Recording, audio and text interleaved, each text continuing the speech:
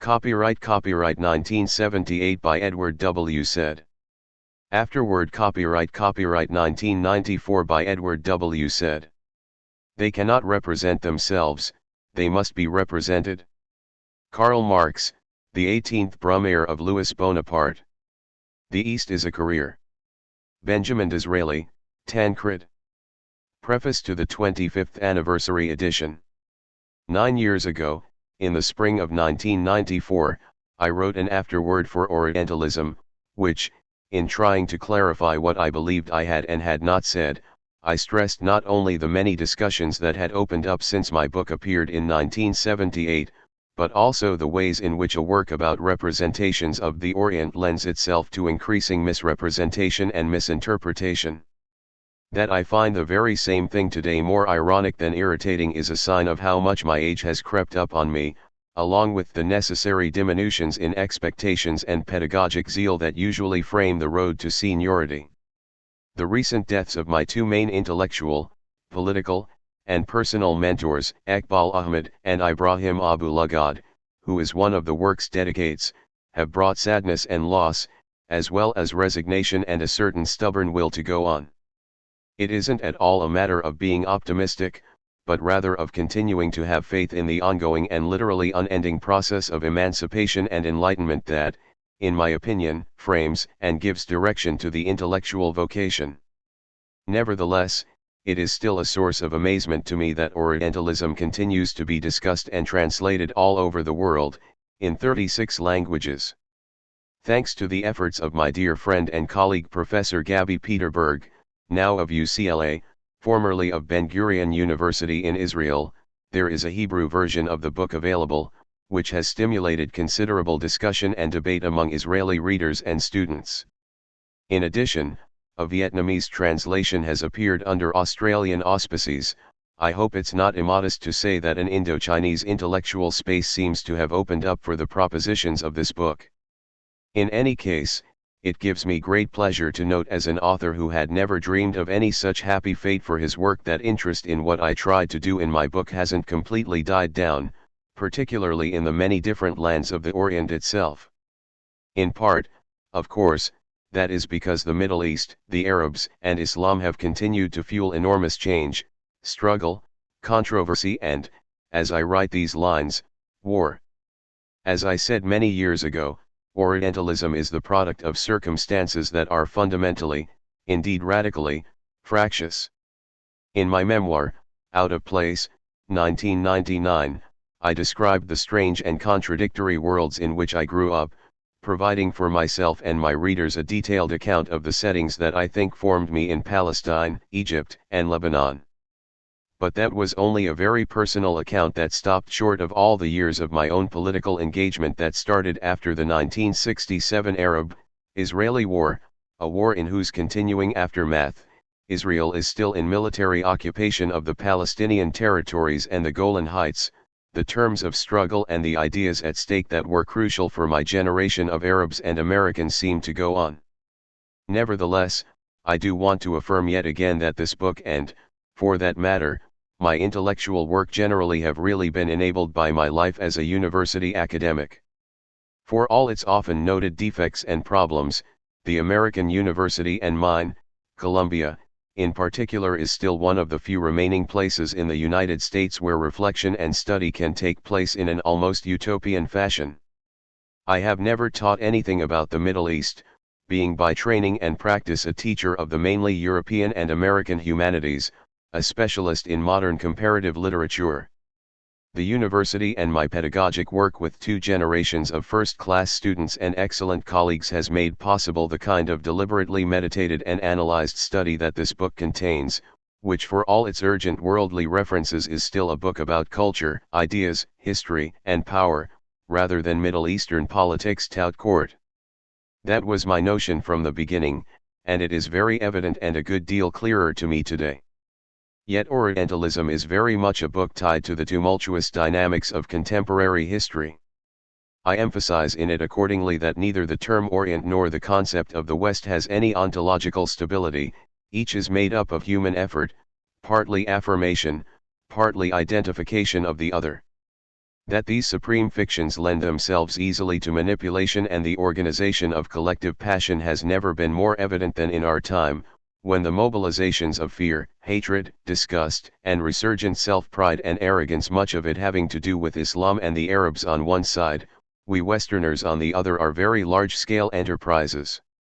Orientalism's first page opens with a 1975 description of the Lebanese civil war that ended in 1990, but the violence and the ugly shedding of human blood continues up to this minute. We have had the failure of the Oslo peace process, the outbreak of the Second Intifada, and the awful suffering of the Palestinians on the re-invaded West Bank and Gaza, with Israeli F-16s and Apache helicopters used routinely on defenseless civilians as part of their collective punishment. The suicide bombing phenomenon has appeared with all its hideous damage, none more lurid and apocalyptic of course than the events of September 11 and their aftermath in the wars against Afghanistan and Iraq. As I wrote these lines, the illegal and unsanctioned imperial invasion and occupation of Iraq by Britain and the United States proceeds, with the prospect of physical ravagement, political unrest, and more invasions that are truly awful to contemplate. This is all part of what is supposed to be a clash of civilizations, unending, implacable, irremediable. Nevertheless, I think not. I wish I could say, however, that general understanding of the Middle East, the Arabs, and Islam in the United States has improved somewhat, but alas, it really hasn't. For all kinds of reasons, the situation in Europe seems to be considerably better. In the United States, the hardening of attitudes, the tightening of the grip of demeaning generalization and triumphalist cliché, the dominance of crude power allied with simplistic contempt for dissenters and others has found a fitting correlative in the looting, pillaging, and destruction of Iraq's libraries and museums. What our leaders and their intellectual lackeys seem incapable of understanding is that history cannot be swept clean like a blackboard, clean so that we might inscribe our own future there and impose our own forms of life for these lesser people to follow. It is quite common to hear high officials in Washington and elsewhere speak of changing the map of the Middle East, as if ancient societies and myriad peoples can be shaken up like so many peanuts in a jar. But this has often happened with the Orient, that semi-mythical construct, which, since Napoleon's invasion of Egypt in the late 18th century, has been made and remade countless times by power acting through an expedient form of knowledge to assert that this is the Orient's nature, and we must deal with it accordingly. In the process the uncountable sediments of history, which include innumerable histories and a dizzying variety of peoples, languages, experiences, and cultures, all these are swept aside or ignored, relegated to the sand heap along with the treasures ground into meaningless fragments that were taken out of Baghdad's libraries and museums. My argument is that history is made by men and women, just as it can also be unmade and rewritten, always with various silences and elisions, always with shapes imposed and disfigurements tolerated, so that our East, our Orient becomes ours to possess and direct. I should say again that I have no real Orient to argue for. I do, however, have a very high regard for the powers and gifts of the peoples of that region to struggle on for their vision of what they are and want to be. There has been so massive and calculatedly aggressive an attack on the contemporary societies of the Arab and Muslim for their backwardness, lack of democracy, and abrogation of women's rights that we simply forget that such notions as modernity, enlightenment, and democracy are by no means simple and agreed upon concepts that one either does or does not find, like Easter eggs in the living room. The breathtaking insouciance of jejune publicists who speak in the name of foreign policy and who have no live notion, or any knowledge at all, of the language of what real people actually speak has fabricated an arid landscape ready for American power to construct their an ersatz model of free market democracy, without even a trace of doubt that such projects don't exist outside of Swift's Academy of Lagadugue. What I do argue also is that there is a difference between knowledge of other peoples and other times that is the result of understanding, compassion, careful study, and analysis for their own sakes, and on the other hand knowledge, if that is what it is, that is part of an overall campaign of self-affirmation, belligerency, and outright war. There is, after all, a profound difference between the will to understand for purposes of coexistence and humanistic enlargement of horizons, and the will to dominate for the purposes of control and external enlargement of horizons, and the will to dominate for the purposes of control and external dominion. It is surely one of the intellectual catastrophes of history that an imperialist war confected by a small group of unelected U.S. officials, they've been called chicken hawks, since none of them ever served in the military, was waged against a devastated third world dictatorship on thoroughly ideological grounds having to do with world dominance, security control, and scarce resources, but disguised for its true intent, hastened, and reasoned for by Orientalists who betrayed their calling as scholars. The major influences on George W. Bush's Pentagon and National Security Council were men such as Bernard Lewis and Fuad Ajami, experts on the Arab and Islamic world who helped the American hawks think about such preposterous phenomena as the Arab mind and centuries-old Islamic decline that only American power could reverse. Today, bookstores in the United States are filled with shabby screeds bearing screaming headlines about Islam and terror, Islam exposed, the Arab threat, and the Muslim menace, all of them written by political polemicists pretending to knowledge imparted to them and others by experts who have supposedly penetrated to the heart of these strange Oriental peoples over there who have been such a terrible thorn in our flesh. Accompanying such warmongering expertise have been the omnipresent CNNs and Fox News channels of this world, plus myriad numbers of evangelical and right-wing radio hosts, plus innumerable tabloids and even middlebrow journals, all of them recycling the same unverifiable fictions and vast generalizations so as to stir up America against the foreign devil. Even with all its terrible failings and its appalling dictator, who was partly created by U.S. policy 2 decades ago, were Iraq to have been the world's largest exporter of bananas or oranges, surely there would have been no war, no hysteria over mysteriously vanished weapons of mass destruction, no transporting of an enormous army, navy, and air force 7,000 miles away to destroy a country scarcely known even to the educated American, all in the name of freedom. Without a well-organized sense that these people over there were not like us and didn't appreciate our values, the very core of traditional Orientalist dogma as I describe its creation and circulation in this book, there would have been no war. So from the very same directorate of paid professional scholars enlisted by the Dutch conquerors of Malaysia and Indonesia, the British armies of India, Mesopotamia, Egypt, West Africa, the French armies of Indochina and North Africa, came the American advisors to the Pentagon and the White House, using the same clichés, the same demeaning stereotypes, the same justification for power and violence. After all, runs the chorus, power is the only language they understand, in this case as in the earlier ones.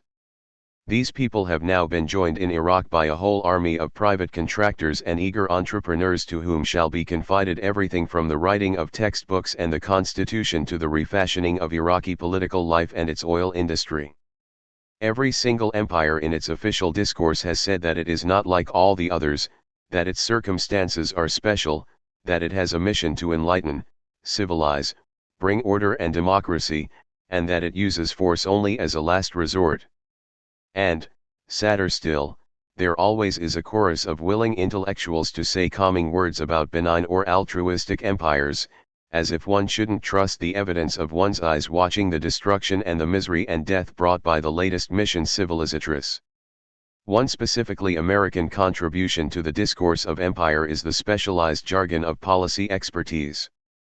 You don't need Arabic or Persian or even French to pontificate about how the democracy domino effect is just what the Arab world needs.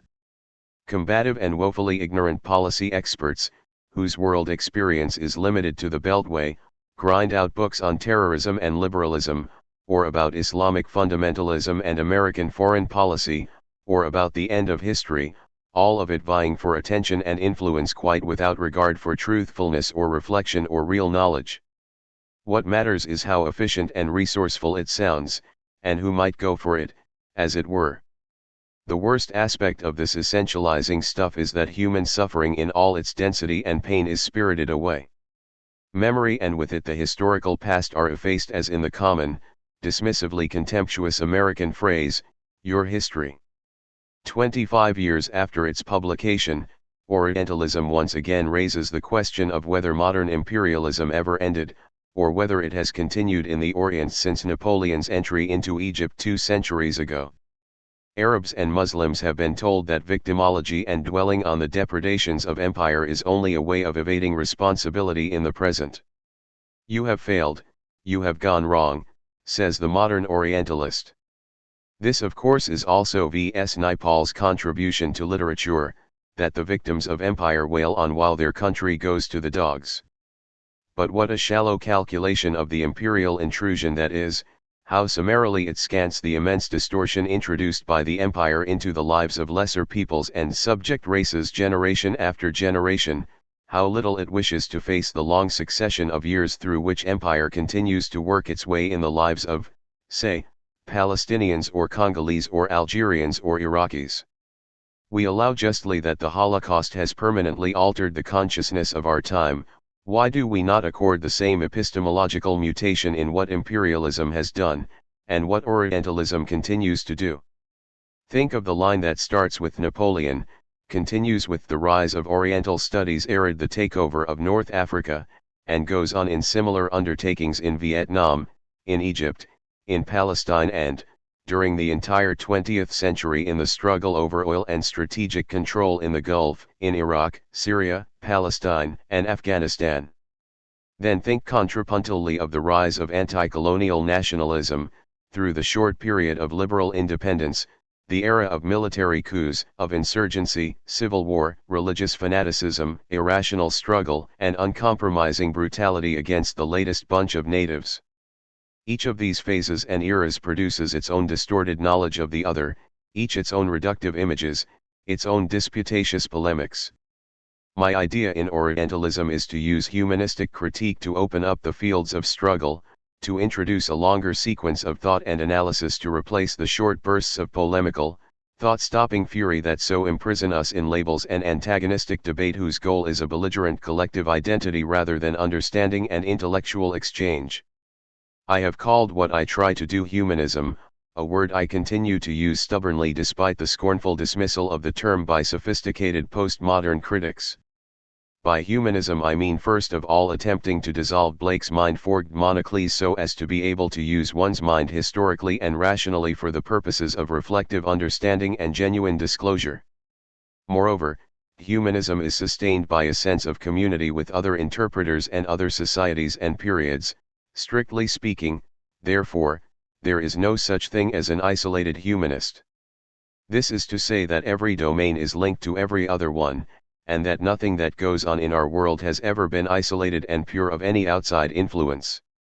The disheartening part is that the more the critical study of culture shows us that this is the case, the less influence such a view seems to have, and the more territorially reductive polarizations like Islam v. the West seem to conquer. For those of us who by force of circumstance actually live the pluricultural life as it entails Islam and the West, I have long felt that a special intellectual and moral responsibility attaches to what we do as scholars and intellectuals. Certainly I think it is incumbent upon us to complicate and slash or dismantle the reductive formulae and the abstract but potent kind of thought that leads the mind away from concrete human history and experience and into the realms of ideological fiction, metaphysical confrontation, and collective passion. This is not to say that we cannot speak about issues of injustice and suffering, but that we need to do so always within a context that is amply situated in history, culture, and socio-economic reality. Our role is to widen the field of discussion, not to set limits in accord with the prevailing authority.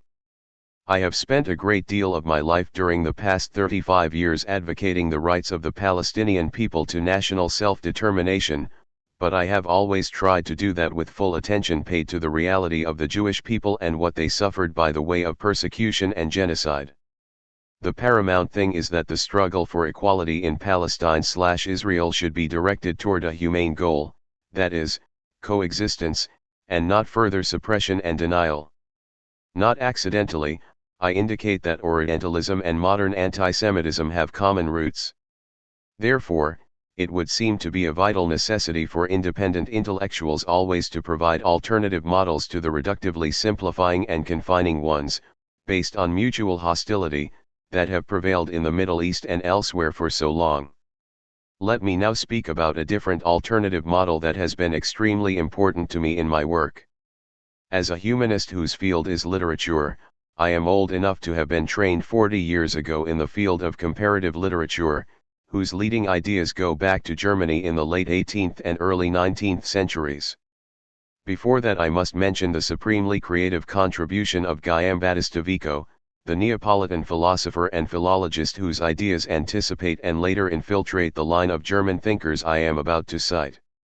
They belong to the era of Herder and Wolff, later to be followed by Goethe, Humboldt, Dilthey, Nietzsche, Gadamer, and finally the great 20th century Romance philologists Erich Auerbach, Leo Spitzer, and Ernst Robert Curtius. To young people of the current generation, the very idea of philology suggests something impossibly antiquarian and musty, but philology in fact is the most basic and creative of the interpretive arts. It is exemplified for me most admirably in Goethe's interest in Islam generally, and Hafiz in particular, a consuming passion that led to the composition of the Westostlicher Divan, and it inflected Goethe's later ideas about Weltliteratur, the study of all the literatures of the world as a symphonic whole that could be apprehended theoretically as having preserved the individuality of each work without losing sight of the whole. There is a considerable irony to the realization, then, that as today's globalized world draws together in some of the lamentable ways I have been talking about here, we may be approaching the kind of standardization and homogeneity that Goethe's ideas were specifically formulated to prevent.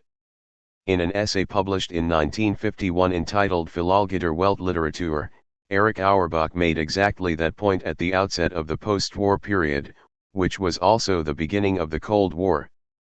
His great book Mimesis, published in Bern in 1946 but written while Auerbach was a wartime exile teaching Romance languages in Istanbul, was meant to be a testament to the diversity and concreteness of the reality represented in Western literature from Homer to Virginia Woolf, but reading the 1951 essay one senses that for Auerbach the great book he wrote was an elegy for a period when people could interpret texts philologically, concretely, sensitively, and intuitively, using erudition and an excellent command of several languages to support the kind of understanding that Goethe advocated for his understanding of Islamic literature.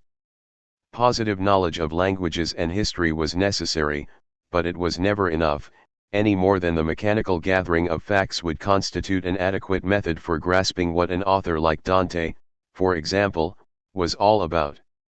The main requirement for the kind of philological understanding Auerbach and his predecessors were talking about and tried to practice was one that sympathetically and subjectively entered into the life of a written text as seen from the perspective of this time and its author, in G. Foulon. Rather than alienation and hostility to another time and another different culture, philology as applied to Weltliteratur involved a profound humanistic spirit deployed with generosity and, if I may use the word, hospitality. Thus the interpreter's mind actively makes a place in it for a foreign other. And this creative making of a place for works that are otherwise alien and distant is the most important facet of the interpreter's philological mission. All this was obviously undermined and destroyed in Germany by National Socialism. After the war, Auerbach notes mournfully, the standardization of ideas, and greater specialization of knowledge, gradually narrowed the opportunities for the kind of investigative and everlastingly inquiring kind of philological work that he had represented, and, alas, it's an even more depressing fact that, since Auerbach's death in 1957, both the idea and practice of humanistic research have shrunk in scope as well as in centrality. The book culture based on archival research as well as general principles of mind that once sustained humanism as a historical discipline have almost disappeared. Instead of reading in the real sense of the word, our students today are often distracted by the fragmented knowledge available on the internet and in the mass media.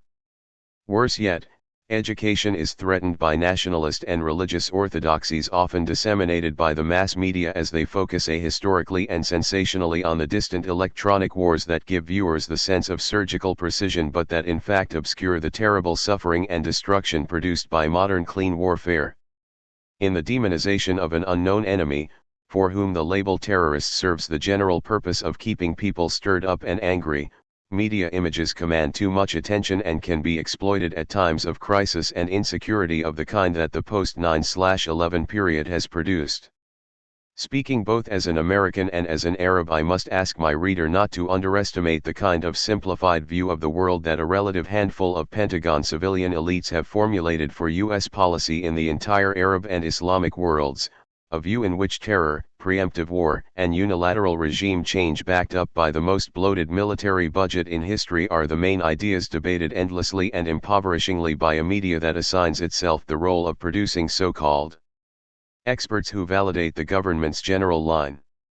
I should also note that it is far from a coincidence that General Sharon of Israel, who in 1982 led the invasion of Lebanon in order to change the Lebanese government, killing 17,000 civilians in the process, is now a partner in peace with George W. Bush, and that in the United States at least there has been not enough dissent from the dubious thesis that military power alone can change the map of the world.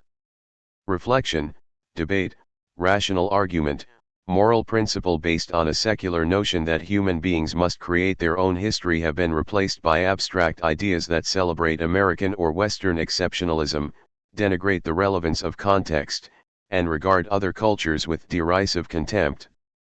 Perhaps you will say that I am making too many abrupt transitions between humanistic interpretation on the one hand and foreign policy on the other, and that a modern technological society that, along with unprecedented power, possesses the Internet and F-16 fighter jets must in the end be commanded by formidable technical policy experts like Donald Rumsfeld and Richard Perle.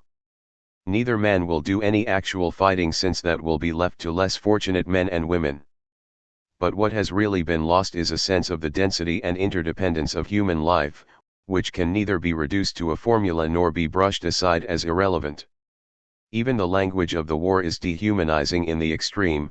We'll go in there, take out Saddam, destroy his army with clean surgical strikes, and everyone will think it's great, said a congresswoman on national television.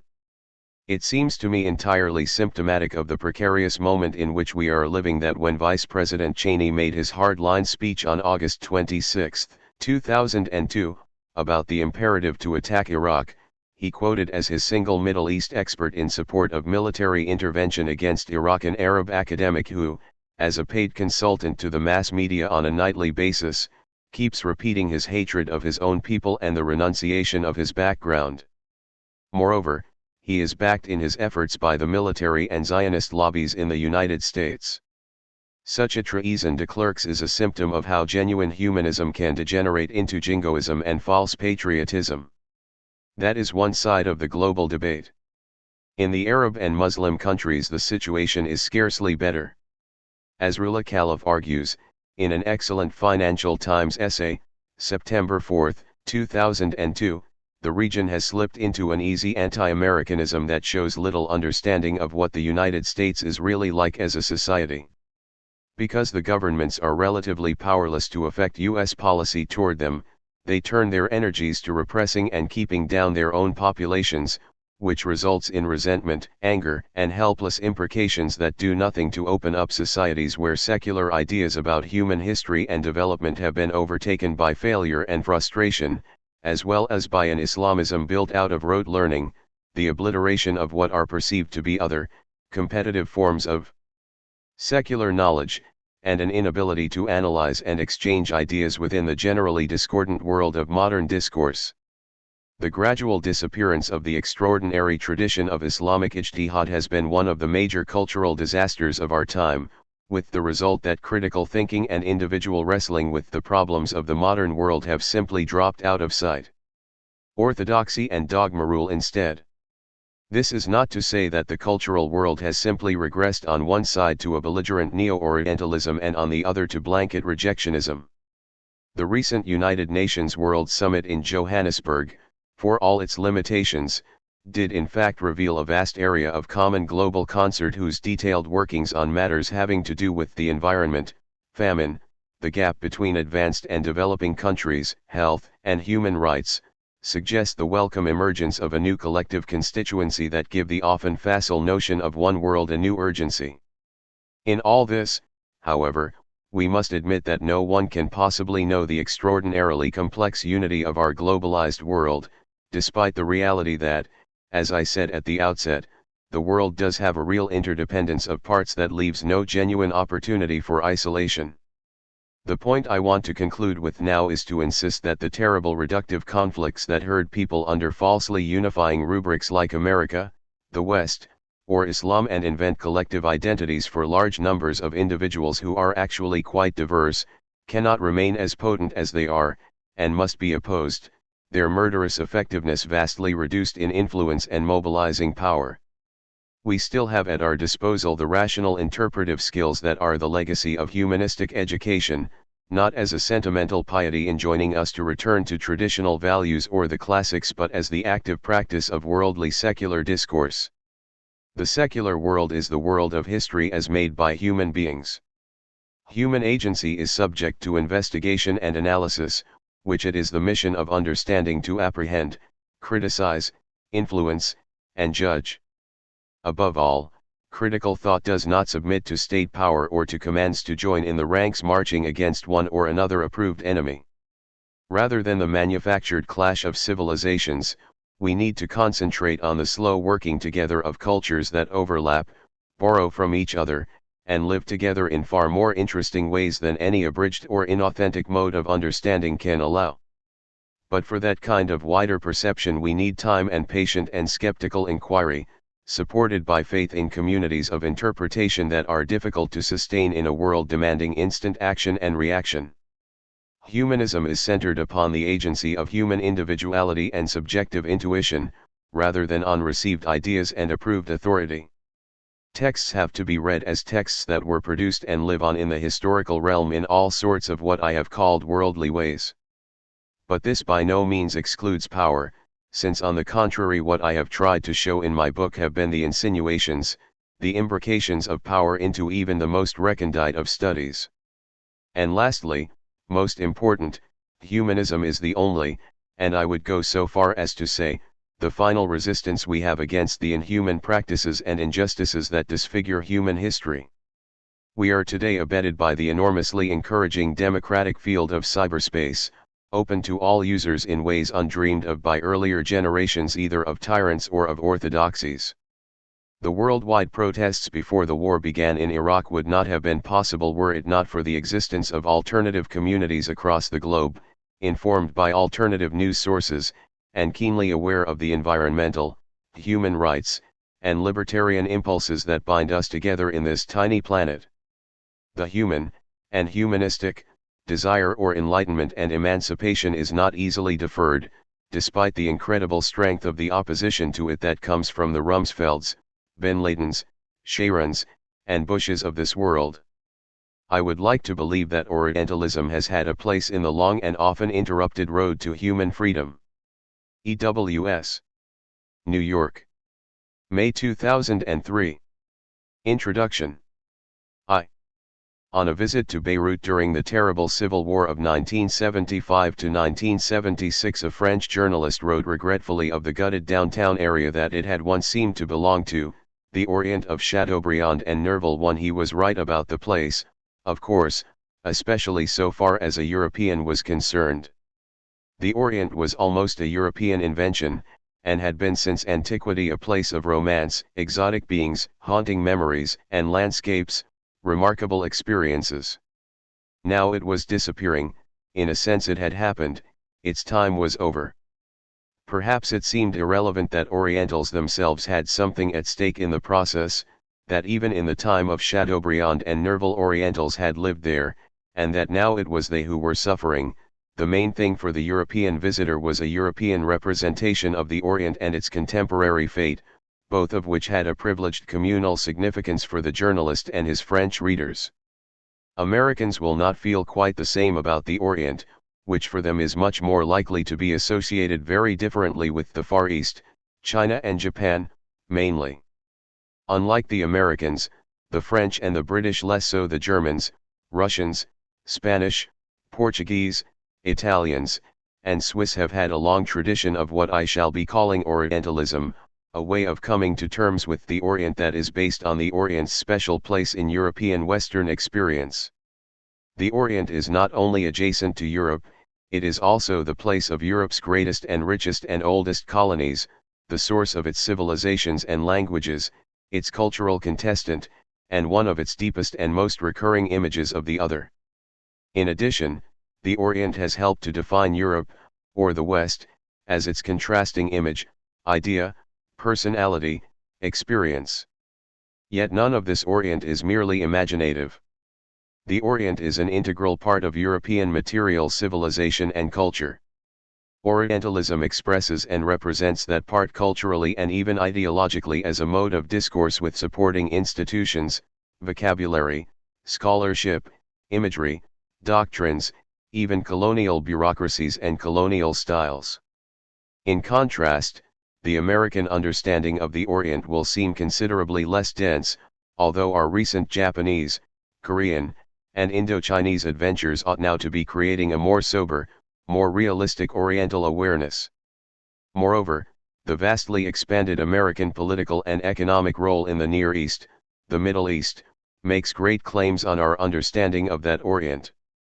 It will be clear to the reader, and will become clearer still throughout the many pages that follow, that by Orientalism I mean several things, all of them, in my opinion, interdependent. The most readily accepted designation for Orientalism is an academic one, and indeed the label still serves in a number of academic institutions. Anyone who teaches, writes about, or researches the Orient, and this applies whether the person is an anthropologist, sociologist, historian, or philologist either in its specific or its general aspects, is an Orientalist, and what he or she does is Orientalism. Compared with Oriental studies or area studies, it is true that the term Orientalism is less preferred by specialists today, both because it is too vague and general and because it connotes the high-handed executive attitude of 19th century and early 20th century European colonialism. Nevertheless, books are written and congresses held with the Orient as their main focus, with the Orientalist in his new or old guise as their main authority.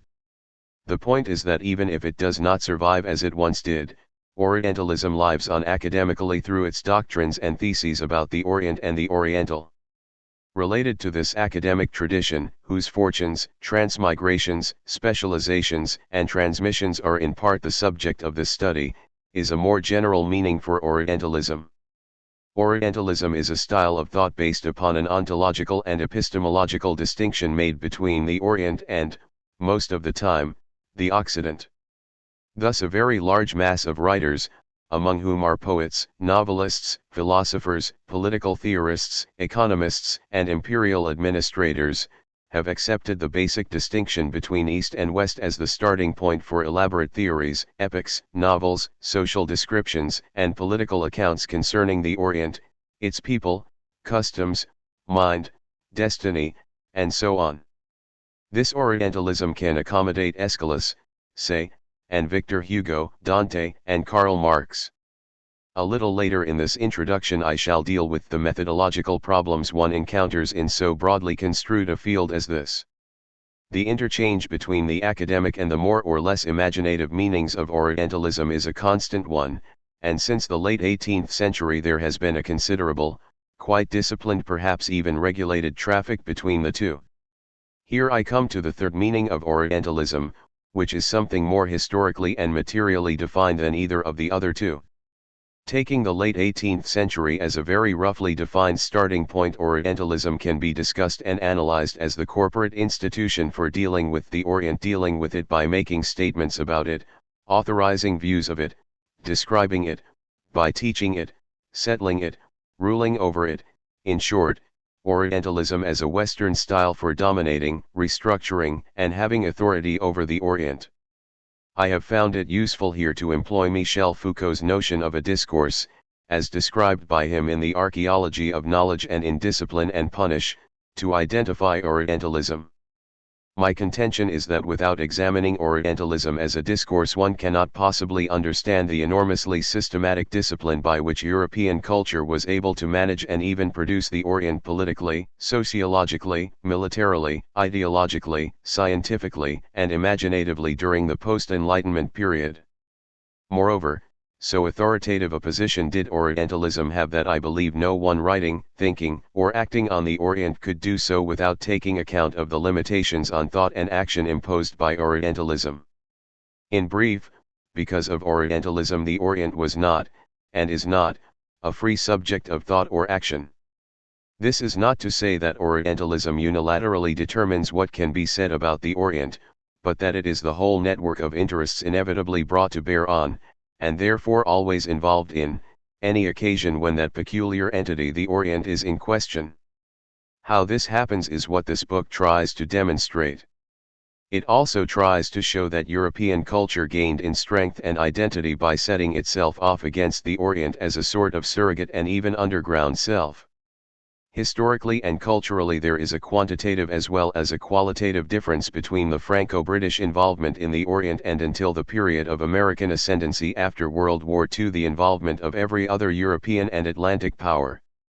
To speak of Orientalism therefore is to speak mainly, although not exclusively, of a British and French cultural enterprise, a project whose dimensions take in such disparate realms as the imagination itself, the whole of India and the Levant, the biblical texts and the biblical lands, the spice trade, colonial armies and a long tradition of colonial administrators, a formidable scholarly corpus, innumerable Oriental experts and hands, an Oriental professorate, a complex array of Oriental ideas, Oriental despotism, Oriental splendor, cruelty, sensuality, many Eastern sects, philosophies, and wisdoms domesticated for local European use. The list can be extended more or less indefinitely. My point is that Orientalism derives from a particular closeness experienced between Britain and France and the Orient, which until the early 19th century had really meant only India and the Bible lands. From the beginning of the 19th century until the end of World War II France and Britain dominated the Orient and Orientalism. Since World War II America has dominated the Orient, and approaches it as France and Britain once did. Out of that closeness, whose dynamic is enormously productive even if it always demonstrates the comparatively greater strength of the Occident, British, French, or American, comes the large body of texts I call Orientalist. It should be said at once that even with the generous number of books and authors that I examine, there is a much larger number that I simply have had to leave out. My argument, however, depends neither upon an exhaustive catalogue of texts dealing with the Orient nor upon a clearly delimited set of texts, authors, and ideas that together make up the Orientalist canon. I have depended instead upon a different methodological alternative whose backbone in a sense is the set of historical generalizations I have so far been making in this introduction, and it is these I want now to discuss in more analytical detail. 2. I have begun with the assumption that the Orient is not an inert fact of nature. It is not merely there, just as the Occident itself is not just there either. We must take seriously Vico's great observation that men make their own history, that what they can know is what they have made, and extend it to geography, as both geographical and cultural entities, to say nothing of historical entities such locales, regions, geographical sectors as Orient and Occident are man-made. Therefore, as much as the West itself, the Orient is an idea that has a history and a tradition of thought, imagery, and vocabulary that have given it reality and presence in and for the West. The two geographical entities thus support and to an extent reflect each other. Having said that, one must go on to state a number of reasonable qualifications. In the first place, it would be wrong to conclude that the Orient was essentially an idea, or a creation with no corresponding reality. When Disraeli said in his novel Tancred that the East was a career, he meant that to be interested in the East was something bright young Westerners would find to be an all-consuming passion. He should not be interpreted as saying that the East was only a career for Westerners. There were and are cultures and nations whose location is in the East, and their lives, histories, and customs have a brute reality obviously greater than anything that could be said about them in the West. About that fact the study of Orientalism has very little to contribute, except to acknowledge it tacitly. But the phenomenon of Orientalism as I study it here deals principally, not with the correspondence between Orientalism and Orient, but with the internal consistency of Orientalism and its ideas about the Orient, the East as career, despite or beyond any correspondence, or lack thereof, with the real Orient. My point is that Disraeli's statement about the East refers mainly to that created consistency, that regular constellation of ideas as the preeminent thing about the Orient, and not to its mere being, as Wallace Stevens's phrase has it. A second qualification is that ideas, cultures, and histories cannot seriously be understood or studied without their force, or more precisely their configurations of power, also being studied. To believe that the Orient was created or, as I call it, orientalized, and to believe that such things happen simply as a necessity of the imagination, is to be disingenuous. The relationship between Occident and Orient is a relationship of power, of domination, of varying degrees of a complex hegemony, and is quite accurately indicated in the title of K. M. Panikar's classic Asia and Western Dominance. Point 2. The Orient was orientalized not only because it was discovered to be oriental in all those ways considered commonplace by an average 19th century European, but also because it could be, that is, submitted to being made oriental. There is very little consent to be found, for example, in the fact that Flaubert's encounter with an Egyptian courtesan produced a widely influential model of the Oriental woman. She never spoke of herself, she never represented her emotions, presence, or history. He spoke for and represented her. He was foreign, comparatively wealthy, male, and these were historical facts of domination that allowed him not only to possess Kukulkanum physically but to speak for her and tell his readers in what way she was typically Oriental. My argument is that Flaubert's situation of strength in relation to Kukulkanum was not an isolated instance. It fairly stands for the pattern of relative strength between East and West, and the discourse about the Orient that it enabled. This brings us to a third qualification. One ought never to assume that the structure of Orientalism is nothing more than a structure of lies or of myths which, were the truth about them to be told, would simply blow away. I myself believe that Orientalism is more particularly valuable as a sign of European Atlantic power over the Orient than it is as a veridic discourse about the Orient, which is what, in its academic or scholarly form, it claims to be. Nevertheless, what we must respect and try to grasp is the sheer knitted-together strength of Orientalist discourse, its very close ties to the enabling socio-economic and political institutions, and its redoubtable durability. After all, any system of ideas that can remain unchanged as teachable wisdom, in academies, books, congresses, universities, foreign service institutes, from the period of Ernest Renan in the late 1840s until the present in the United States, must be something more formidable than a mere collection of lies. Orientalism, therefore, is not an airy European fantasy about the Orient, but a created body of theory and practice in which, for many generations, there has been a considerable material investment. Continued investment made Orientalism, as a system of knowledge about the Orient, an accepted grid for filtering through the Orient into Western consciousness, just as that same investment multiplied, indeed, made truly productive the statements proliferating out from Orientalism into the general culture.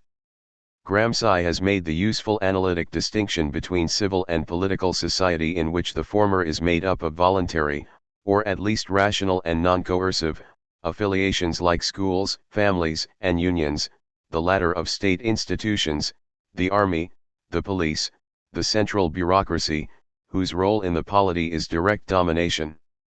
Culture, of course, is to be found operating within civil society, where the influence of ideas, of institutions, and of other persons works not through domination but by what Gramsci calls consent.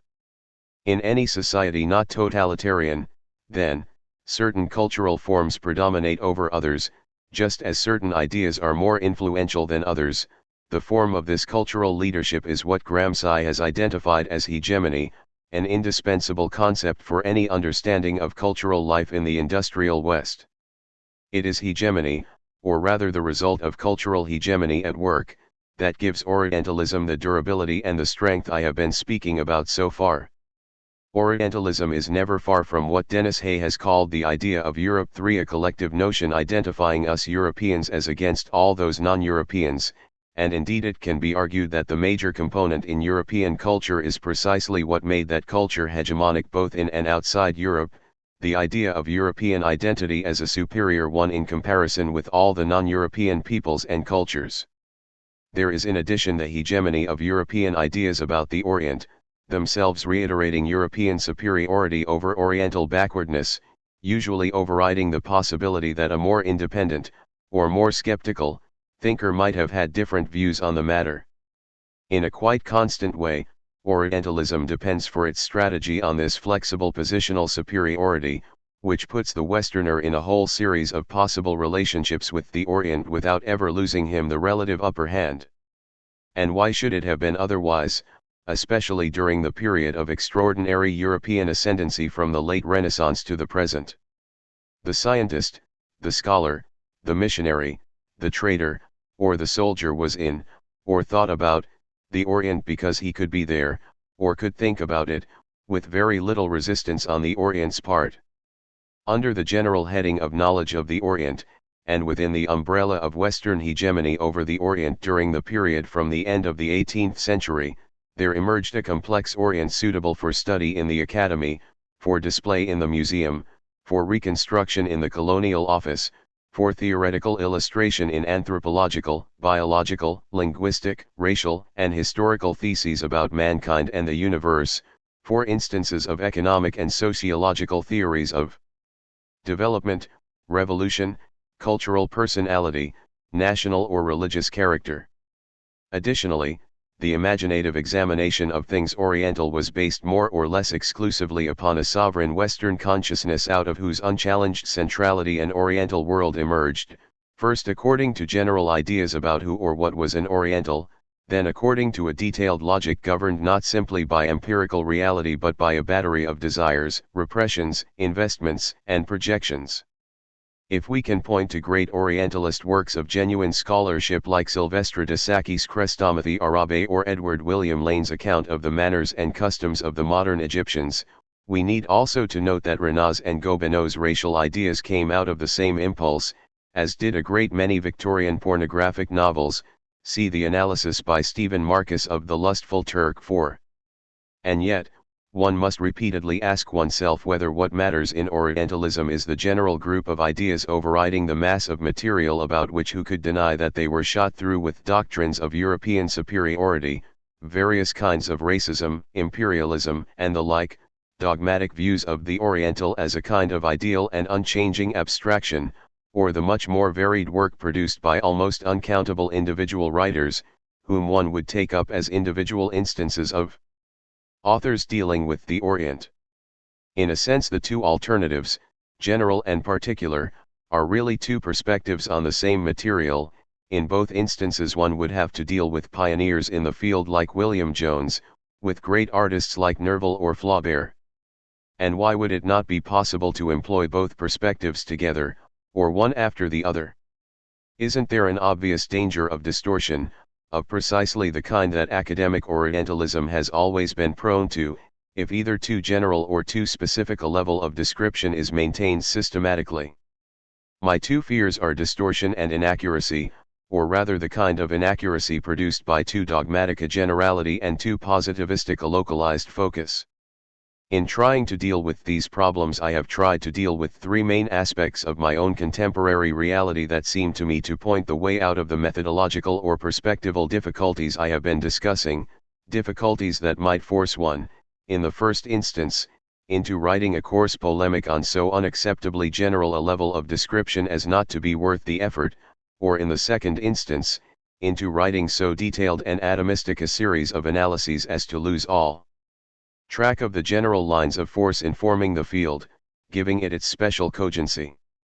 How then to recognize individuality and to reconcile it with its intelligent, and by no means passive or merely dictatorial, general and hegemonic context? 3. I mentioned three aspects of my contemporary reality. I must explain and briefly discuss them now, so that it can be seen how I was led to a particular course of research and writing. 1. The distinction between pure and political knowledge. It is very easy to argue that knowledge about Shakespeare or Wordsworth is not political, whereas knowledge about contemporary China or the Soviet Union is. My own formal and professional designation is that of humanist, a title which indicates the humanities as my field and therefore the unlikely eventuality that there might be anything political about what I do in that field. Of course, all these labels and terms are quite unnuanced as I use them here, but the general truth of what I am pointing to is, I think, widely held. One reason for saying that a humanist who writes about Wordsworth, or an editor whose specialty is Keats, is not involved in anything political is that what he does seems to have no direct political effect upon reality in the everyday sense. A scholar whose field is Soviet economics works in a highly charged area where there is much government interest, and what he might produce in the way of studies or proposals will be taken up by policymakers, government officials, institutional economists, intelligence experts. The distinction between humanists and persons whose work has policy implications, or political significance, can be broadened further by saying that the former's ideological color is a matter of incidental importance to politics, although possibly of great moment to his colleagues in the field, who may object to his Stalinism or fascism or too easy liberalism, whereas the ideology of the latter is woven directly into his material, indeed, economics, politics, and sociology in the modern academy are ideological sciences and therefore taken for granted as being political.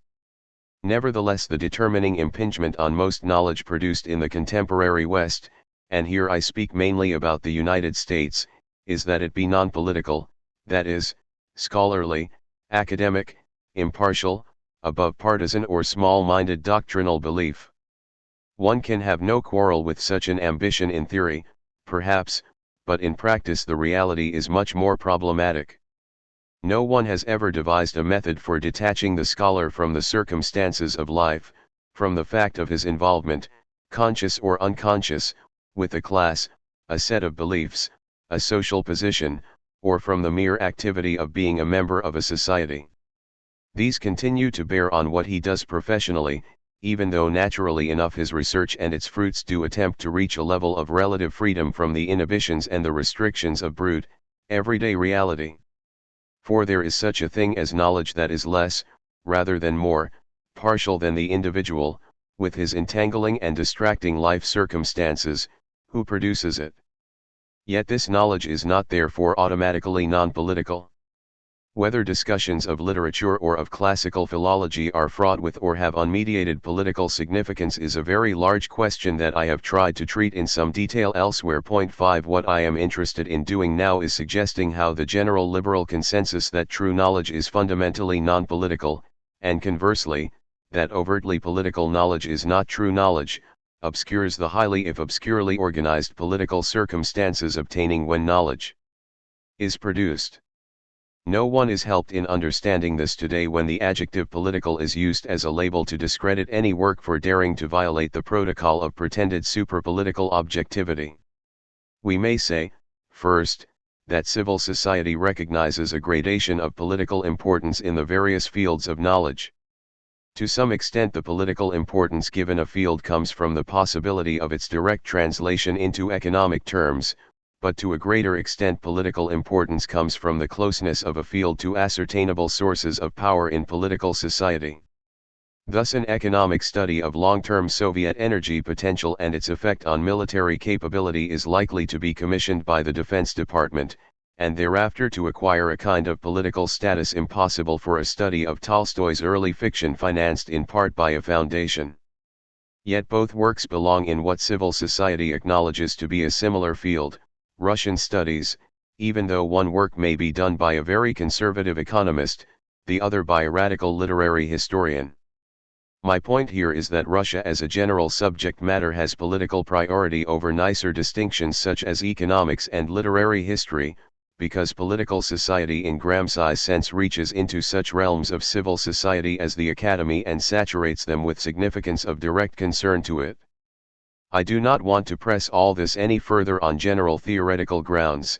It seems to me that the value and credibility of my case can be demonstrated by being much more specific, in the way, for example, Noam Chomsky has studied the instrumental connection between the Vietnam War and the notion of objective scholarship as it was applied to cover state-sponsored military research. Point 6. Now because Britain, France, and recently the United States are imperial powers, Their political societies impart to their civil societies a sense of urgency, a direct political infusion as it were, where and whenever matters pertaining to their imperial interests abroad are concerned. I doubt that it is controversial, for example, to say that an Englishman in India or Egypt in the later 19th century took an interest in those countries that was never far from their status in his mind as British colonies. To say this may seem quite different from saying that all academic knowledge about India and Egypt is somehow tinged and impressed with, violated by, the gross political fact, and yet that is what I am saying in the study of Orientalism. For if it is true that no production of knowledge in the human sciences can ever ignore or disclaim its author's involvement as a human subject in his own circumstances, then it must also be true that for a European or American studying the Orient there can be no disclaiming the main circumstances of his actuality, that he comes up against the Orient as a European or American first, as an individual second. And to be a European or an American in such a situation is by no means an inert fact. It meant and means being aware, however dimly, that one belongs to a power with definite interests in the Orient, and more important, that one belongs to a part of the earth with a definite history of involvement in the Orient almost since the time of Homer.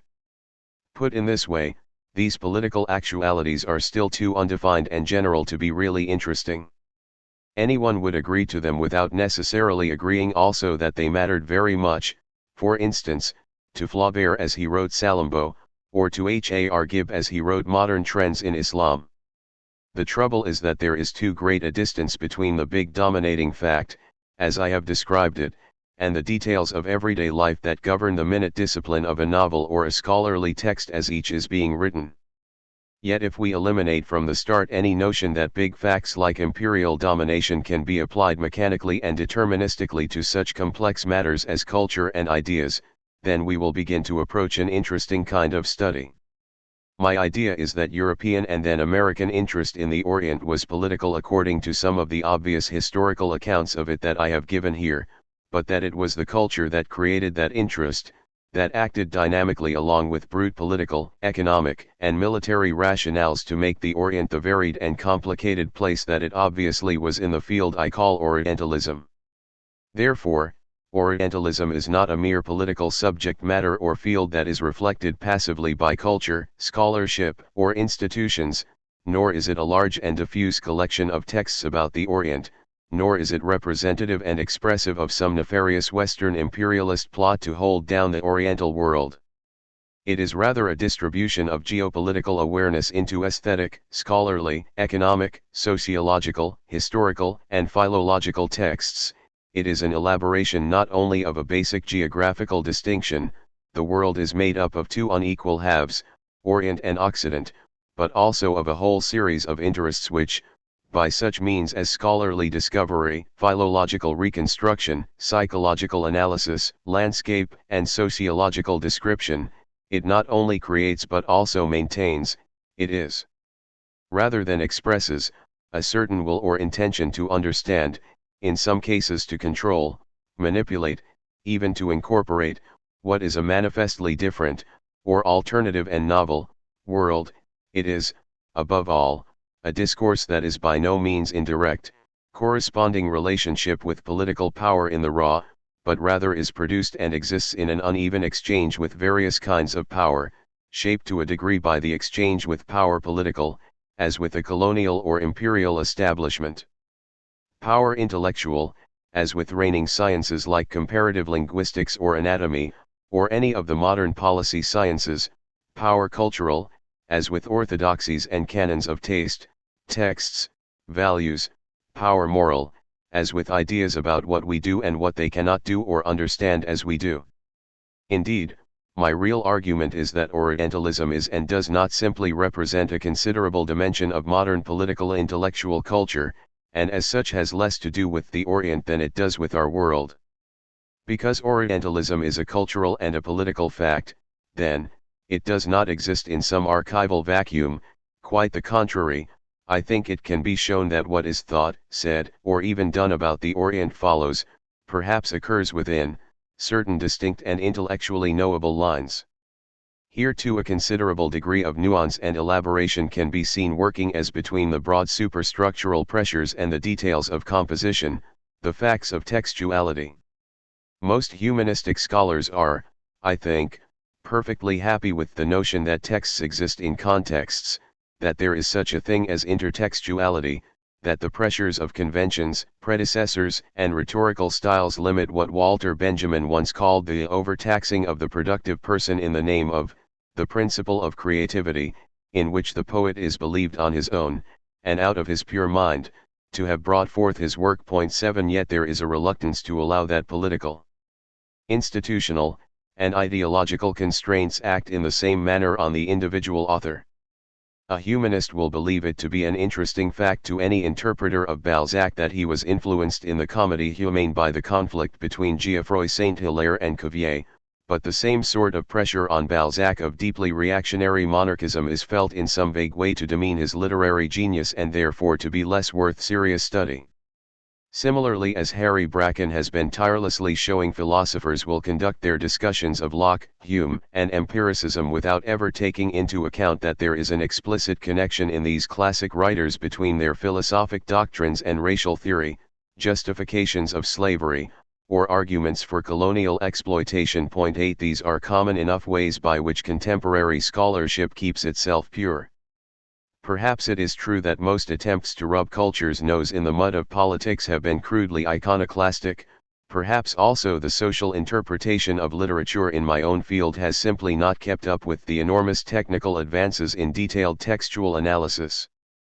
But there is no getting away from the fact that literary studies in general, and American Marxist theorists in particular, have avoided the effort of seriously bridging the gap between the superstructural and the base levels in textual, historical scholarship. On another occasion I have gone so far as to say that the literary cultural establishment as a whole has declared the serious study of imperialism and culture off limits. 9 For Orientalism brings one up directly against that question, that is, to realizing that political imperialism governs an entire field of study, imagination, and scholarly institutions in such a way as to make its avoidance an intellectual and historical impossibility.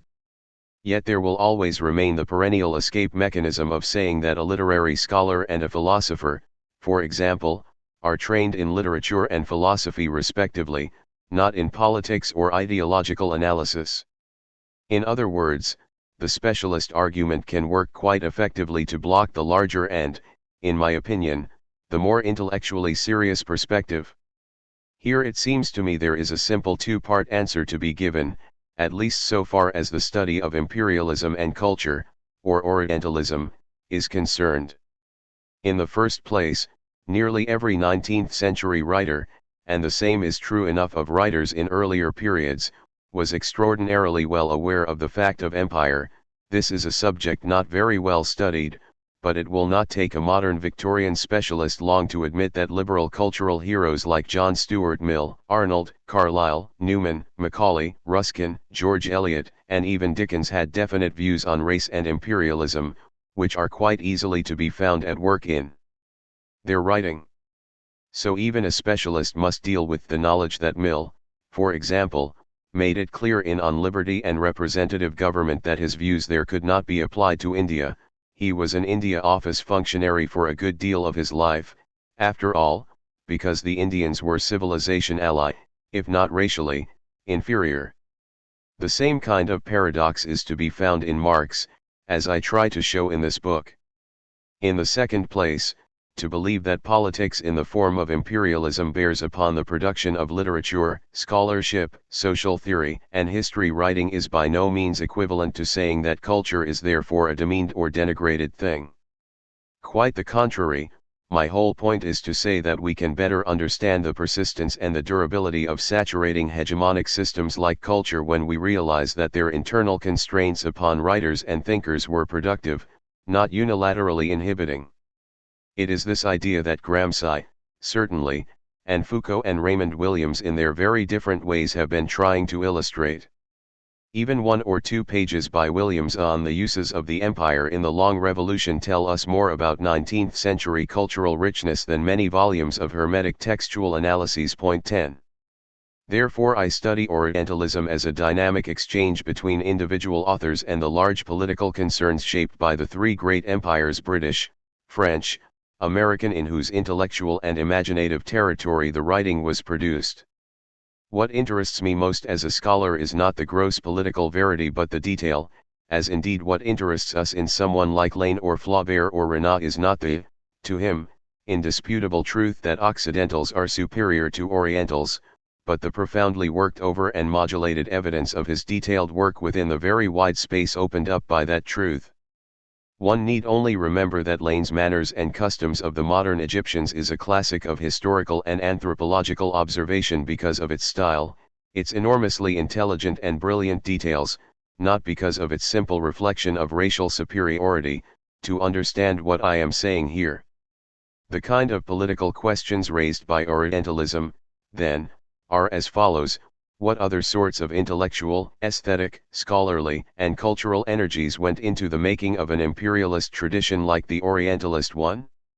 How did philology, lexicography, history, biology, political and economic theory, novel writing, and lyric poetry come to the service of Orientalism's broadly imperialist view of the world? What changes, modulations, refinements, even revolutions take place within Orientalism? What is the meaning of originality, of continuity, of individuality, in this context? How does Orientalism transmit or reproduce itself from one epoch to another?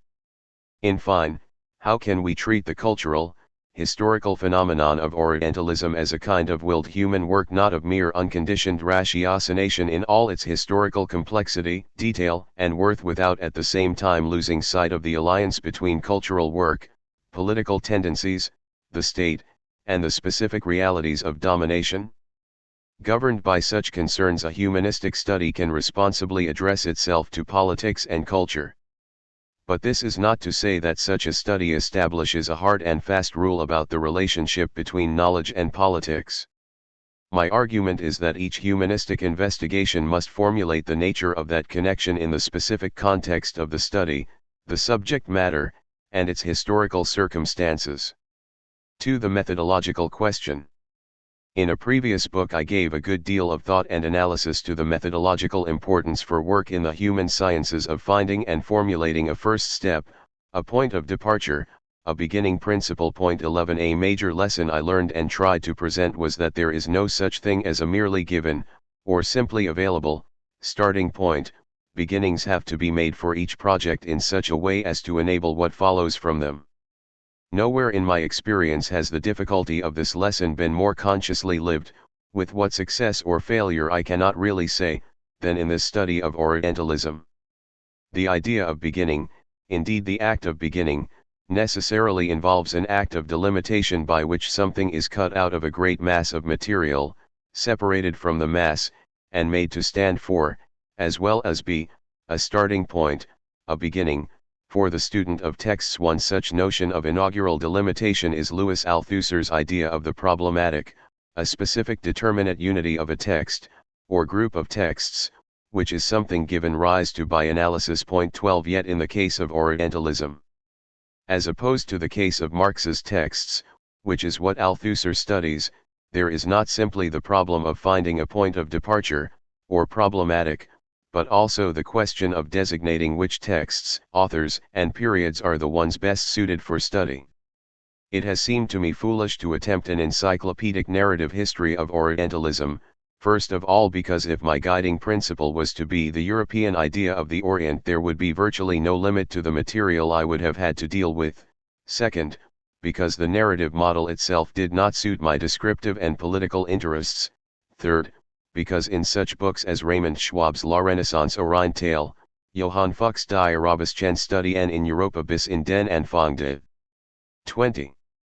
Jahrhunderts, and more recently, Dorothy Matlitsky's The Matter of Araby in Medieval England 13, there already exist encyclopedic works on certain aspects of the European Oriental encounter such as make the critic's job, in the general political and intellectual context I sketched above, a different one.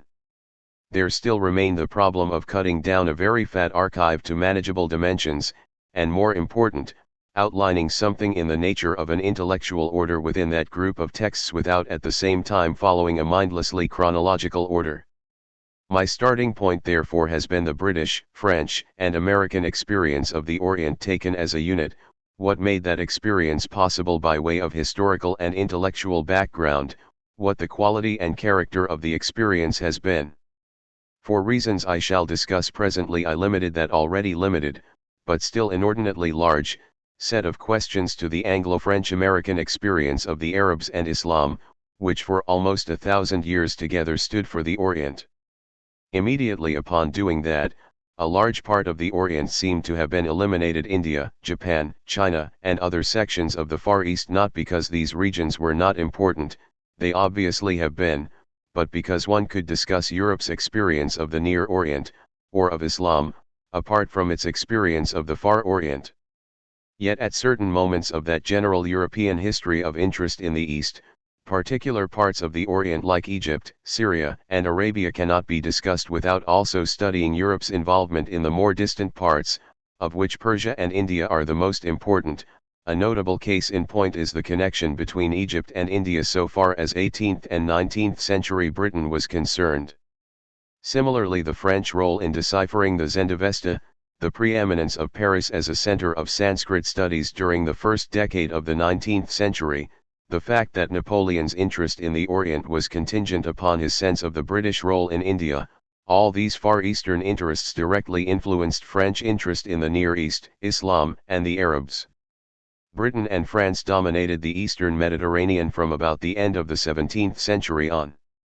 Yet my discussion of that domination and systematic interest does not do justice to a. the important contributions to Orientalism of Germany, Italy, Russia, Spain, and Portugal, and b.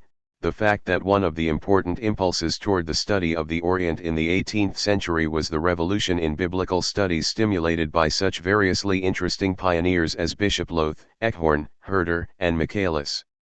In the first place, I had to focus rigorously upon the British, French, and later the American material because it seemed inescapably true not only that Britain and France were the pioneer nations in the Orient and in Oriental studies, but that these vanguard positions were held by virtue of the two greatest colonial networks in pre-20th century history.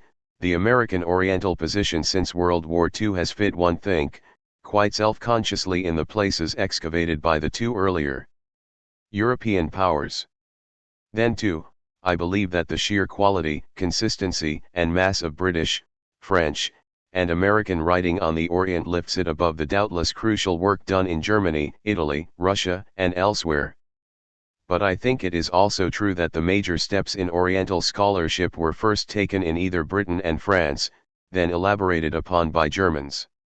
Sylvestre de Sacy, for example, was not only the first modern and institutional European Orientalist, who worked on Islam, Arabic literature, the Druze religion, and Sassanid Persia, he was also the teacher of Champollion and of Franz Bopp, the founder of German comparative linguistics. A similar claim of priority and subsequent preeminence can be made for William Jones and Edward William Lane.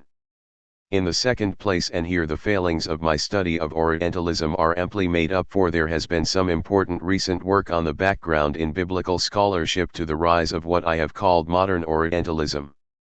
The best and the most illuminatingly relevant is E. S. Schaeffer's impressive Kublai and the Fall of Jerusalem 14, an indispensable study of the origins of Romanticism, and of the intellectual activity underpinning a great deal of what goes on in Coleridge, Browning, and George Eliot. To some degree Schaeffer's work refines upon the outlines provided in Schwab, by articulating the material of relevance to be found in the German biblical scholars and using that material to read, in an intelligent and always interesting way, the work of three major British writers.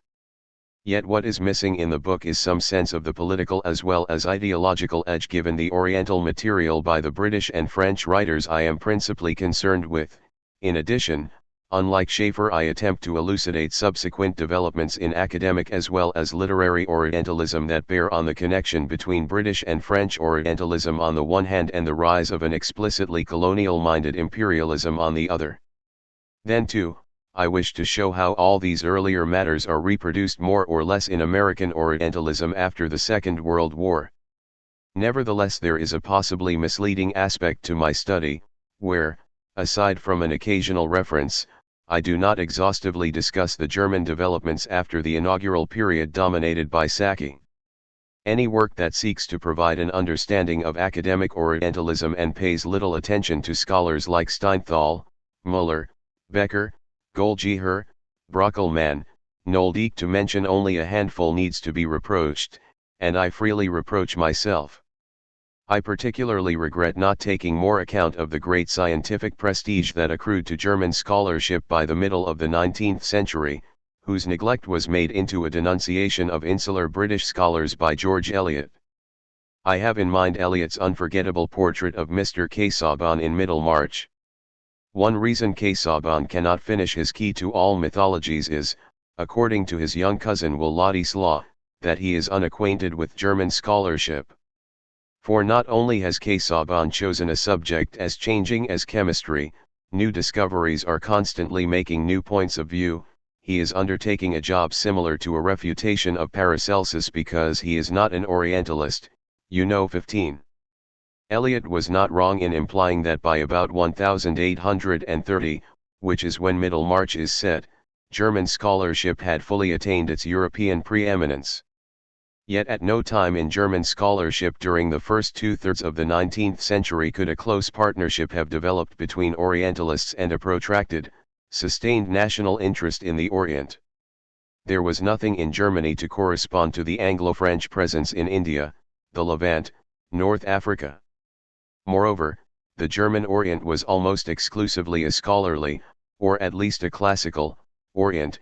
It was made the subject of lyrics, fantasies, and even novels, but it was never actual, the way Egypt and Syria were actual for Chateaubriand, Lane, Lamartine, Burton, Disraeli, or Nerval. There is some significance in the fact that the two most renowned German works on the Orient, Goethe's Westostlicher Divan and Friedrich Schlegel's Über die Sprache und die Weisheit der Indier, were based respectively on a Rhine journey and on hours spent in Paris libraries. What German Oriental scholarship did was to refine and elaborate techniques whose application was to texts, myths, ideas, and languages almost literally gathered from the Orient by Imperial Britain and France. Yet what German Orientalism had in common with Anglo-French and later American Orientalism was a kind of intellectual authority over the Orient within Western culture. This authority must in large part be the subject of any description of Orientalism, and it is so in this study. Even the name Orientalism suggests a serious, perhaps ponderous style of expertise, when I apply it to modern American social scientists, since they do not call themselves Orientalists. My use of the word is anomalous. It is to draw attention to the way Middle East experts can still draw on the vestiges of Orientalism's intellectual position in 19th century Europe. There is nothing mysterious or natural about authority. It is formed, irradiated, disseminated, it is instrumental, it is persuasive, it has status, it establishes canons of taste and value, it is virtually indistinguishable from certain ideas it dignifies as true, and from traditions, perceptions, and judgments it forms, transmits, reproduces. Above all, authority can, indeed must, be analyzed. All these attributes of authority apply to Orientalism, and much of what I do in this study is to describe both the historical authority in and the personal authorities of Orientalism. My principal methodological devices for studying authority here are what can be called strategic location, which is a way of describing the author's position in a text with regard to the Oriental material he writes about, and strategic formation, which is a way of analyzing the relationship between texts and the way in which groups of texts, types of texts, even textual genres, acquire mass, density, and referential power among themselves and thereafter in the culture at large. I use the notion of strategy simply to identify the problem every writer on the Orient has faced, how to get hold of it, how to approach it, how not to be defeated or overwhelmed by its sublimity, its scope, its awful dimensions. Everyone who writes about the Orient must locate himself vis-a-vis the Orient, translated into his text. This location includes the kind of narrative voice he adopts, the type of structure he builds, the kinds of images, themes, motifs that circulate in his text, all of which add up to deliberate ways of addressing the reader, containing the Orient, and finally, representing it or speaking in its behalf. None of this takes place in the abstract, however. Every writer on the Orient, and this is true even of Homer, assumes some Oriental precedent, some previous knowledge of the Orient, to which he refers and on which he relies. Additionally, each work on the Orient affiliates itself with other works, with audiences, with institutions, with the Orient itself. The ensemble of relationships between works, audiences, and some particular aspects of the Orient therefore constitutes an analyzable formation, for example, that of philological studies, of anthologies of extracts from Oriental literature, of travel books, of Oriental fantasies whose presence in time, in discourse, in institutions, schools, libraries, foreign services, gives it strength and authority. It is clear, I hope, that my concern with authority does not entail analysis of what lies hidden in the Orientalist text, but analysis rather of the text's surface, its exteriority to what it describes. I do not think that this idea can be overemphasized. Orientalism is premised upon exteriority, that is, on the fact that the Orientalist, poet, or scholar, makes the Orient speak, describes the Orient, renders its mysteries plain for and to the West. He is never concerned with the Orient except as the first cause of what he says. What he says and writes, by virtue of the fact that it is said or written, is meant to indicate that the Orientalist is outside the Orient, both as an existential and as a moral fact. The principal product of this exteriority is of course representation. As early as Aeschylus's play The Persians, the Orient is transformed from a very far distant and often threatening otherness into figures that are relatively familiar, in Aeschylus's case, grieving Asiatic women. The dramatic immediacy of representation in The Persians obscures the fact that the audience is watching a highly artificial enactment of what a non-Oriental has made into a symbol for the whole Orient. My analysis of the Orientalist text therefore places emphasis on the evidence, which is by no means invisible, for such representations as representations, not as natural depictions of the Orient. This evidence is found just as prominently in the so-called truthful text, histories, philological analyses, political treatises, as in the avowedly artistic, i.e., openly imaginative, text. The things to look at are style, figures of speech, setting, narrative devices, historical and social circumstances, not the correctness of the representation nor its fidelity to some great original. The exteriority of the representation is always governed by some version of the truism that if the Orient could represent itself, it would. Since it cannot, the representation does the job, for the West, and faute de mieux, for the poor Orient. Sie kann sich nicht vertreten, sie müssen vertreten werden, as Marx wrote in the 18th Brumaire of Louis Bonaparte. Another reason for insisting upon exteriority is that I believe it needs to be made clear about cultural discourse and exchange within a culture that what is commonly circulated by it is not truth but representations. It hardly needs to be demonstrated again that language itself is a highly organized and encoded system, which employs many devices to express, indicate, exchange messages and information, represent, and so forth.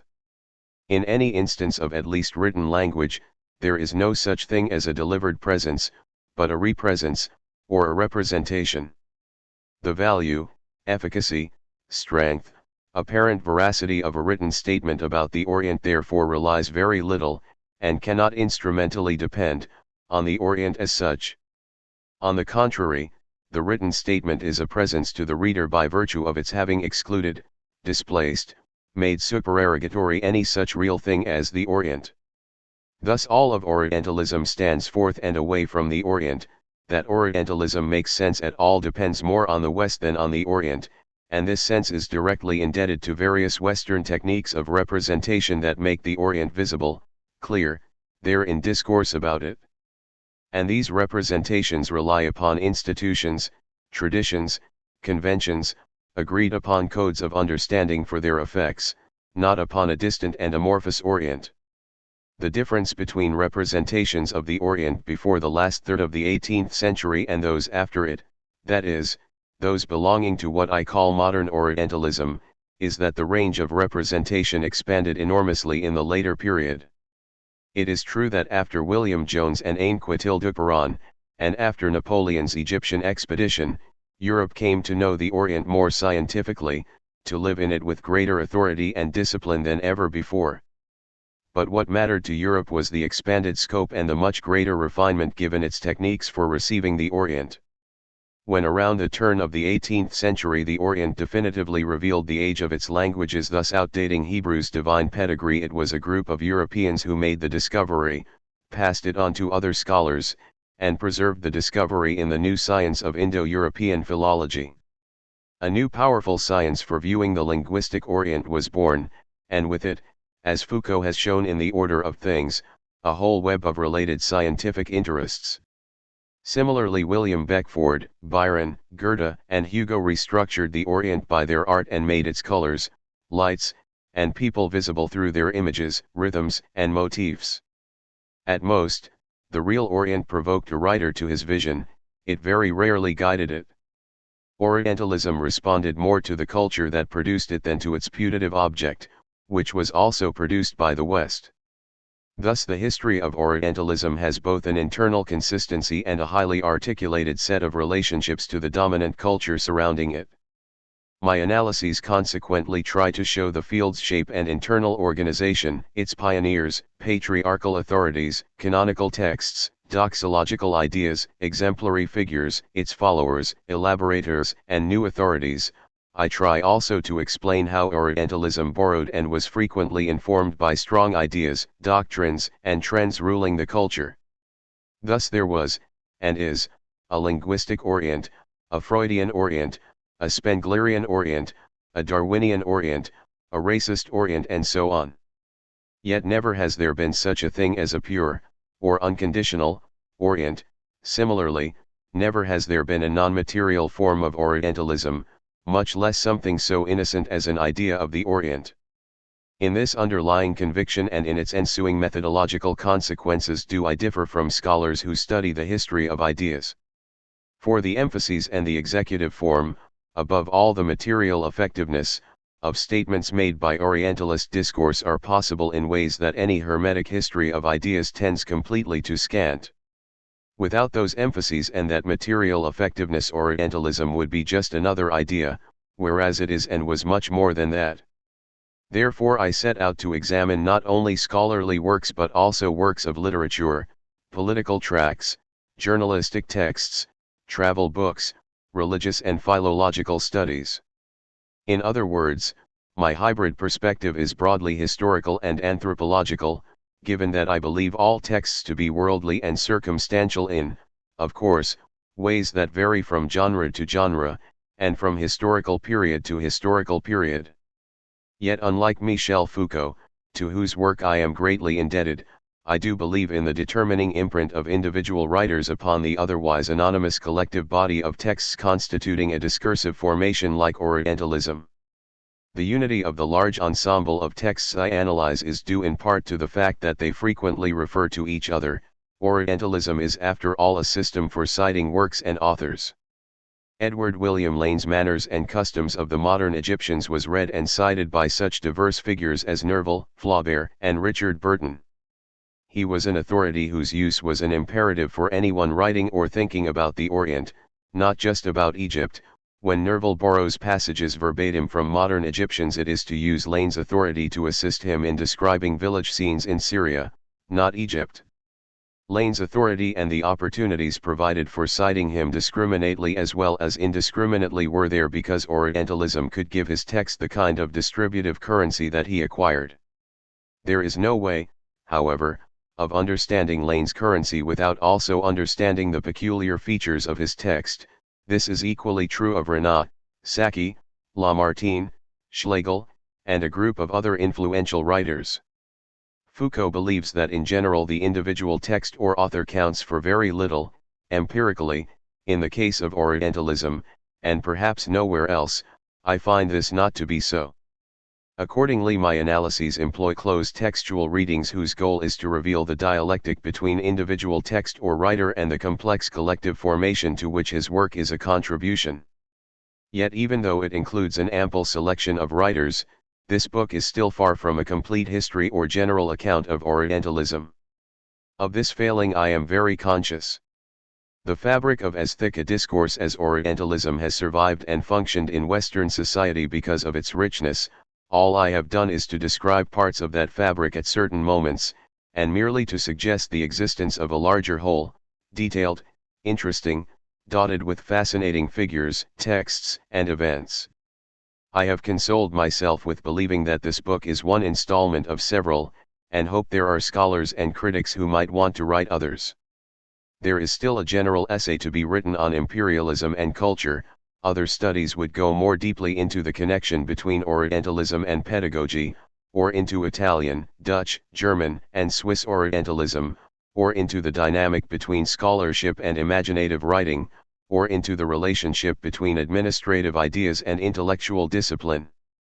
Perhaps the most important task of all would be to undertake studies in contemporary alternatives to Orientalism, to ask how one can study other cultures and peoples from a libertarian, or a non-repressive and non-manipulative, perspective. But then one would have to rethink the whole complex problem of knowledge and power. These are all tasks left embarrassingly incomplete in this study. The last, perhaps self-flattering, observation on method that I want to make here is that I have written this study with several audiences in mind. For students of literature and criticism, Orientalism offers a marvelous instance of the interrelations between society, history, and textuality. Moreover, the cultural role played by the Orient in the West connects Orientalism with ideology, politics, and the logic of power, matters of relevance, I think, to the literary community.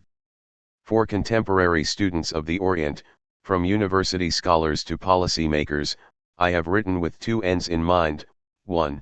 To present their intellectual genealogy to them in a way that has not been done; 2. To criticize with the hope of stirring discussion the often unquestioned assumptions on which their work for the most part depends. For the general reader, this study deals with matters that always compel attention, all of them connected not only with Western conceptions and treatments of the other but also with the singularly important role played by Western culture in what Vico called the world of nations. Lastly, for readers in the so-called Third World, this study proposes itself as a step towards an understanding not so much of Western politics and of the non-Western world in those politics as of the strength of Western cultural discourse, a strength too often mistaken as merely decorative or superstructural. My hope is to illustrate the formidable structure of cultural domination and, specifically for formerly colonized peoples, the dangers and temptations of employing this structure upon themselves or upon others. The 3 long chapters and 12 shorter units into which this book is divided are intended to facilitate exposition as much as possible. Chapter 1, The Scope of Orientalism, draws a large circle around all the dimensions of the subject, both in terms of historical time and experiences and in terms of philosophical and political themes. Chapter 2, Orientalist Structures and Restructures, attempts to trace the development of modern Orientalism by a broadly chronological description, and also by the description of a set of devices common to the work of important poets, artists, and scholars. Chapter 3, Orientalism Now, begins where its predecessor left off, at around 1870. This is the period of great colonial expansion into the Orient, and it culminates in World War II. The very last section of Chapter 3 characterizes the shift from British and French to American hegemony. I attempt there finally to sketch the present intellectual and social realities of Orientalism in the United States. 3. The personal dimension. In the Prison Notebooks, Gramsci says, the starting point of critical elaboration is the consciousness of what one really is, and is knowing thyself as a product of the historical process to date, which has deposited in you an infinity of traces, without leaving an inventory. The only available English translation inexplicably leaves Gramsci's comment at that, whereas in fact Gramsci's Italian text concludes by adding, therefore it is imperative at the outset to compile such an inventory. 16. Much of the personal investment in this study derives from my awareness of being an Oriental as a child growing up in 2 British colonies. All of my education, in those colonies, Palestine and Egypt, and in the United States, has been Western, and yet that deep early awareness has persisted. In many ways my study of Orientalism has been an attempt to inventory the traces upon me, the Oriental subject, of the culture whose domination has been so powerful a factor in the life of all Orientals. This is why for me the Islamic Orient has had to be the center of attention. Whether what I have achieved is the inventory prescribed by Gramsci is not for me to judge, although I have felt it important to be conscious of trying to produce one. Along the way, as severely and as rationally as I have been able, I have tried to maintain a critical consciousness, as well as employing those instruments of historical, humanistic, and cultural research of which my education has made me the fortunate beneficiary. In none of that, however, have I ever lost hold of the cultural reality of, the personal involvement in having been constituted as, an Oriental. The historical circumstances making such a study possible are fairly complex, and I can only list them schematically here. Anyone resident in the West since the 1950s, particularly in the United States, will have lived through an era of extraordinary turbulence in the relations of East and West. No one will have failed to note how East has always signified danger and threat during this period, even as it has meant the traditional Orient as well as Russia. In the universities, a growing establishment of area studies programs and institutes has made the scholarly study of the Orient a branch of national policy. Public affairs in this country include a healthy interest in the Orient, as much for its strategic and economic importance as for its traditional exoticism. If the world has become immediately accessible to a Western citizen living in the electronic age, the Orient too has drawn nearer to him, and is now less a myth perhaps than a place crisscrossed by Western, especially American, interests. One aspect of the electronic, postmodern world is that there has been a reinforcement of the stereotypes by which the Orient is viewed. Television, the films, and all the media's resources have forced information into more and more standardized molds. So far as the Orient is concerned, standardization and cultural stereotyping have intensified the hold of the 19th century academic and imaginative demonology of the mysterious Orient. This is nowhere more true than in the ways by which the Near East is grasped. 3 things have contributed to making even the simplest perception of the Arabs and Islam into a highly politicized, almost raucous matter. 1. The history of popular anti-Arab and anti-Islamic prejudice in the West, which is immediately reflected in the history of Orientalism. 2.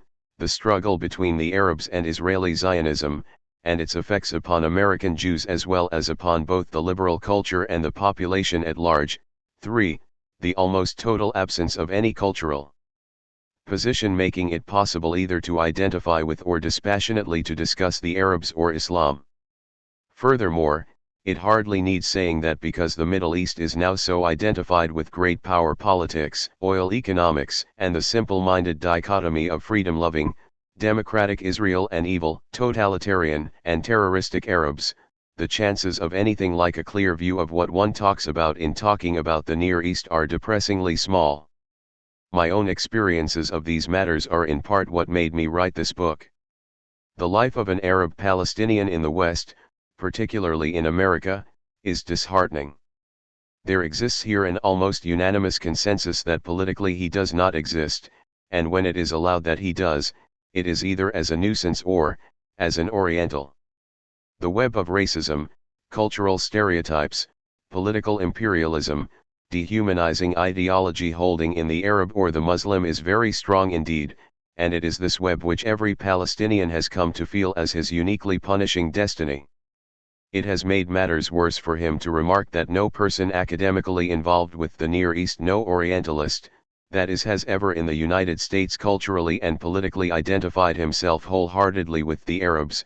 Certainly there have been identifications on some level, but they have never taken an acceptable form as has liberal American identification with Zionism, and all too frequently they have been radically flawed by their association either with discredited political and economic interests, oil company and State Department Arabists, for example, or with religion. The nexus of knowledge and power creating the Oriental and in a sense obliterating him as a human being is therefore not for me an exclusively academic matter. Yet it is an intellectual matter of some very obvious importance.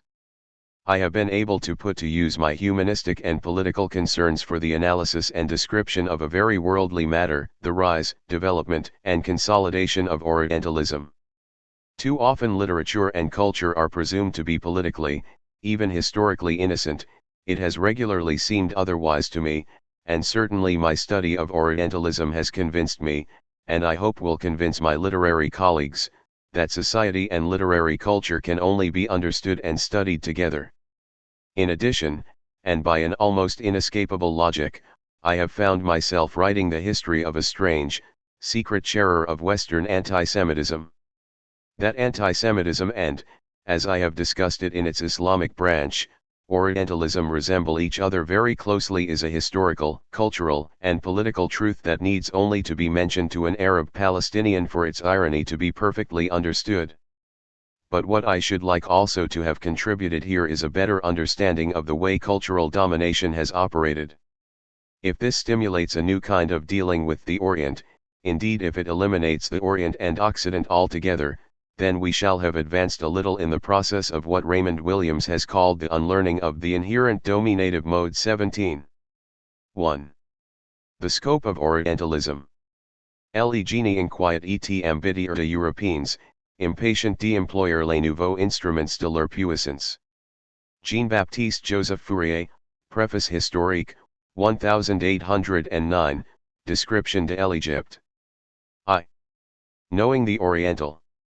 On June 13, 1910, Arthur James Balfour lectured the House of Commons on the problems with which we have to deal in Egypt. These, he said, belong to a wholly different category than those affecting the Isle of Wight or the West Riding of Yorkshire. He spoke with the authority of a long-time Member of Parliament, former Private Secretary to Lord Salisbury, former Chief Secretary for Ireland, former Secretary for Scotland, former Prime Minister, veteran of numerous overseas crises, achievements, and changes. During his involvement in imperial affairs, Balfour served a monarch who in 1876 had been declared Empress of India. He had been especially well placed in positions of uncommon influence to follow the Afghan and Zulu wars, the British occupation of Egypt in 1882, the death of General Gordon in the Sudan, the Fashoda incident, the Battle of Omdurman, the Boer War, the Russo-Japanese War. In addition, his remarkable social eminence, the breadth of his learning and wit, he could write on such varied subjects as Bergson, Handel, the Ism and Golf, his education at Eton and Trinity College, Cambridge, and his apparent command over imperial affairs all gave considerable authority to what he told the Commons in June 1910. But there was still more to Balfour's speech, or at least to his need for giving it so didactically and moralistically. Some members were questioning the necessity for England in Egypt, the subject of Alfred Milner's enthusiastic book of 1892, but here designating a once profitable occupation that had become a source of trouble now that Egyptian nationalism was on the rise and the continuing British presence in Egypt no longer so easy to defend. Balfour, then, to inform and explain. Recalling the challenge of J. M. Robertson, the member of Tyneside, Balfour himself put Robertson's question again: what right have you to take up these airs of superiority with regard to people whom you choose to call Oriental? The choice of Oriental was canonical. It had been employed by Chaucer and Mandeville, by Shakespeare, Dryden, Pope, and Byron. It designated Asia or the East, geographically, morally, culturally. One could speak in Europe of an Oriental personality, an Oriental atmosphere, an Oriental tale, Oriental despotism, or an Oriental mode of production, and be understood. Marx had used the word, and now Balfour was using it. His choice was understandable and called for no comment whatever. I take up no attitude of superiority. But I ask Robertson and anyone else, who has even the most superficial knowledge of history, if they will look in the face the facts with which a British statesman has to deal when he is put in a position of supremacy over great races like the inhabitants of Egypt and countries in the East. We know the civilization of Egypt better than we know the civilization of any other country. We know it further back, we know it more intimately, we know more about it. It goes far beyond the petty span of the history of our race, which is lost in the prehistoric period at a time when the Egyptian civilization had already passed its prime. Look at all the Oriental countries. Do not talk about superiority or inferiority. Two great themes dominate his remarks here and in what will follow: knowledge and power, the Baconian themes. As Balfour justifies the necessity for British occupation of Egypt, supremacy in his mind is associated with our knowledge of Egypt and not principally with military or economic power. Knowledge to Balfour means surveying a civilization from its origins to its prime to its decline, and of course, it means being able to do that. Knowledge means rising above immediacy, beyond self, into the foreign and distant. The object of such knowledge is inherently vulnerable to scrutiny. This object is a fact which, if it develops, changes, or otherwise transforms itself in the way that civilizations frequently do, nevertheless is fundamentally, even ontologically stable. To have such knowledge of such a thing is to dominate it, to have authority over it. And authority here means for us to deny autonomy to it, the Oriental country, since we know it and it exists, in a sense, as we know it. British knowledge of Egypt is Egypt for Balfour, and the burdens of knowledge make such questions as inferiority and superiority seem petty ones. Balfour nowhere denies British superiority and Egyptian inferiority, he takes them for granted as he describes the consequences of knowledge. First of all, look at the facts of the case. Western nations, as soon as they emerge into history, show the beginnings of those capacities for self-government, having merits of their own. You may look through the whole history of the Orientals in what is called, broadly speaking, the East, and you never find traces of self-government. All their great centuries, and they have been very great, have been passed under despotisms, under absolute government. All their great contributions to civilization, and they have been great, have been made under that form of government. Conqueror has succeeded conqueror, one domination has followed another, but never in all the revolutions of fate and fortune have you seen one of those nations of its own motion establish what we, from a Western point of view, call self-government. That is the fact. It is not a question of superiority and inferiority. I suppose a true Eastern sage would say that the working government which we have taken upon ourselves in Egypt and elsewhere is not a work worthy of a philosopher, that it is the dirty work, the inferior work, of carrying on the necessary labor. Since these facts are facts, Balfour must then go on to the next part of his argument. Is it a good thing for these great nations, I admit their greatness, that this absolute government should be exercised by us? I think it is a good thing.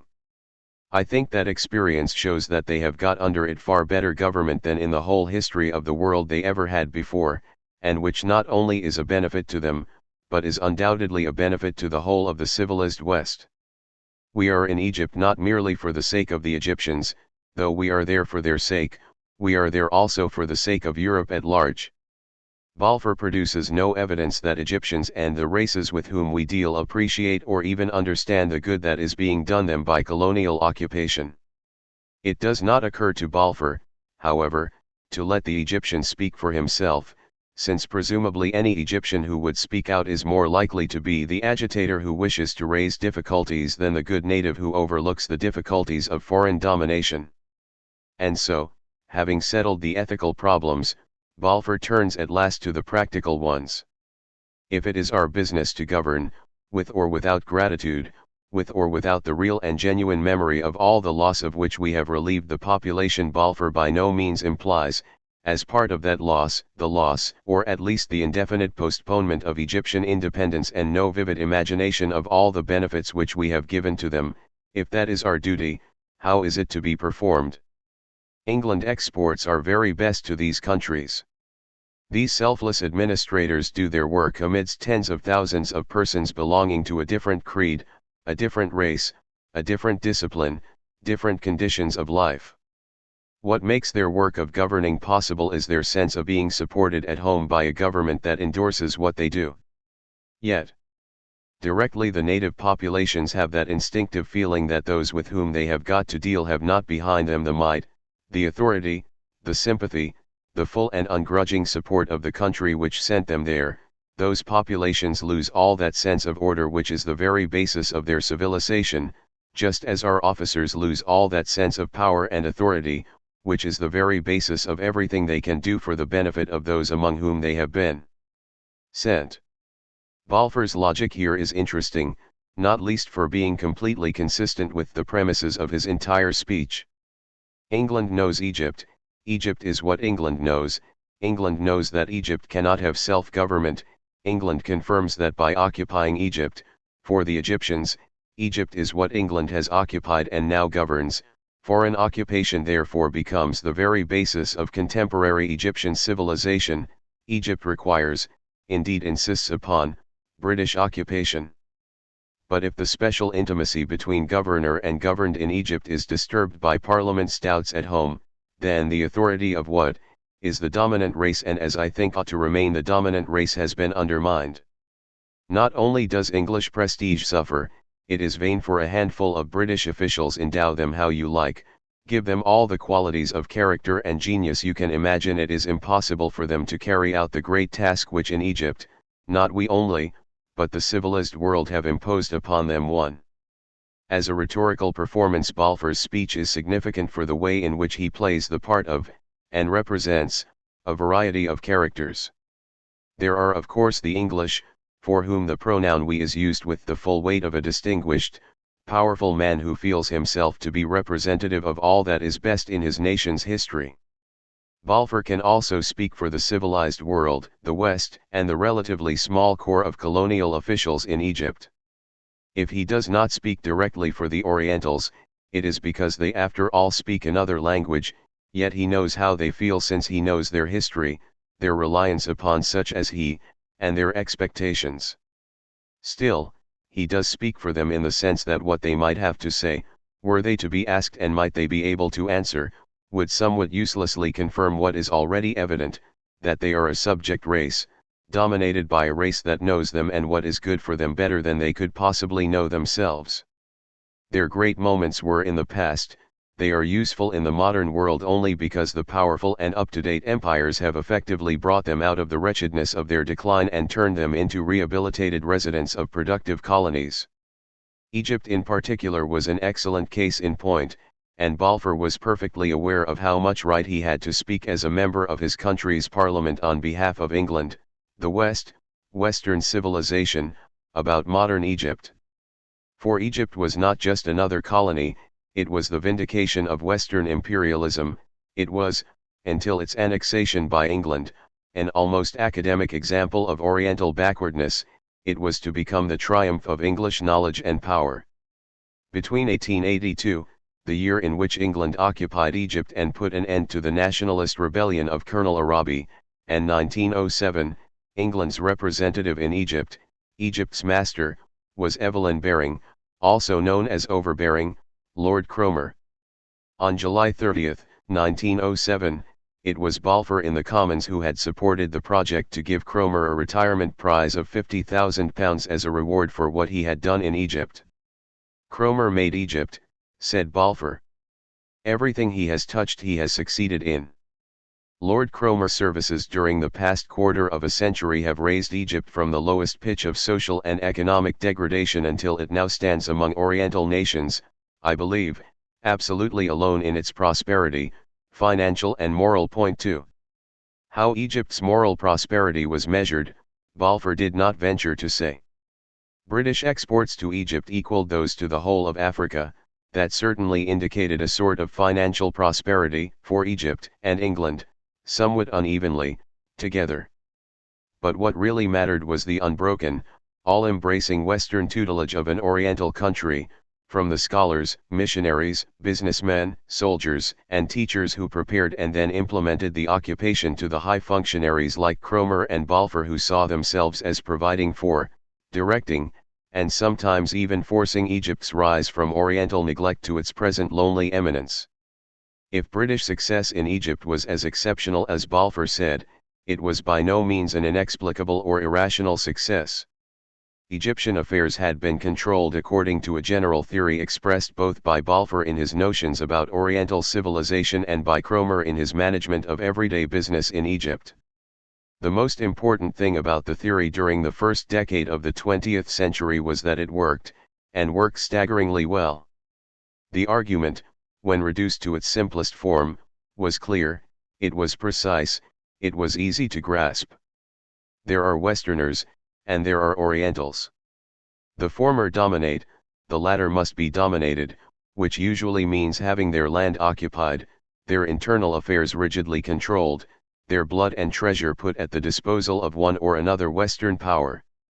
That Balfour and Cromer, as we shall soon see, could strip humanity down to such ruthless cultural and racial essences was not at all an indication of their particular viciousness.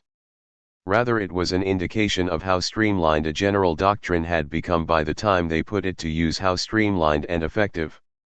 Unlike Balfour, whose theses on Orientals pretended to objective universality, Cromer spoke about Orientals specifically as what he had ruled or had to deal with, first in India, then for the 25 years in Egypt during which he emerged as the paramount consul general in England's empire. Balfour's Orientals are Cromer's subject races, which he made the topic of a long essay published in the Edinburgh Review in January 1908. Once again, knowledge of subject races or Orientals is what makes their management easy and profitable. Knowledge gives power, more power requires more knowledge, and so on in an increasingly profitable dialectic of information and control. Cromer's notion is that England's empire will not dissolve if such things as militarism and commercial egotism at home and free institutions in the colony, as opposed to British government according to the code of Christian morality, are kept in check. For if, according to Cromer, logic is something the existence of which the Oriental is disposed altogether to ignore, the proper method of ruling is not to impose ultra-scientific measures upon him or to force him bodily to accept logic. It is rather to understand his limitations and endeavor to find, in the contentment of the subject race, a more worthy and, it may be hoped, a stronger bond of union between the rulers and the ruled.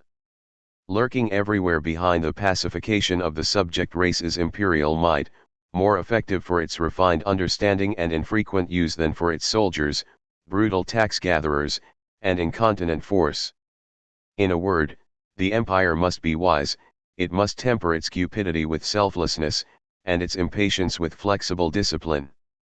To be more explicit, what is meant when it is said that the commercial spirit should be under some control is this: that in dealing with Indians or Egyptians, or Shillaks, or Zulus, the first question is to consider what these people, who are all, nationally speaking, more or less in statu pupillari, themselves think is best in their own interests, although this is a point which deserves serious consideration.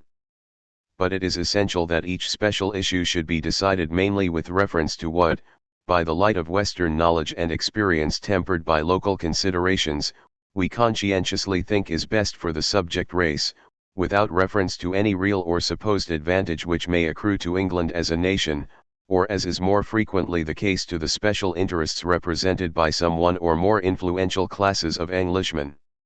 If the British nation as a whole persistently bears this principle in mind, and insists sternly on its application, though we can never create a patriotism akin to that based on affinity of race or community of language, we may perhaps foster some sort of cosmopolitan allegiance grounded on the respect always accorded to superior talents and unselfish conduct, and on the gratitude derived both from favors conferred and from those to come.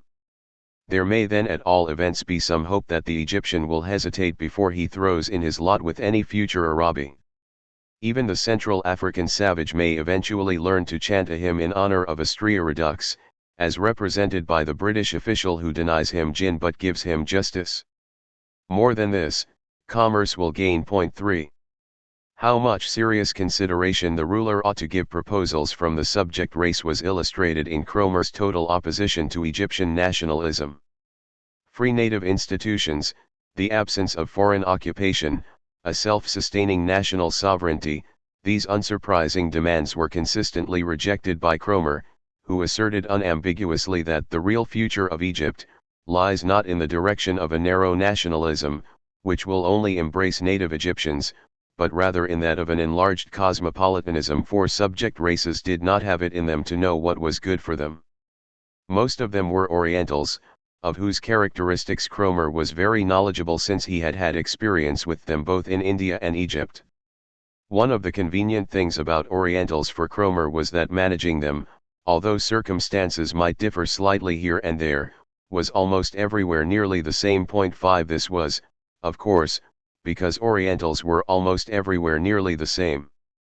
Now at last we approach the long developing core of essential knowledge, knowledge both academic and practical, which Cromer and Balfour inherited from a century of modern Western Orientalism, knowledge about and knowledge of Orientals, their race, character, culture, history, traditions, society, and possibilities.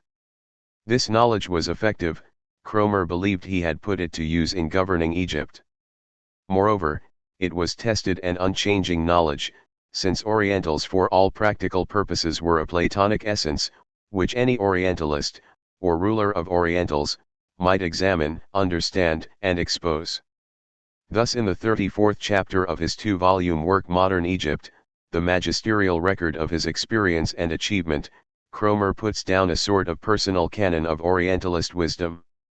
Sir Alfred Lyell once said to me, "Accuracy is abhorrent to the Oriental mind." Every Anglo-Indian should always remember that maxim.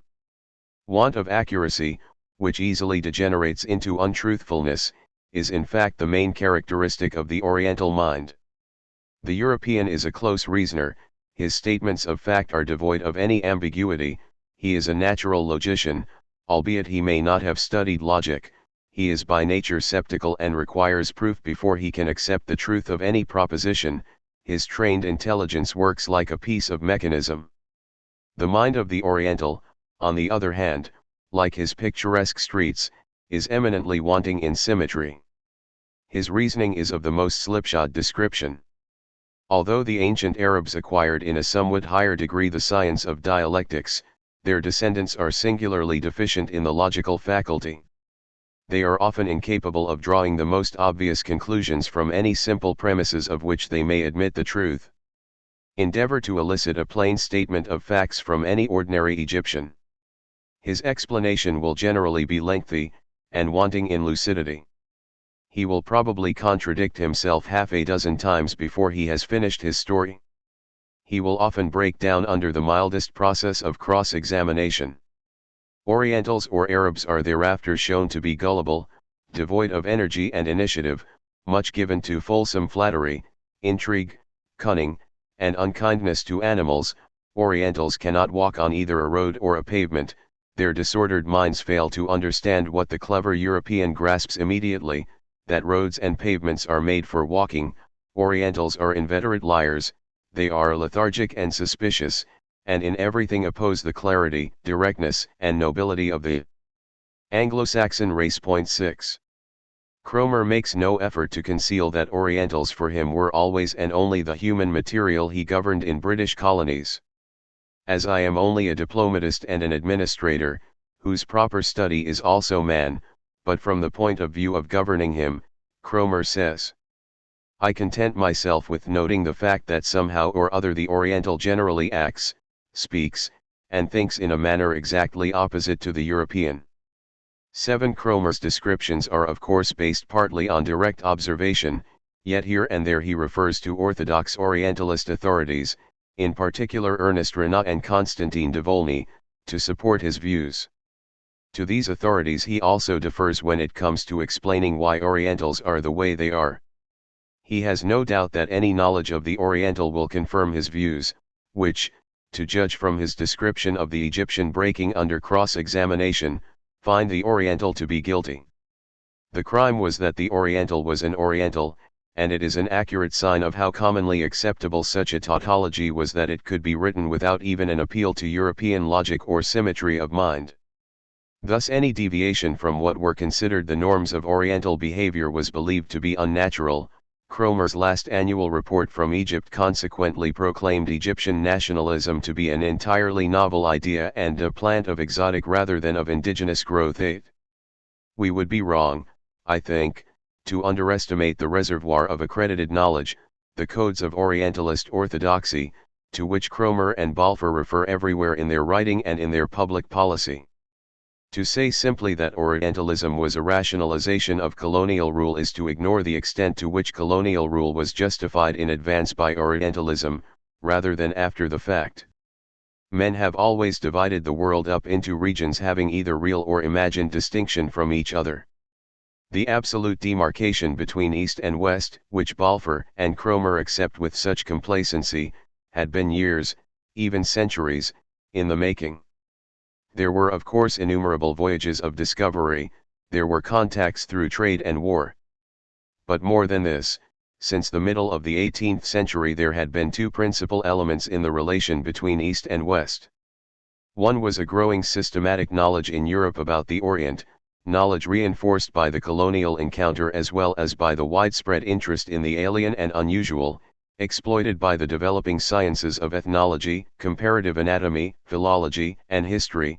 Furthermore, to this systematic knowledge was added a sizable body of literature produced by novelists, poets, translators, and gifted travelers. The other feature of Oriental-European relations was that Europe was always in a position of strength, not to say domination. There is no way of putting this euphemistically. True, the relationship of strong to weak could be disguised or mitigated, as when Balfour acknowledged the greatness of Oriental civilizations. But the essential relationship, on political, cultural, and even religious grounds, was seen in the West, which is what concerns us here to be one between a strong and a weak partner. Many terms were used to express the relation. Balfour and Cromer, typically, used several. The Oriental is irrational, depraved, fallen, childlike, different, thus the European is rational, virtuous, mature, normal. But the way of enlivening the relationship was everywhere to stress the fact that the Oriental lived in a different but thoroughly organized world of his own, a world with its own national, cultural, and epistemological boundaries and principles of internal coherence. Yet what gave the Oriental's world its intelligibility and identity was not the result of his own efforts but rather the whole complex series of knowledgeable manipulations by which the Orient was identified by the West. Thus the two features of cultural relationship I have been discussing come together. Knowledge of the Orient, because generated out of strength, in a sense creates the Orient, the Oriental, and his world. In Cromer's and Balfour's language the Oriental is depicted as something one judges, as in a court of law, something one studies and depicts, as in a curriculum, something one disciplines, as in a school or prison, something one illustrates, as in a zoological manual. The point is that in each of these cases the Oriental is contained and represented by dominating frameworks. Where do these come from? Cultural strength is not something we can discuss very easily, and one of the purposes of the present work is to illustrate, analyze, and reflect upon Orientalism as an exercise of cultural strength. In other words, it is better not to risk generalizations about so vague and yet so important a notion as cultural strength until a good deal of material has been analyzed first. But at the outset one can say that so far as the West was concerned during the 19th and 20th centuries, an assumption had been made that the Orient and everything in it was, if not patently inferior to, then in need of corrective study by the West. The Orient was viewed as if framed by the classroom, the criminal court, the prison, the illustrated manual. Orientalism, then, is knowledge of the Orient that places things Oriental in class, court, prison, or manual for scrutiny, study, judgment, discipline, or governing.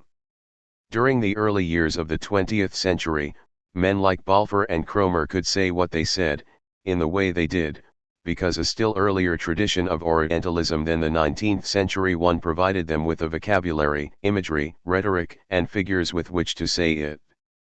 Yet Orientalism reinforced, and was reinforced by, the certain knowledge that Europe or the West literally commanded the vastly greater part of the earth's surface. The period of immense advance in the institutions and content of Orientalism coincides exactly with the period of unparalleled European expansion. From 1815 to 1914 European direct colonial dominion expanded from about 35% of the Earth's surface to about 85% of it. 9 Every continent was affected, none more so than Africa and Asia. The two greatest empires were the British and the French, allies and partners in some things, in others they were hostile rivals. In the Orient, from the eastern shores of the Mediterranean to Indochina and Malaya, their colonial possessions and imperial spheres of influence were adjacent, frequently overlapped, often were fought over. But it was in the Near Orient, the lands of the Arab Near East, where Islam was supposed to define cultural and racial characteristics, that the British and the French encountered each other and the Orient with the greatest intensity, familiarity, and complexity. For much of the 19th century, as Lord Salisbury put it in 1881, their common view of the Orient was intricately problematic. When you have got a faithful ally who is bent on meddling in a country in which you are deeply interested, you have three courses open to you. You may renounce or monopolize or share. Renouncing would have been to place the French across our road to India. Monopolizing would have been very near the risk of war. So we resolved to share. 10. And share they did, in ways that we shall investigate presently. What they shared, however, was not only land or profit or rule, it was the kind of intellectual power I have been calling orientalism. In a sense, orientalism was a library or archive of information commonly and, in some of its aspects, unanimously held. What bound the archive together was a family of ideas 11 and a unifying set of values proven in various ways to be effective. These ideas explain the behavior of Orientals. They supplied Orientals with a mentality, a genealogy, an atmosphere. Most important, they allowed Europeans to deal with and even to see Orientals as a phenomenon possessing regular characteristics. But like any set of durable ideas, Orientalist notions influenced the people who were called Orientals as well as those called Occidental, European, or Western. In short, Orientalism is better grasped as a set of constraints upon and limitations of thought than it is simply as a positive doctrine. If the essence of Orientalism is the ineradicable distinction between Western superiority and Oriental inferiority, then we must be prepared to note how in its development and subsequent history Orientalism deepened and even hardened the distinction. When it became common practice during the 19th century for Britain to retire its administrators from India and elsewhere once they had reached the age of 55, then a further refinement in Orientalism had been achieved. No Oriental was ever allowed to see a Westerner as he aged and degenerated, just as no Westerner needed ever to see himself, mirrored in the eyes of the subject race, as anything but a vigorous, rational, ever alert young Raj. 12. Orientalist ideas took a number of different forms during the 19th and 20th centuries. First of all, in Europe there was a vast literature about the Orient inherited from the European past. What is distinctive about the late 18th and early 19th centuries, which is where this study assumes modern Orientalism to have begun, is that an Oriental Renaissance took place. As Edgar Quinet phrased it. 13 Suddenly it seemed to a wide variety of thinkers, politicians, and artists that a new awareness of the Orient, which extended from China to the Mediterranean, had arisen. This awareness was partly the result of newly discovered and translated Oriental texts in languages like Sanskrit, Zend, and Arabic. It was also the result of a newly perceived relationship between the Orient and the West. For my purposes here, the keynote of the relationship was set for the Near East and Europe by the Napoleonic invasion of Egypt in 1798, an invasion which was in many ways the very model of a truly scientific appropriation of one culture by another, apparently stronger one. For with Napoleon's occupation of Egypt, processes were set in motion between East and West that still dominate our contemporary cultural and political perspectives. And the Napoleonic expedition, with its great collective monument of erudition, the Description de l'Egypte, provided a scene or setting for Orientalism, since Egypt and subsequently the other Islamic lands were viewed as the live province, the laboratory, the theater of effective Western knowledge about the Orient. I shall return to the Napoleonic adventure a little later. With such experiences as Napoleon's, the Orient as a body of knowledge in the West was modernized, and this is a second form in which 19th and 20th century Orientalism existed. From the outset of the period I shall be examining, there was everywhere amongst Orientalists the ambition to formulate their discoveries, experiences, and insights suitably in modern terms, to put ideas about the Orient in very close touch with modern realities. Renaud's linguistic investigations of Semitic in 1848, for example, were couched in a style that drew heavily for its authority upon contemporary comparative grammar, comparative anatomy, and racial theory. These lent his Orientalism prestige, and the other side of the coin made Orientalism vulnerable, as it has been ever since, to modish as well as seriously influential currents of thought in the West. Orientalism has been subjected to imperialism, positivism, utopianism, historicism, Darwinism, racism, Freudianism, Marxism, Spenglerism. But Orientalism, like many of the natural and social sciences, has had paradigms of research, its own learned societies, its own establishment. During the 19th century the field increased enormously in prestige, as did also the reputation and influence of such institutions as the Société Asiatique, the Royal Asiatic Society, the Deutsche Morgenlandesgesellschaft, and the American Oriental Society. With the growth of these societies went also an increase, all across Europe, in the number of professorships in Oriental studies. Consequently there was an expansion in the available means for disseminating Orientalism. Orientalist periodicals, beginning with the Fund Graben des Orients, 1809, multiplied the quantity of knowledge as well as the number of specialties. Yet little of this activity and very few of these institutions existed and flourished freely, for in a third form in which it existed, Orientalism imposed limits upon thought about the Orient. Even the most imaginative writers of an age, men like Flaubert, Nerval, or Scott, were constrained in what they could either experience of or say about the Orient. For Orientalism was ultimately a political vision of reality whose structure promoted the difference between the familiar, Europe, the West, us, and the strange, the Orient, the East, them. This vision in a sense created and then served the two worlds thus conceived. Orientals lived in their world, we lived in ours. The vision and material reality propped each other up, kept each other going. A certain freedom of intercourse was always the Westerner's privilege, because his was the stronger culture. He could penetrate, he could wrestle with, he could give shape and meaning to the great Asiatic mystery, as Disraeli once called it.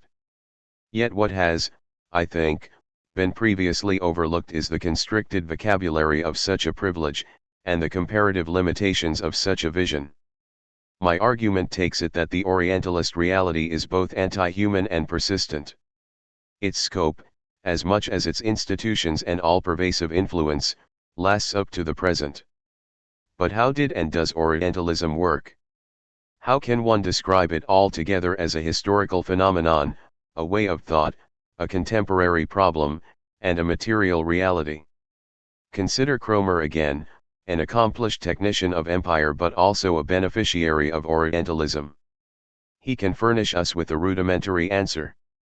In The Government of Subject Races he wrestles with the problem of how Britain, a nation of individuals, is to administer a wide-flung empire according to a number of central principles.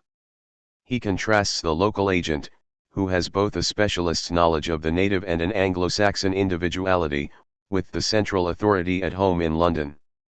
The former may treat subjects of local interest in a manner calculated to damage, or even to jeopardize, imperial interests.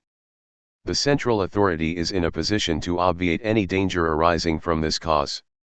Why? Because this authority can ensure the harmonious working of the different parts of the machine and should endeavor, so far as is possible, to realize the circumstances attendant on the government of the dependency. 14 The language is vague and unattractive, but the point is not hard to grasp. Cromer envisions a seat of power in the West, and radiating out from it towards the East a great embracing machine, sustaining the central authority yet commanded by it. What the machine's branches feed into it in the East, human material, material wealth, knowledge, what have you, is processed by the machine, then converted into more power. The specialist does the immediate translation of mere Oriental matter into useful substance. The Oriental becomes, for example, a subject race, an example of an Oriental mentality, all for the enhancement of the authority at home. Local interests are Orientalist special interests, the central authority is the general interest of the imperial society as a whole. What Cromer quite accurately sees is the management of knowledge by society, the fact that knowledge no matter how special is regulated first by the local concerns of a specialist, later by the general concerns of a social system of authority. The interplay between local and central interests is intricate, but by no means indiscriminate.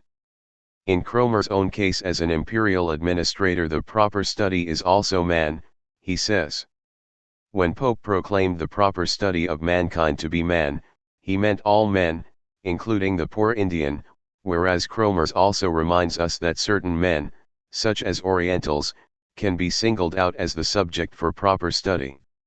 The proper study in the sense of Orientals is orientalism, properly separate from other forms of knowledge, but finally useful, because finite, for the material and social reality enclosing all knowledge at any time, supporting knowledge, providing it with uses. An order of sovereignty is set up from east to west, a mock chain of being whose clearest form was given once by Kipling. Mule, horse, elephant, or bullock, he obeys his driver, and the driver his sergeant, and the sergeant his lieutenant, and the lieutenant his captain, and the captain his major, and the major his colonel, and the colonel his brigadier commanding 3 regiments, and the brigadier his general, who obeys the viceroy, who is the servant of the empress. 15. As deeply forged as is this monstrous chain of command, as strongly managed as is Cromer's harmonious working, Orientalism can also express the strength of the West and the Orient's weakness as seen by the West. Such strength and such weakness are as intrinsic to Orientalism as they are to any view that divides the world into large general divisions, entities that coexist in a state of tension produced by what is believed to be radical difference. For that is the main intellectual issue raised by Orientalism. Can one divide human reality, as indeed human reality seems to be genuinely divided, into clearly different cultures, histories, traditions, societies, even races, and survive the consequences humanly? By surviving the consequences humanly, I mean to ask whether there is any way of avoiding the hostility expressed by the division, say, of men into us, Westerners, and they, Orientals. For such divisions are generalities whose use historically and actually has been to press the importance of the distinction between some men and some other men, usually towards not especially admirable ends. When one uses categories like Oriental and Western as both the starting and the end points of analysis, research, public policy, as the categories were used by Balfour and Cromer, the result is usually to polarize the distinction. The Oriental becomes more Oriental, the Westerner more Western, and limit the human encounter between different cultures, traditions, and societies. In short, from its earliest modern history to the present, Orientalism as a form of thought for dealing with the foreign has typically shown the altogether regrettable tendency of any knowledge based on such hard and fast distinctions as East and West, to channel thought into a West or an East compartment. Because this tendency is right at the center of Orientalist theory, practice, and values found in the West, the sense of Western power over the Orient is taken for granted as having the status of scientific truth. A contemporary illustration or two should clarify this observation perfectly.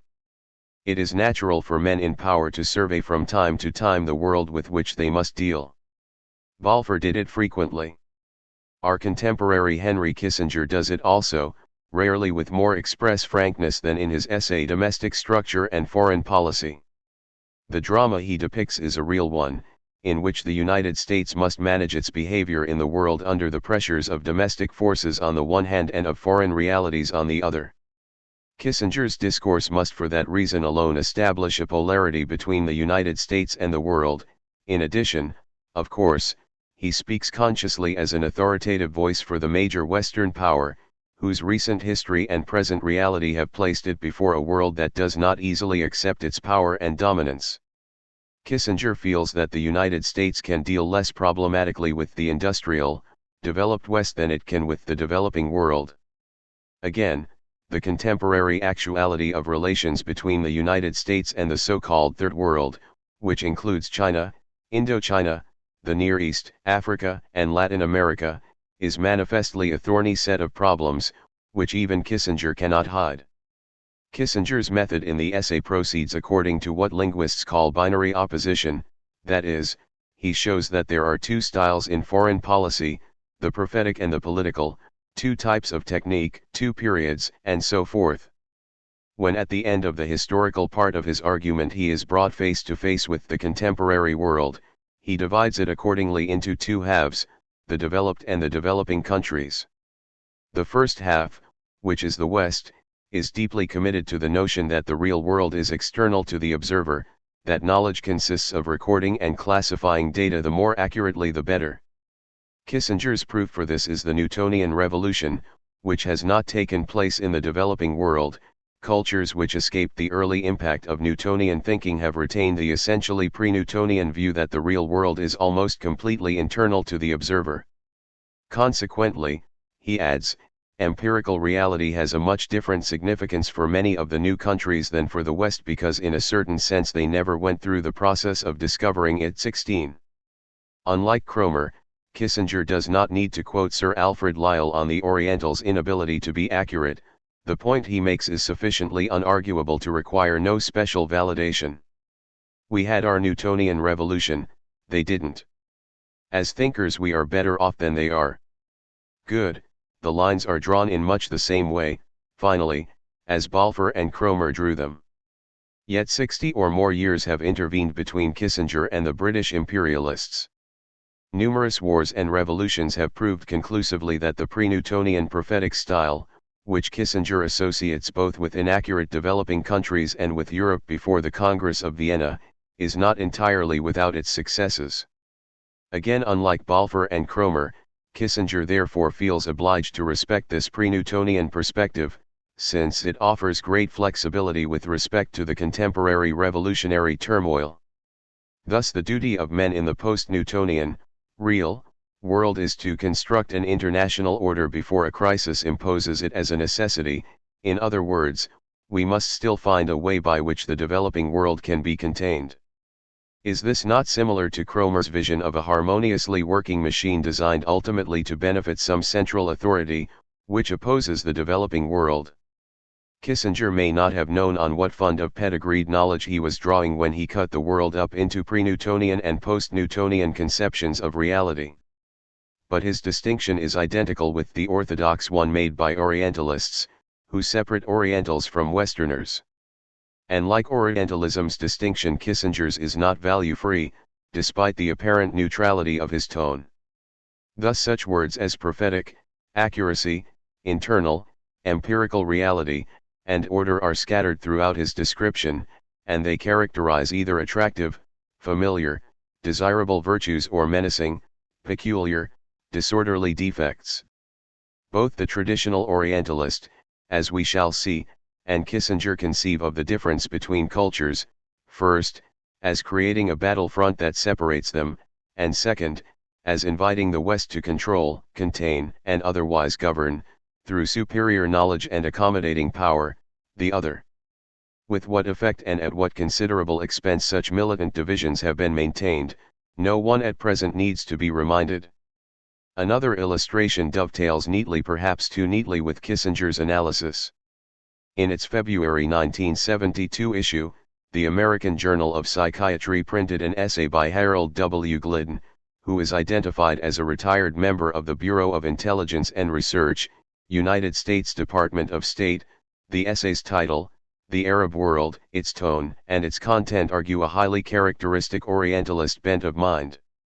Thus, for his 4-page, double-columned psychological portrait of over 100 million people, considered for a period of 1,300 years, Glidden cites exactly 4 sources for his views: a recent book on Tripoli, one issue of the Egyptian newspaper Al Aram, the periodical Orient Moderno, and a book by Majid Kaddouri, a well-known Orientalist. The article itself purports to uncover the inner workings of Arab behavior, which from our point of view is aberrant but for Arabs is normal. After this auspicious start, we are told that Arabs stress conformity, that Arabs inhabit a shame culture whose prestige system involves the ability to attract followers and clients. As an aside, we are told that Arab society is and always has been based on a system of client-patron relationships, that Arabs can function only in conflict situations, that prestige is based solely on the ability to dominate others, that a shame culture and therefore Islam itself makes a virtue of revenge. Here Glidden triumphantly cites the June 29, 1970 Arum to show that in 1969 in Egypt, in 1070 cases of murder where the perpetrators were apprehended, it was found that 20% of the murders were based on a desire to wipe out shame, 30% on a desire to satisfy real or imaginary wrongs, and 31% on a desire for blood revenge. That if from a Western point of view the only rational thing for the Arabs to do is to make peace, for the Arabs the situation is not governed by this kind of logic, for objectivity is not a value in the Arab system. Glidden continues, now more enthusiastically, it is a notable fact that while the Arab value system demands absolute solidarity within the group, it at the same time encourages among its members a kind of rivalry that is destructive of that very solidarity. In Arab society only success counts and the end justifies the means. Arabs live naturally in a world characterized by anxiety expressed in generalized suspicion and distrust, which has been labeled free-floating hostility. The art of subterfuge is highly developed in Arab life, as well as in Islam itself. The Arab need for vengeance overrides everything, otherwise the Arab would feel ego-destroying shame. Therefore, if Westerners consider peace to be high on the scale of values and if we have a highly developed consciousness of the value of time, this is not true of Arabs. In fact, we are told, in Arab tribal society, where Arab values originated, strife, not peace, was the normal state of affairs because raiding was one of the two main supports of the economy. The purpose of this learned disquisition is merely to show how on the Western and Oriental scale of values the relative position of the elements is quite different. QED. Point 17. This is the apogee of Orientalist confidence. No merely asserted generality is denied the dignity of truth, no theoretical list of Oriental attributes is without application to the behavior of Orientals in the real world. On the one hand there are Westerners, and on the other there are Arab Orientals. The former are, in no particular order, rational, peaceful, liberal, logical, capable of holding real values, without natural suspicion. The latter are none of these things. Out of what collective and yet particularized view of the Orient do these statements emerge? What specialized skills, what imaginative pressures, what institutions and traditions, what cultural forces produce such similarity in the descriptions of the Orient to be found in Cromer, Balfour, and our contemporary statesmen? 2. Imaginative geography and its representations, orientalizing the Oriental. Strictly speaking, Orientalism is a field of learned study. In the Christian West, Orientalism is considered to have commenced its formal existence with the decision of the Church Council of Vienne in 1312 to establish a series of chairs in Arabic, Greek, Hebrew, and Syriac at Paris, Oxford, Bologna, Avignon, and Salamanca. 18 Yet any account of Orientalism would have to consider not only the professional Orientalist and his work but also the very notion of a field of study based on a geographical, cultural, linguistic, and ethnic unit called the Orient. Fields, of course, are made. They acquire coherence and integrity in time because scholars devote themselves in different ways to what seems to be a commonly agreed upon subject matter. Yet it goes without saying that a field of study is rarely as simply defined as even its most committed partisans, usually scholars, professors, experts, and the like, claim it is. Besides, a field can change so entirely, in even the most traditional disciplines like philology, history, or theology, as to make an all-purpose definition of subject matter almost impossible. This is certainly true of Orientalism, for some interesting reasons. To speak of scholarly specialization as a geographical field is, in the case of Orientalism, fairly revealing, since no one is likely to imagine a field symmetrical to it called Occidentalism. Already the special, perhaps even eccentric attitude of Orientalism becomes apparent. For although many learned disciplines imply a position taken towards, say, human material, a historian deals with the human past from a special vantage point in the present, there is no real analogy for taking a fixed, more or less total geographical position towards a wide variety of social, linguistic, political, and historical realities. A classicist, a Romance specialist, even an Americanist focuses on a relatively modest portion of the world, not on a full half of it. But Orientalism is a field with considerable geographical ambition. And since Orientalists have traditionally occupied themselves with things Oriental, a specialist in Islamic law, no less than an expert in Chinese dialects or in Indian religions, is considered an Orientalist by people who call themselves Orientalists. We must learn to accept enormous, indiscriminate size plus an almost infinite capacity for subdivision as one of the chief characteristics of Orientalism, one that is evidenced in its confusing amalgam of imperial vagueness and precise detail. All of this describes Orientalism as an academic discipline. The ism in Orientalism serves to insist on the distinction of this discipline from every other kind. The rule in its historical development as an academic discipline has been its increasing scope, not its greater selectiveness. Renaissance Orientalists like Urpinius and Guillaume Postel were primarily specialists in the languages of the biblical provinces, although Postel boasted that he could get across Asia as far as China without needing an interpreter. By and large, until the mid-18th century, Orientalists were biblical scholars, students of the Semitic languages, Islamic specialists, or, because the Jesuits had opened up the new study of China, sinologists. The whole middle expanse of Asia was not academically conquered for Orientalism until, during the later 18th century, Anquetil Perron and Sir William Jones were able intelligibly to reveal the extraordinary riches of Avestan and Sanskrit. By the middle of the 19th century, Orientalism was as vast a treasure house of learning as one could imagine. There are two excellent indices of this new, triumphant eclecticism. One is the encyclopedic description of Orientalism roughly from 1765 to 1850 given by Raymond Schwab in his La Renaissance Orientale. 19 Quite aside from the scientific discoveries of things Oriental made by learned professionals during this period in Europe, there was the virtual epidemic of Orientalia affecting every major poet, essayist, and philosopher of the period. Schwab's notion is that Oriental identifies an amateur or professional enthusiasm for everything Asiatic, which was wonderfully synonymous with the exotic, the mysterious, the profound, the seminal. This is a later transposition eastwards of a similar enthusiasm in Europe for Greek and Latin antiquity during the High Renaissance.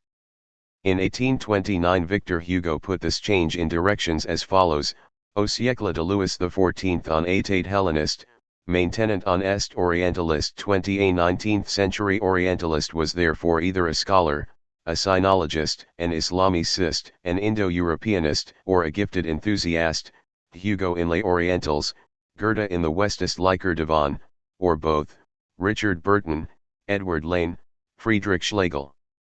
The second index of how inclusive Orientalism had become since the Council of Vienne is to be found in 19th century chronicles of the field itself.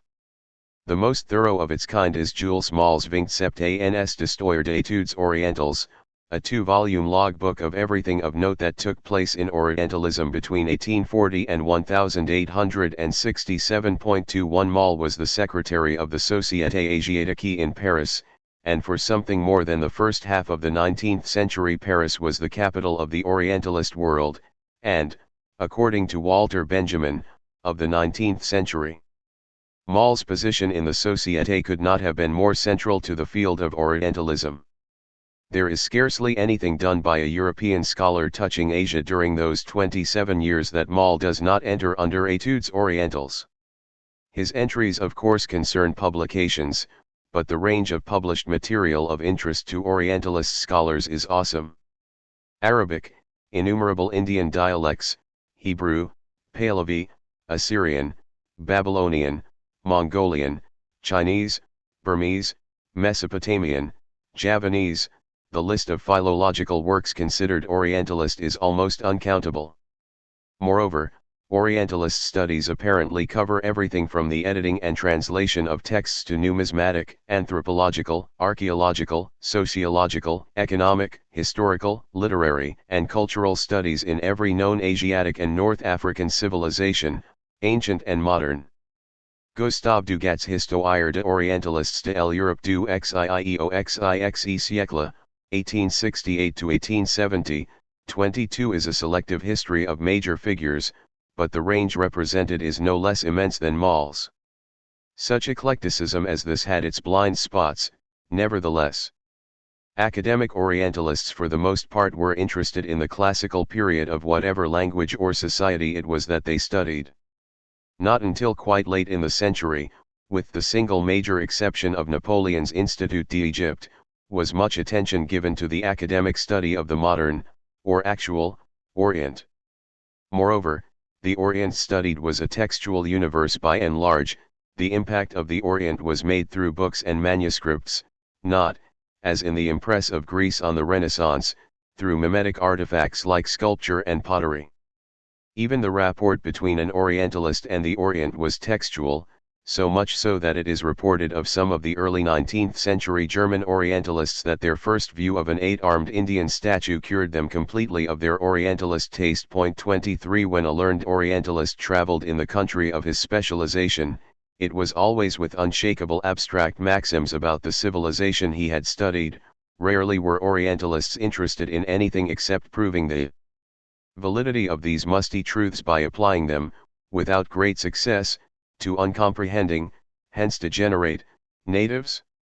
Finally, the very power and scope of Orientalism produced not only a fair amount of exact positive knowledge about the Orient but also a kind of second-order knowledge lurking in such places as the Oriental tale, the mythology of the mysterious East, notions of Asian inscrutability with a life of its own, what V. G. Kiernan has aptly called Europe's collective daydream of the Orient. 24 One happy result of this is that an estimable number of important writers during the 19th century were Oriental enthusiasts.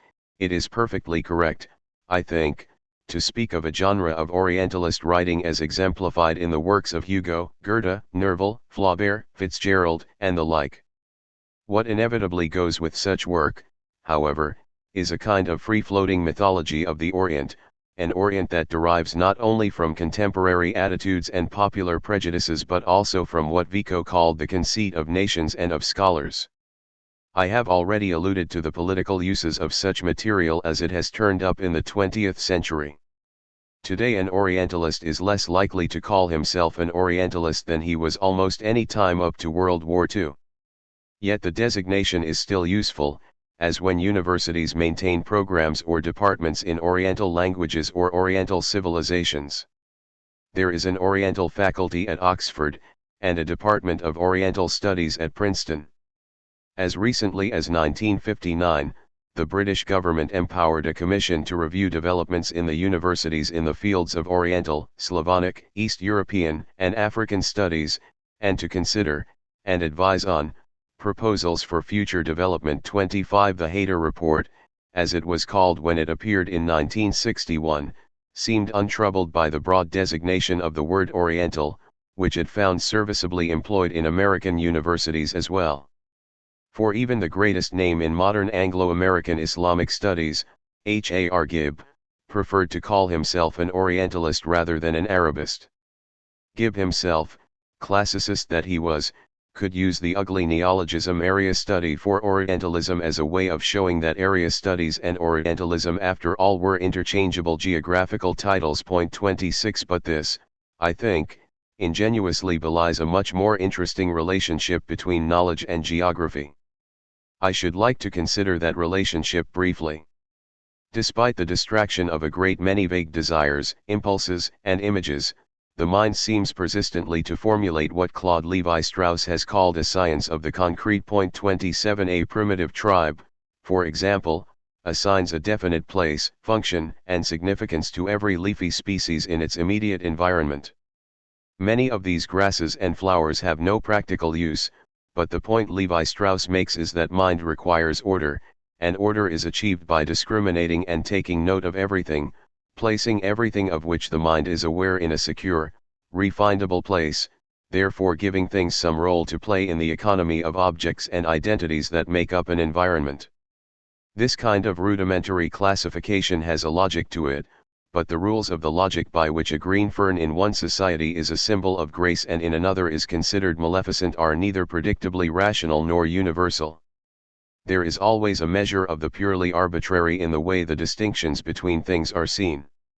And with these distinctions go values whose history, if one could unearth it completely, would probably show the same measure of arbitrariness. This is evident enough in the case of fashion. Why do wigs, lace collars, and high-buckled shoes appear, then disappear, over a period of decades? Some of the answer has to do with utility and some with the inherent beauty of the fashion. But if we agree that all things in history, like history itself, are made by men, then we will appreciate how possible it is for many objects or places or times to be assigned roles and given meanings that acquire objective validity only after the assignments are made. This is especially true of relatively uncommon things, like foreigners, mutants, or abnormal behavior. It is perfectly possible to argue that some distinctive objects are made by the mind, and that these objects, while appearing to exist objectively, have only a fictional reality. A group of people living on a few acres of land will set up boundaries between their land and its immediate surroundings and the territory beyond, which they call the land of the barbarians. In other words, this universal practice of designating in one's mind a familiar space which is ours and an unfamiliar space beyond ours which is theirs is a way of making geographical distinctions that can be entirely arbitrary. I use the word arbitrary here because imaginative geography of the our land barbarian land variety does not require that the barbarians acknowledge the distinction. It is enough for us to set up these boundaries in our own minds, they become they accordingly, and both their territory and their mentality are designated as different from ours. To a certain extent modern and primitive societies seem thus to derive a sense of their identities negatively. A 5th-century Athenian was very likely to feel himself to be non-barbarian as much as he positively felt himself to be Athenian. The geographic boundaries accompany the social, ethnic, and cultural ones in expected ways. Yet often the sense in which someone feels himself to be not foreign is based on a very unrigorous idea of what is out there, beyond one's own territory. All kinds of suppositions, associations, and fictions appear to crowd the unfamiliar space outside one's own. The French philosopher Gaston Bachelard once wrote an analysis of what he called the poetics of space. 28 The inside of a house, he said, acquires a sense of intimacy, secrecy, security, real or imagined, because of the experiences that come to seem appropriate for it. The objective space of a house, its corners, corridors, cellar, rooms is far less important than what poetically it is endowed with, which is usually a quality with an imaginative or figurative value we can name and feel. Thus a house may be haunted, or homelike, or prison-like, or magical. So space acquires emotional and even rational sense by a kind of poetic process, whereby the vacant or anonymous reaches of distance are converted into meaning for us here. The same process occurs when we deal with time. Much of what we associate with or even know about such periods as long ago or the beginning or at the end of time is poetic made up. For a historian of Middle Kingdom Egypt, long ago will have a very clear sort of meaning, but even this meaning does not totally dissipate the imaginative, quasi-fictional quality one senses lurking in a time very different and distant from our own. For there is no doubt that imaginative geography and history help the mind to intensify its own sense of itself by dramatizing the distance and difference between what is close to it and what is far away. This is no less true of the feelings we often have that we would have been more at home in the 16th century or in Tahiti. Yet there is no use in pretending that all we know about time and space, or rather history and geography, is more than anything else imaginative. There are such things as positive history and positive geography which in Europe and the United States have impressive achievements to point to. Scholars now do know more about the world, its past and present, than they did, for example, in Gibbon's time. Yet this is not to say that they know all there is to know, nor, more important, is it to say that what they know has effectively dispelled the imaginative geographical and historical knowledge I have been considering. We need not decide here whether this kind of imaginative knowledge infuses history and geography, or whether in some way it overrides them. Let us just say for the time being that it is there as something more than what appears to be merely positive knowledge. Almost from earliest times in Europe the Orient was something more than what was empirically known about it. At least until the early 18th century, as R.W. Southern has so elegantly shown, European understanding of one kind of Oriental culture, the Islamic, was ignorant but complex. 29 For certain associations with the East not quite ignorant, not quite informed always seem to have gathered around the notion of an Orient. Consider first the demarcation between Orient and West. It already seems bold by the time of the Iliad. Two of the most profoundly influential qualities associated with the East appear in Aeschylus's The Persians, the earliest Athenian play extant, and in the Bacchae of Euripides, the very last one extant.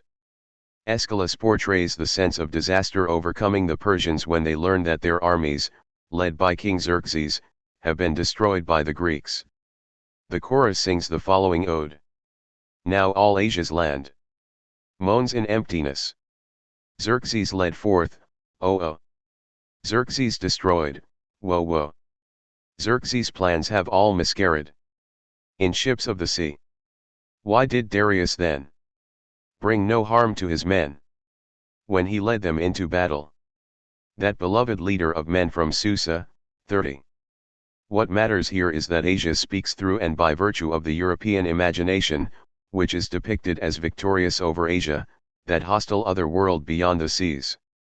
To Asia are given the feelings of emptiness, loss, and disaster that seem thereafter to reward Oriental challenges to the West, and also, the lament that in some glorious past Asia fared better, was itself victorious over Europe. In the Bacchae, perhaps the most Asiatic of all the Attic dramas, Dionysus is explicitly connected with his Asian origins and with the strangely threatening excesses of Oriental mysteries. Pentheus, king of Thebes, is destroyed by his mother, Agave, and her fellow Bacchantes. Having defied Dionysus by not recognizing either his power or his divinity, Pentheus is thus horribly punished, and the play ends with a general recognition of the eccentric god's terrible power. Modern commentators on the Bacchae have not failed to note the play's extraordinary range of intellectual and aesthetic effects, but there has been no escaping the additional historical detail that Euripides was surely affected by the new aspect that the Dionysiac cults must have assumed in the light of the foreign ecstatic religions of Bendis, Cybe, Sabazius, Adonis, and Isis, which were introduced from Asia Minor and the Levant and swept through Piraeus and Athens during the frustrating and increasingly irrational years of the Peloponnesian War. 31.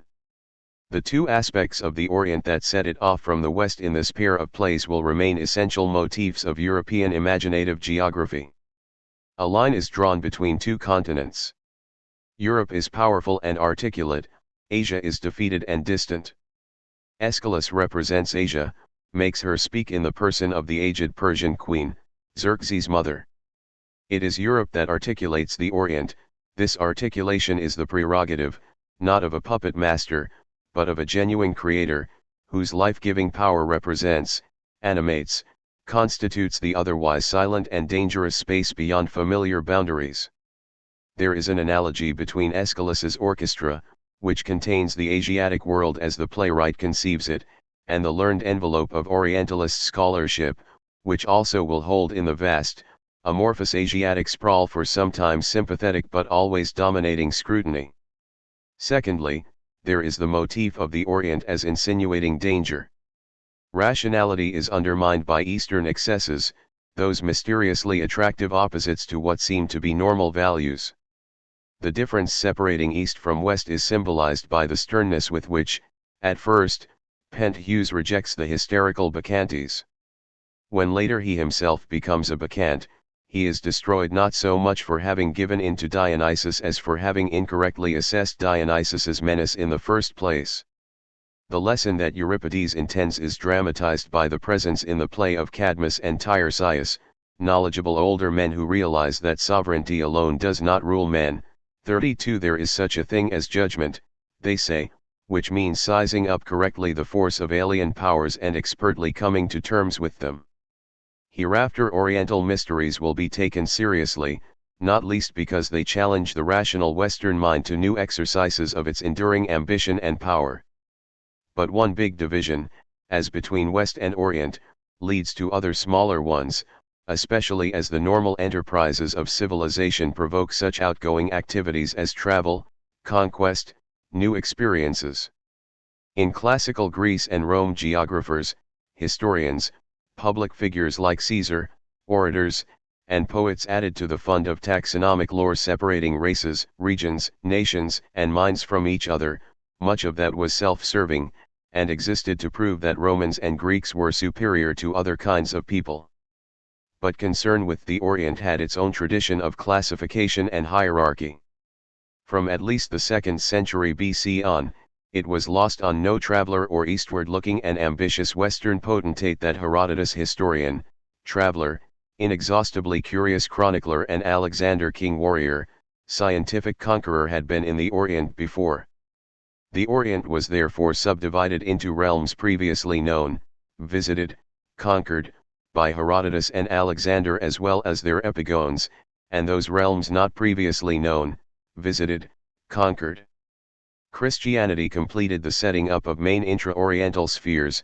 There was a Near Orient and a Far Orient, a familiar Orient, which René Grosset calls l'Empire du Levant, 33, and a novel Orient. The Orient therefore alternated in the mind's geography between being an old world to which one returned, as to Eden or Paradise, there to set up a new version of the old, and being a wholly new place to which one came as Columbus came to America, in order to set up a new world, although, ironically, Columbus himself thought that he discovered a new part of the old world. Certainly neither of these Orients was purely one thing or the other. It is their vacillations, their tempting suggestiveness, their capacity for entertaining and confusing the mind, that are interesting. Consider how the Orient, and in particular the Near Orient, became known in the West as its great complementary opposite since antiquity. There were the Bible and the rise of Christianity. There were travelers like Marco Polo who charted the trade routes and patterned a regulated system of commercial exchange, and after him Lodovico di Varthema and Pietro della Valle. There were fabulists like Mandeville. There were the redoubtable conquering Eastern movements, principally Islam. Of course, there were the militant pilgrims, chiefly the Crusaders. Altogether an internally structured archive is built up from the literature that belongs to these experiences. Out of this comes a restricted number of typical encapsulations: the journey, the history, the fable, the stereotype, the polemical confrontation. These are the lenses through which the Orient is experienced, and they shape the language, perception, and form of the encounter between East and West. What gives the immense number of encounters some unity, however, is the vacillation I was speaking about earlier. Something patently foreign and distant acquires, for one reason or another, a status more rather than less familiar. One tends to stop judging things either as completely novel or as completely well known. A new median category emerges, a category that allows one to see new things, things seen for the first time, as versions of a previously known thing. In essence, such a category is not so much a way of receiving new information as it is a method of controlling what seems to be a threat to some established view of things. If the mind must suddenly deal with what it takes to be a radically new form of life as Islam appeared to Europe in the early Middle Ages, the response on the whole is conservative and defensive. Islam is judged to be a fraudulent new version of some previous experience, in this case Christianity. The threat is muted, familiar values impose themselves, and in the end the mind reduces the pressure upon it by accommodating things to itself as either original or repetitious. Islam thereafter is handled, its novelty and its suggestiveness are brought under control so that relatively nuanced discriminations are now made that would have been impossible had the raw novelty of Islam been left unattended. The Orient at large, therefore, vacillates between the West's contempt for what is familiar and its shivers of delight in or fear of novelty. Yet where Islam was concerned, European fear, if not always respect, was in order. After Muhammad's death in 632, the military and later the cultural and religious hegemony of Islam grew enormously. First Persia, Syria, and Egypt, then Turkey, then North Africa fell to the Muslim armies. In the 8th and 9th centuries Spain, Sicily, and parts of France were conquered.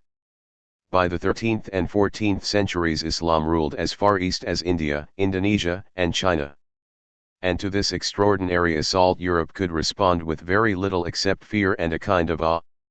Christian authors witnessing the Islamic conquests had scant interest in the learning, high culture, and frequent magnificence of the Muslims, who were, as Gibbon said, coeval with the darkest and most slothful period of European annals. But with some satisfaction he added, since the sum of science has risen in the West, it should seem that the Oriental studies have languished and declined. 34. What Christians typically felt about the Eastern armies was that they had all the appearance of a swarm of bees, but with a heavy hand, they devastated everything, so wrote Chambert, a cleric in Monte Cassino in the 11th century. 35. Not for nothing did Islam come to symbolize terror, devastation, the demonic, hordes of hated barbarians. For Europe, Islam was a lasting trauma.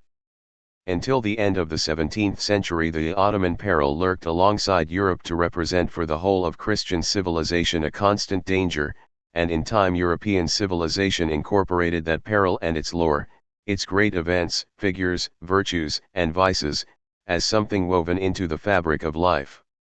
In Renaissance England alone, as Samuel Chu recounts in his classic study The Crescent and the Rose, a man of average education and intelligence had at his fingertips, and could watch on the London stage, a relatively large number of detailed events in the history of Ottoman Islam and its encroachments upon Christian Europe. 36 The point is that what remained current about Islam was some necessarily diminished version of those great dangerous forces that it symbolized for Europe.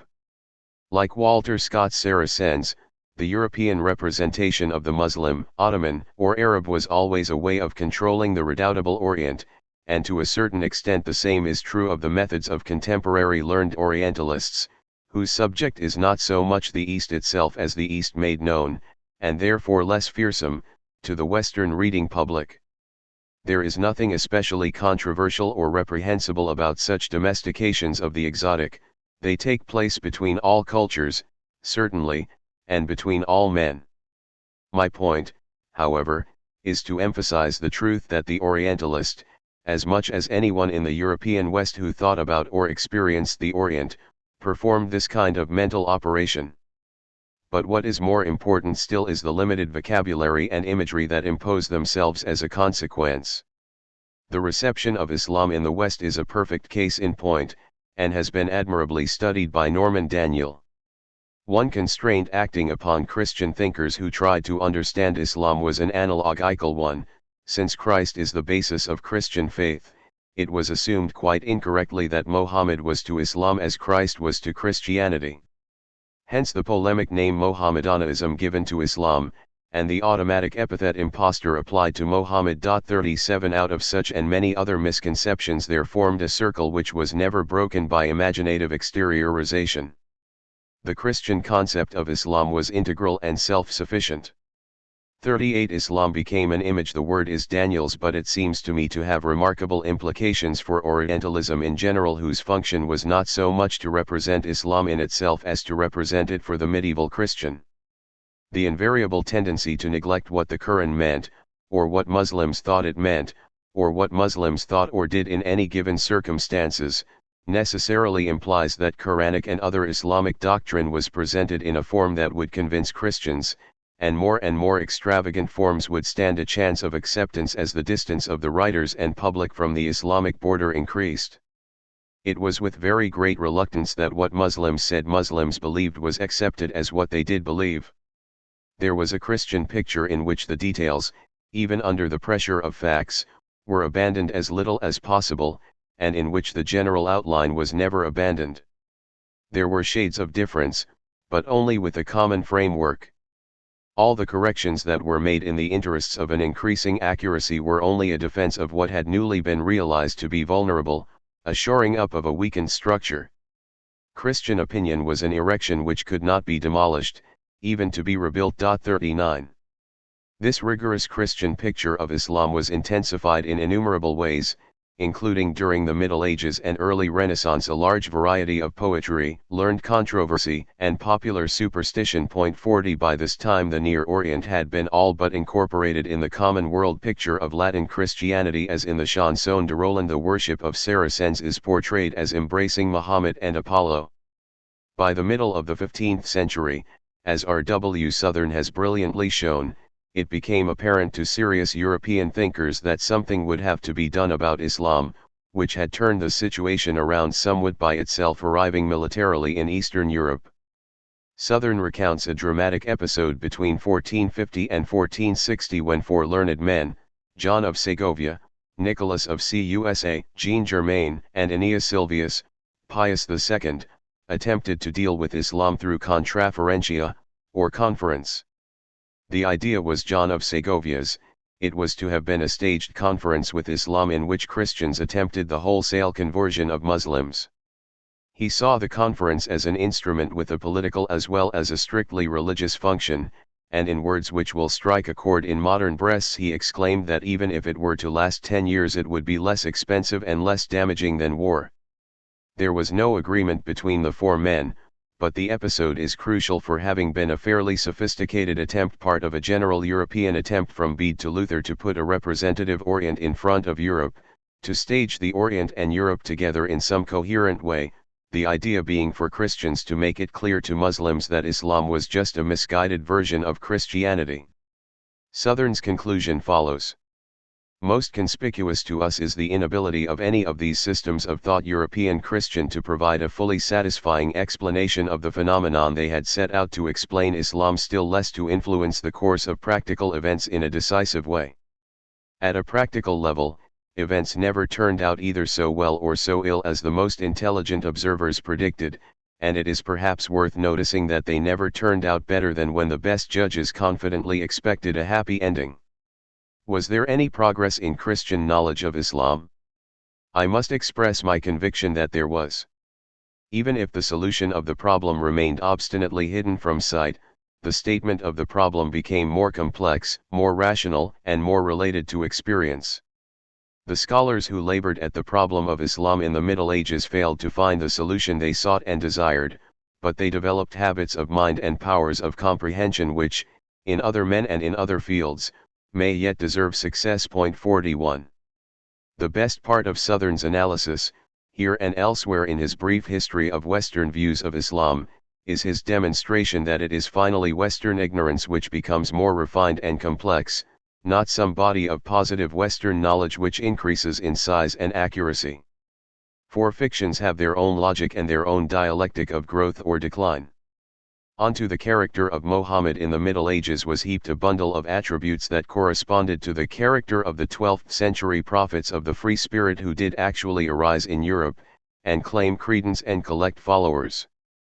Similarly, since Mohammed was viewed as the disseminator of a false revelation, he became as well the epitome of lechery, debauchery, sodomy, and a whole battery of assorted treacheries, all of which derived logically from his doctrinal impostures. 42 Thus the Orient acquired representatives, so to speak, and representations, each one more concrete, more internally congruent with some Western exigency, than the ones that preceded it.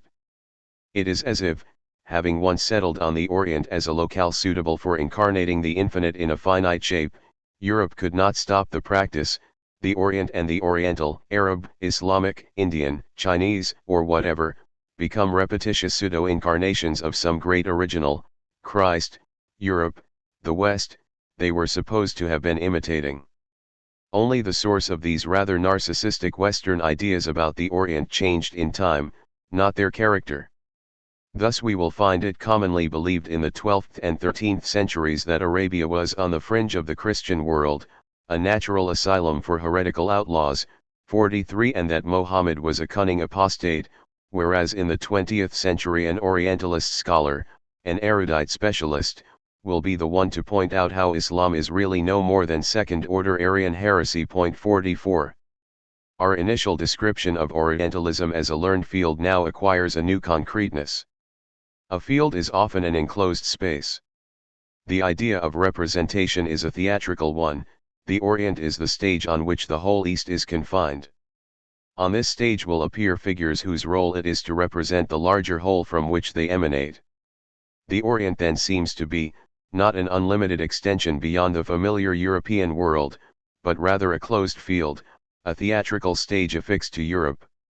An Orientalist is but the particular specialist in knowledge for which Europe at large is responsible, in the way that an audience is historically and culturally responsible for, and responsive to, dramas technically put together by the dramatist.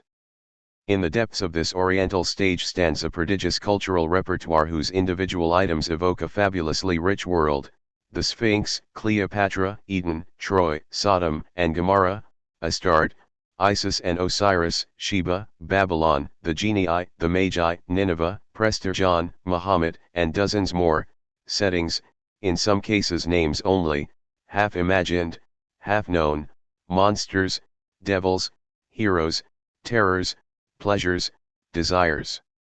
The European imagination was nourished extensively from this repertoire. Between the Middle Ages and the 18th century, such major authors as Ariosto, Milton, Marlowe, Tasso, Shakespeare, Cervantes, and the authors of the Chanson de Roland and the Poème del Cid drew on the Orient's riches for their productions, in ways that sharpened the outlines of imagery, ideas, and figures populating it. In addition, a great deal of what was considered learned Orientalist scholarship in Europe pressed ideological myths into service, even as knowledge seemed genuinely to be advancing. A celebrated instance of how dramatic form and learned imagery come together in the Orientalist theatre is Barthélemy d'Herbilis' Bibliothèque orientale, published posthumously in 1697, with a preface by Antoine Galland.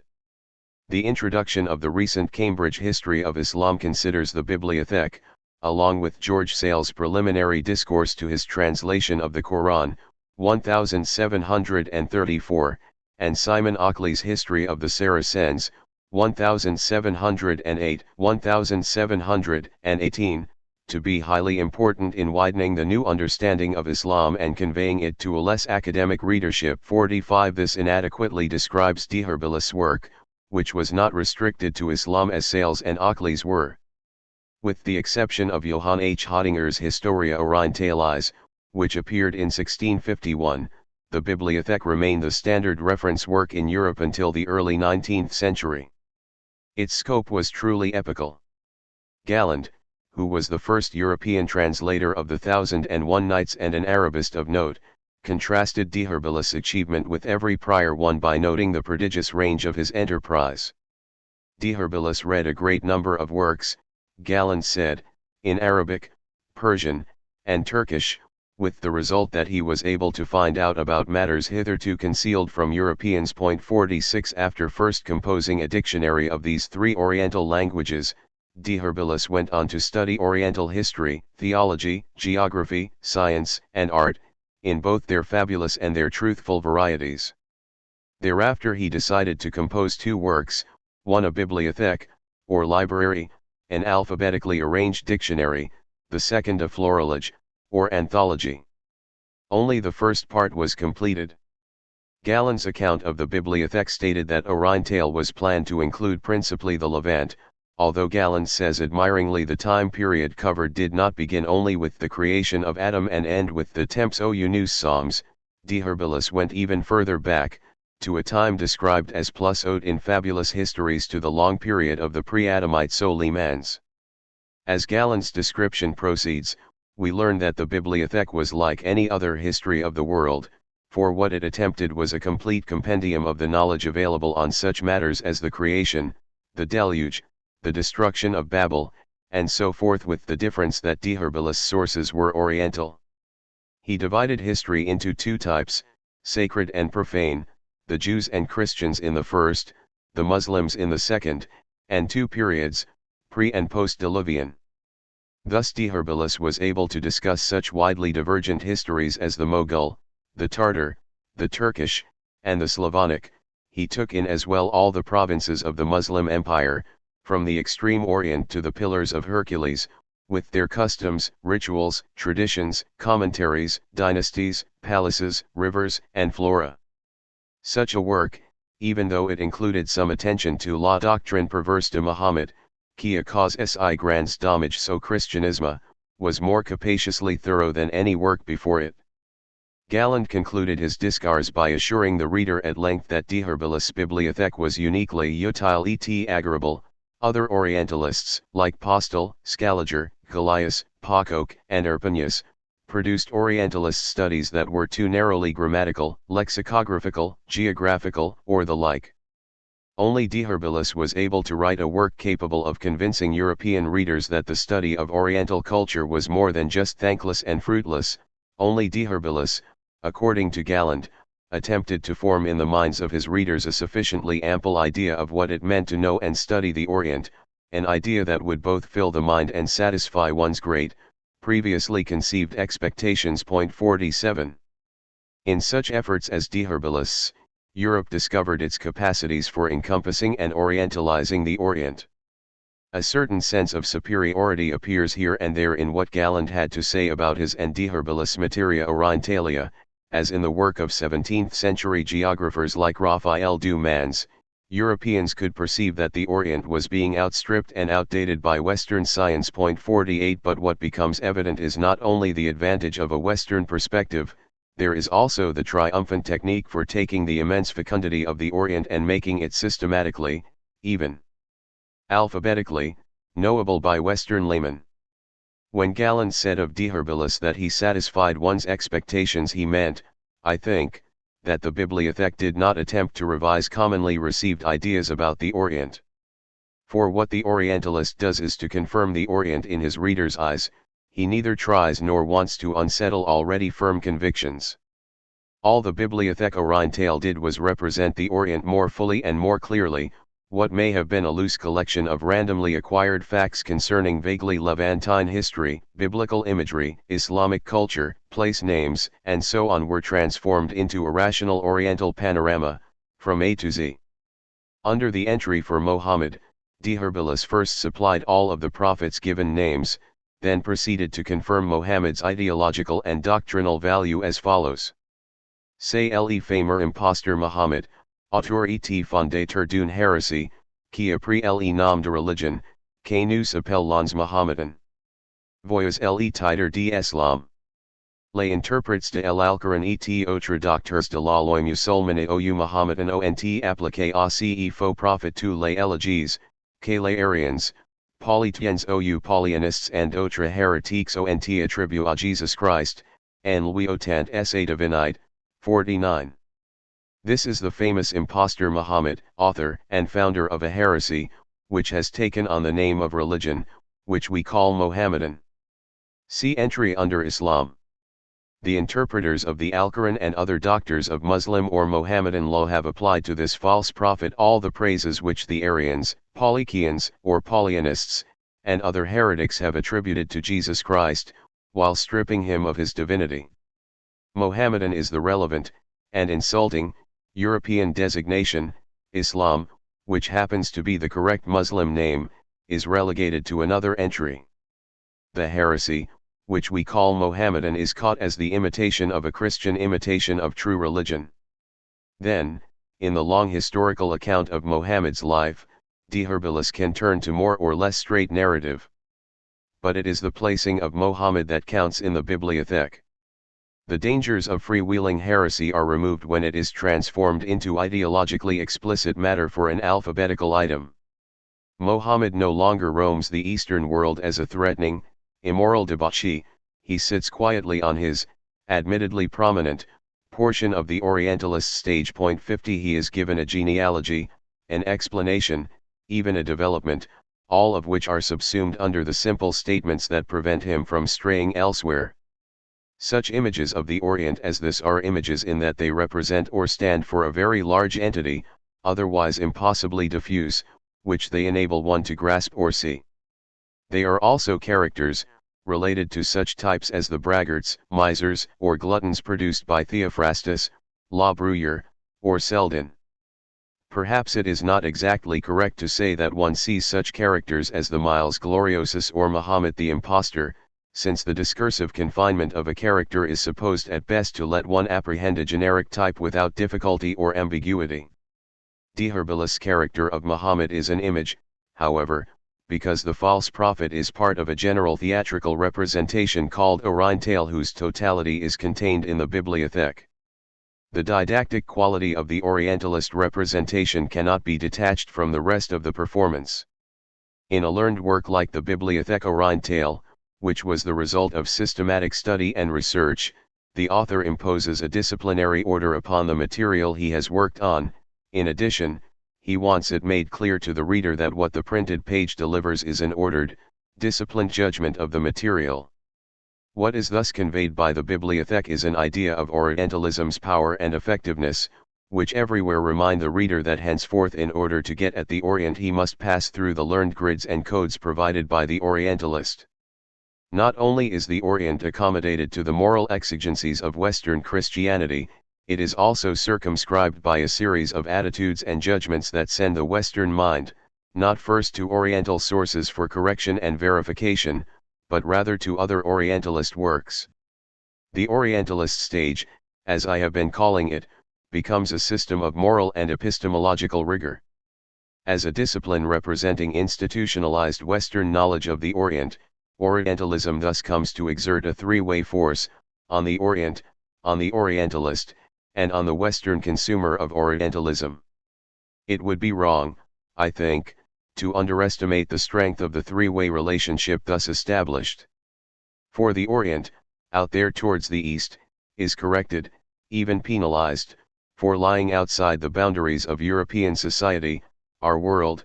The Orient is thus orientalized, a process that not only marks the Orient as the province of the Orientalist but also forces the uninitiated Western reader to accept Orientalist codifications, like de Herbilis alphabetized bibliothèque, as the true Orient. Truth, in short, becomes a function of learned judgment, not of the material itself, which in time seems to owe even its existence to the Orientalist. This whole didactic process is neither difficult to understand nor difficult to explain. One ought again to remember that all cultures impose corrections upon raw reality, changing it from free-floating objects into units of knowledge. The problem is not that conversion takes place. It is perfectly natural for the human mind to resist the assault on it of untreated strangeness, therefore cultures have always been inclined to impose complete transformations on other cultures, receiving these other cultures not as they are but as, for the benefit of the receiver, they ought to be. To the Westerner, however, the Oriental was always like some aspect of the West. To some of the German Romantics, for example, Indian religion was essentially an Oriental version of Germano-Christian pantheism. Yet the Orientalist makes it his work to be always converting the Orient from something into something else. He does this for himself, for the sake of his culture, in some cases for what he believes is the sake of the Oriental. This process of conversion is a disciplined one, it is taught, it has its own societies, periodicals, traditions, vocabulary, rhetoric, all in basic ways connected to and supplied by the prevailing cultural and political norms of the West. And, as I shall demonstrate, it tends to become more rather than less total in what it tries to do, so much so that as one surveys Orientalism in the 19th and 20th centuries, the overriding impression is of Orientalism's insensitive schematization of the entire Orient. How early this schematization began is clear from the examples I have given of Western representations of the Orient in classical Greece. How strongly articulated were later representations building on the earlier ones, how inordinately careful their schematization, how dramatically effective their placing in Western imaginative geography, can be illustrated if we turn now to Dante's Inferno. Dante's achievement in the Divine Comedy was to have seamlessly combined the realistic portrayal of mundane reality with a universal and eternal system of Christian values. What Dante the pilgrim sees as he walks through the Inferno, Purgatorio, and Paradiso is a unique vision of judgment. Paolo and Francesca, for instance, are seen as eternally confined to hell for their sins, yet they are seen as enacting, indeed living, the very characters and actions that put them where they will be for eternity. Thus each of the figures in Dante's vision not only represents himself but is also a typical representation of his character and the fate meted out to him. Maumto Mohammed turns up in Canto 28 of the Inferno.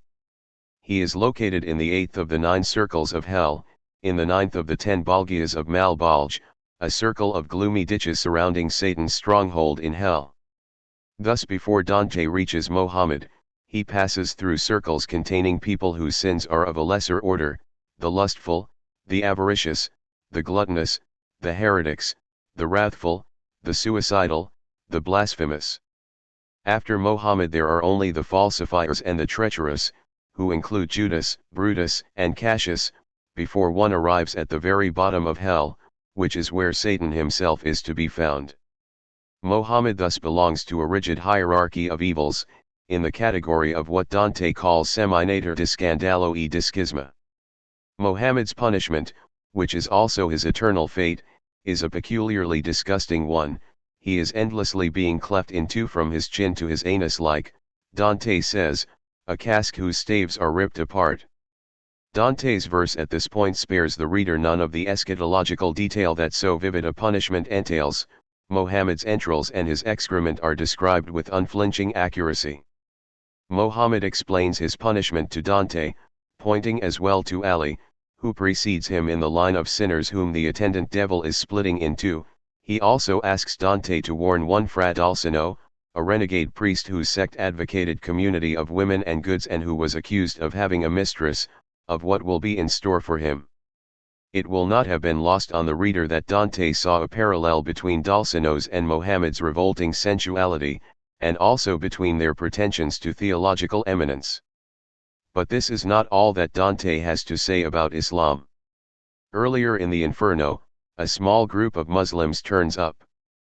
Avicenna, Averroes, and Saladin are among those virtuous heathens who, along with Hector, Aeneas, Abraham, Socrates, Plato, and Aristotle, are confined to the first circle of the Inferno, there to suffer a minimal, and even honorable, punishment for not having had the benefit of Christian revelation. Dante, of course, admires their great virtues and accomplishments, but because they were not Christians he must condemn them, however lightly, to hell. Eternity is a great leveler of distinctions, it is true, but the special anachronisms and anomalies of putting pre-Christian luminaries in the same category of heathen damnation with post-Christian Muslims does not trouble Dante. Even though the Quran specifies Jesus as a prophet, Dante chooses to consider the great Muslim philosophers and king as having been fundamentally ignorant of Christianity. That they can also inhabit the same distinguished level as the heroes and sages of classical antiquity is an ahistorical vision similar to Raphael's in his fresco The School of Athens, in which Averroes rubs elbows on the academy floor with Socrates and Plato, similar to Fenelon's Dialogues de Mort 1700–1718, where a discussion takes place between Socrates and Confucius. The discriminations and refinements of Dante's poetic grasp of Islam are an instance of the schematic, almost cosmological inevitability with which Islam and its designated representatives are creatures of Western geographical, historical, and above all, moral apprehension.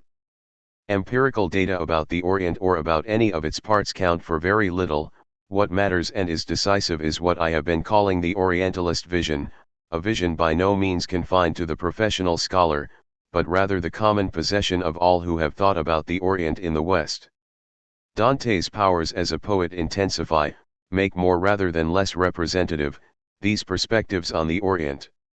Mohammed, Saladin, Averroes, and Avicenna are fixed in a visionary cosmology fixed, laid out, boxed in, imprisoned, without much regard for anything except their function and the patterns they realize on the stage on which they appear.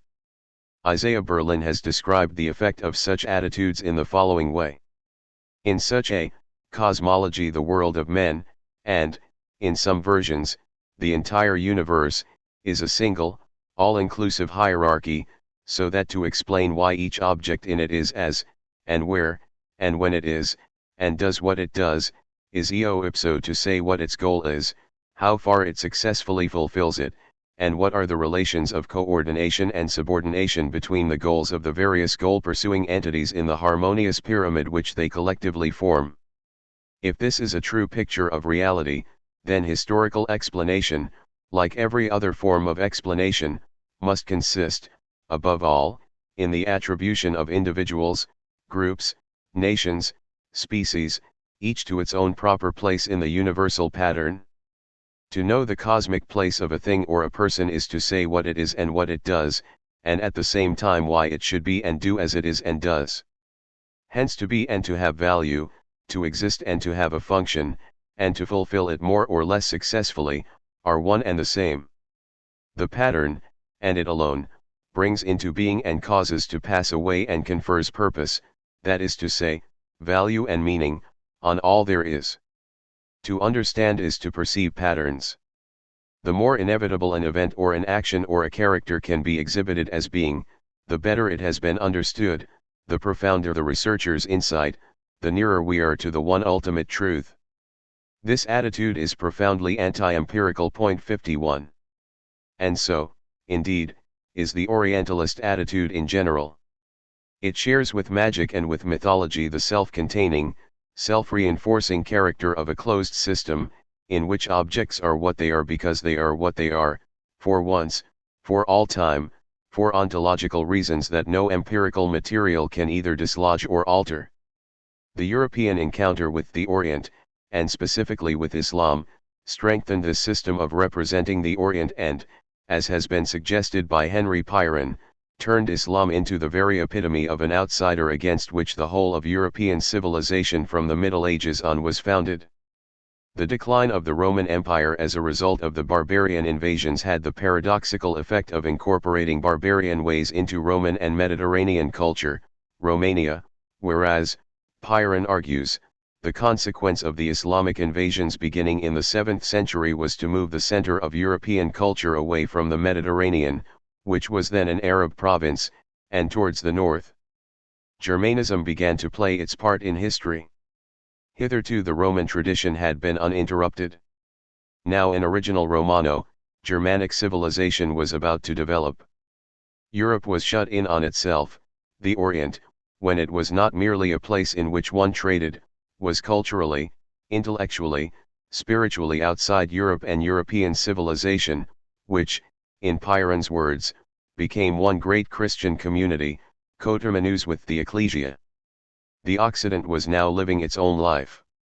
52. In Dante's poem, in the work of Peter the Venerable and other Cluniac Orientalists, in the writings of the Christian polemicists against Islam from Guibert of Nogent and Bede to Roger Bacon, William of Tripoli, Burchard of Mountsion, and Luther, in the Poema del Cid, in the Chanson de Roland, and in Shakespeare's Othello, that abuser of the world, the Orient and Islam are always represented as outsiders having a special role to play inside Europe.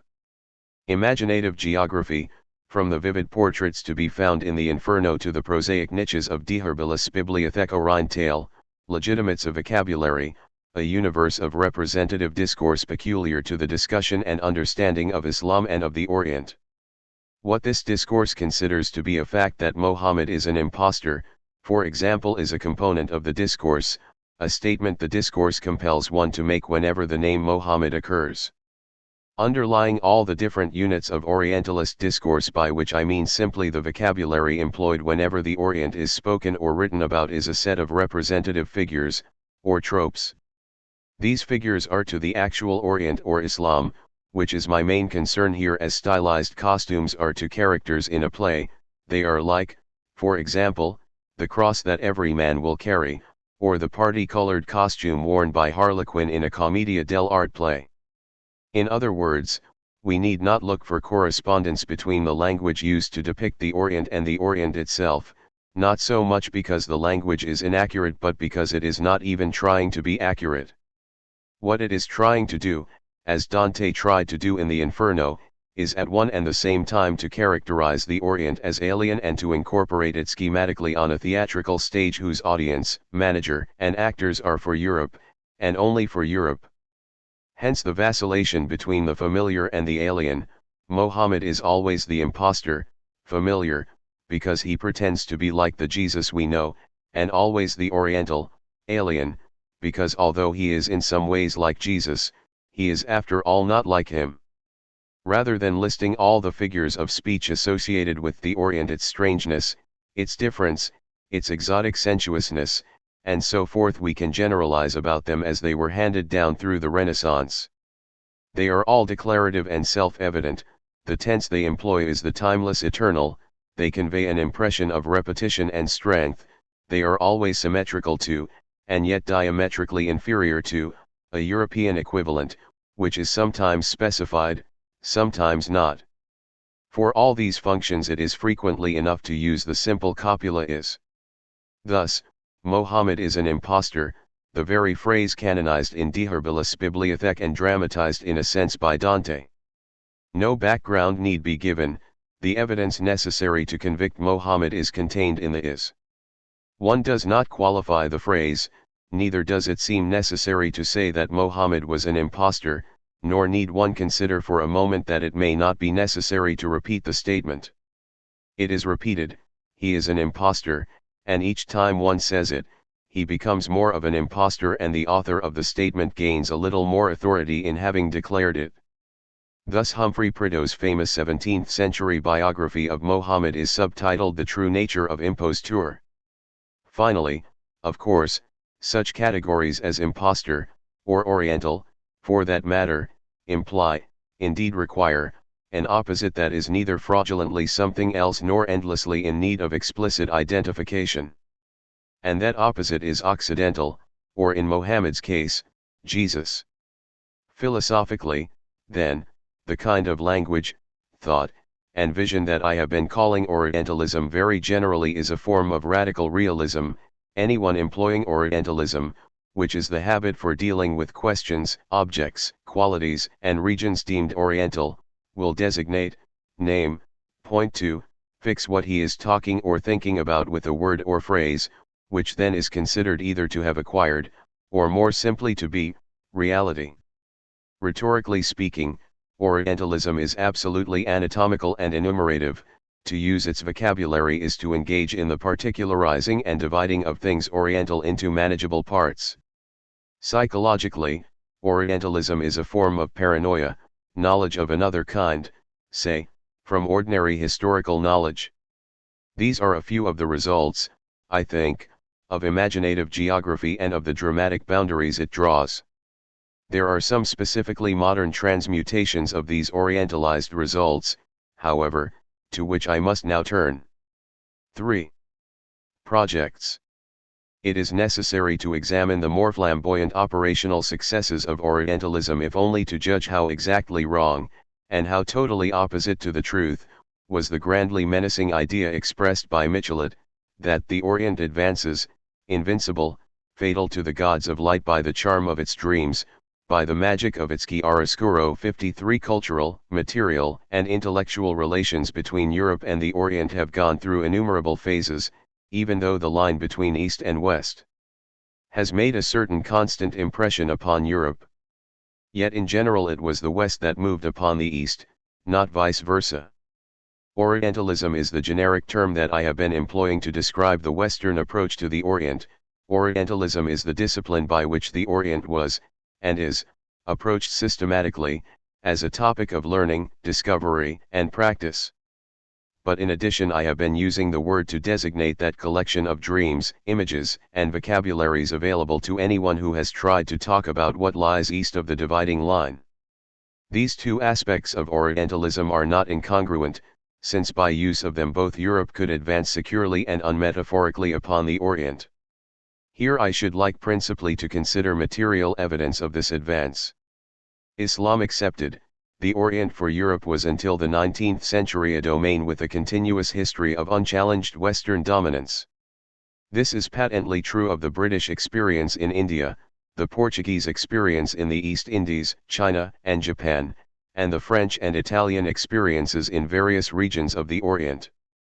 There were occasional instances of native intransigence to disturb the idyll, as when in 1638 to 1639 a group of Japanese Christians threw the Portuguese out of the area. By and large, however, only the Arab and Islamic Orient presented Europe with an unresolved challenge on the political, intellectual, and for a time, economic levels. For much of its history, then, Orientalism carries within it the stamp of a problematic European attitude towards Islam, and it is this acutely sensitive aspect of Orientalism around which my interest in this study turns. Doubtless Islam was a real provocation in many ways. It lay uneasily close to Christianity, geographically and culturally. It drew on the Judeo-Hellenic traditions, it borrowed creatively from Christianity, it could boast of unrivaled military and political successes. Nor was this all. The Islamic lands sit adjacent to and even on top of the biblical lands. Moreover, the heart of the Islamic domain has always been the region closest to Europe, what has been called the Near Orient or Near East.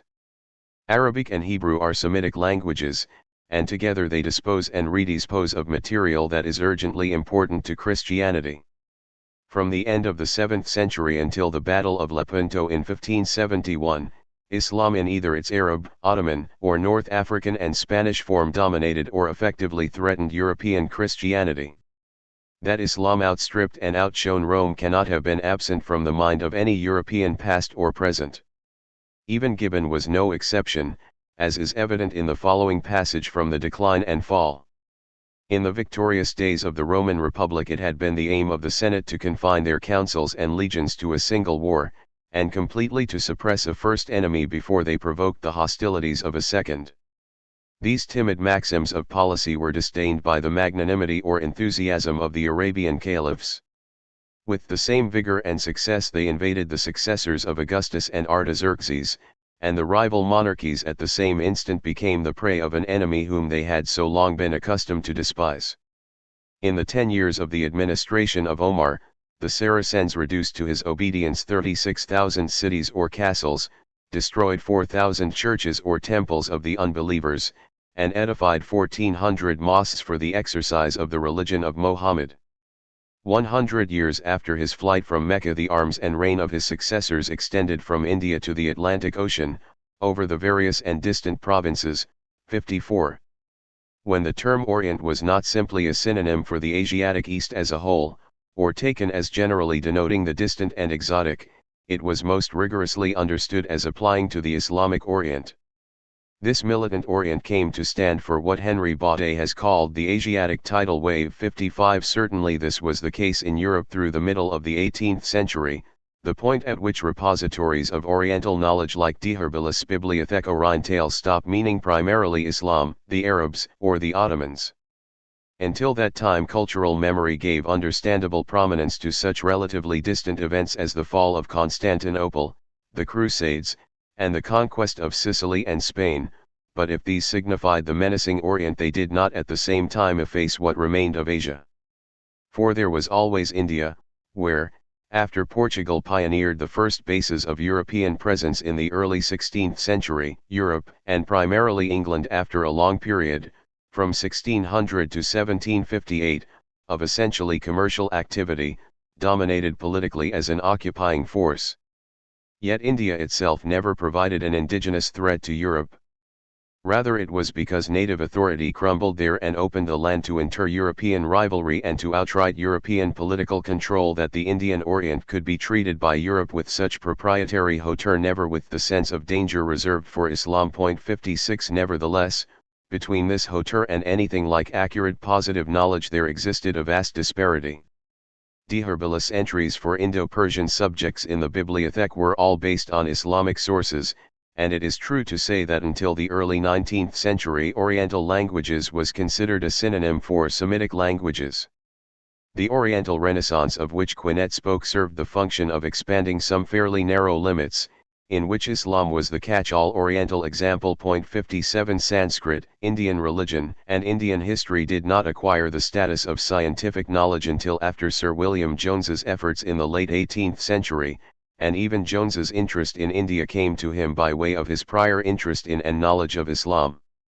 It is not surprising, then, that the first major work of Oriental scholarship after THIRD-WORLDISM Bibliothèque was Simon Ockley's History of the Saracens, whose first volume appeared in 1708.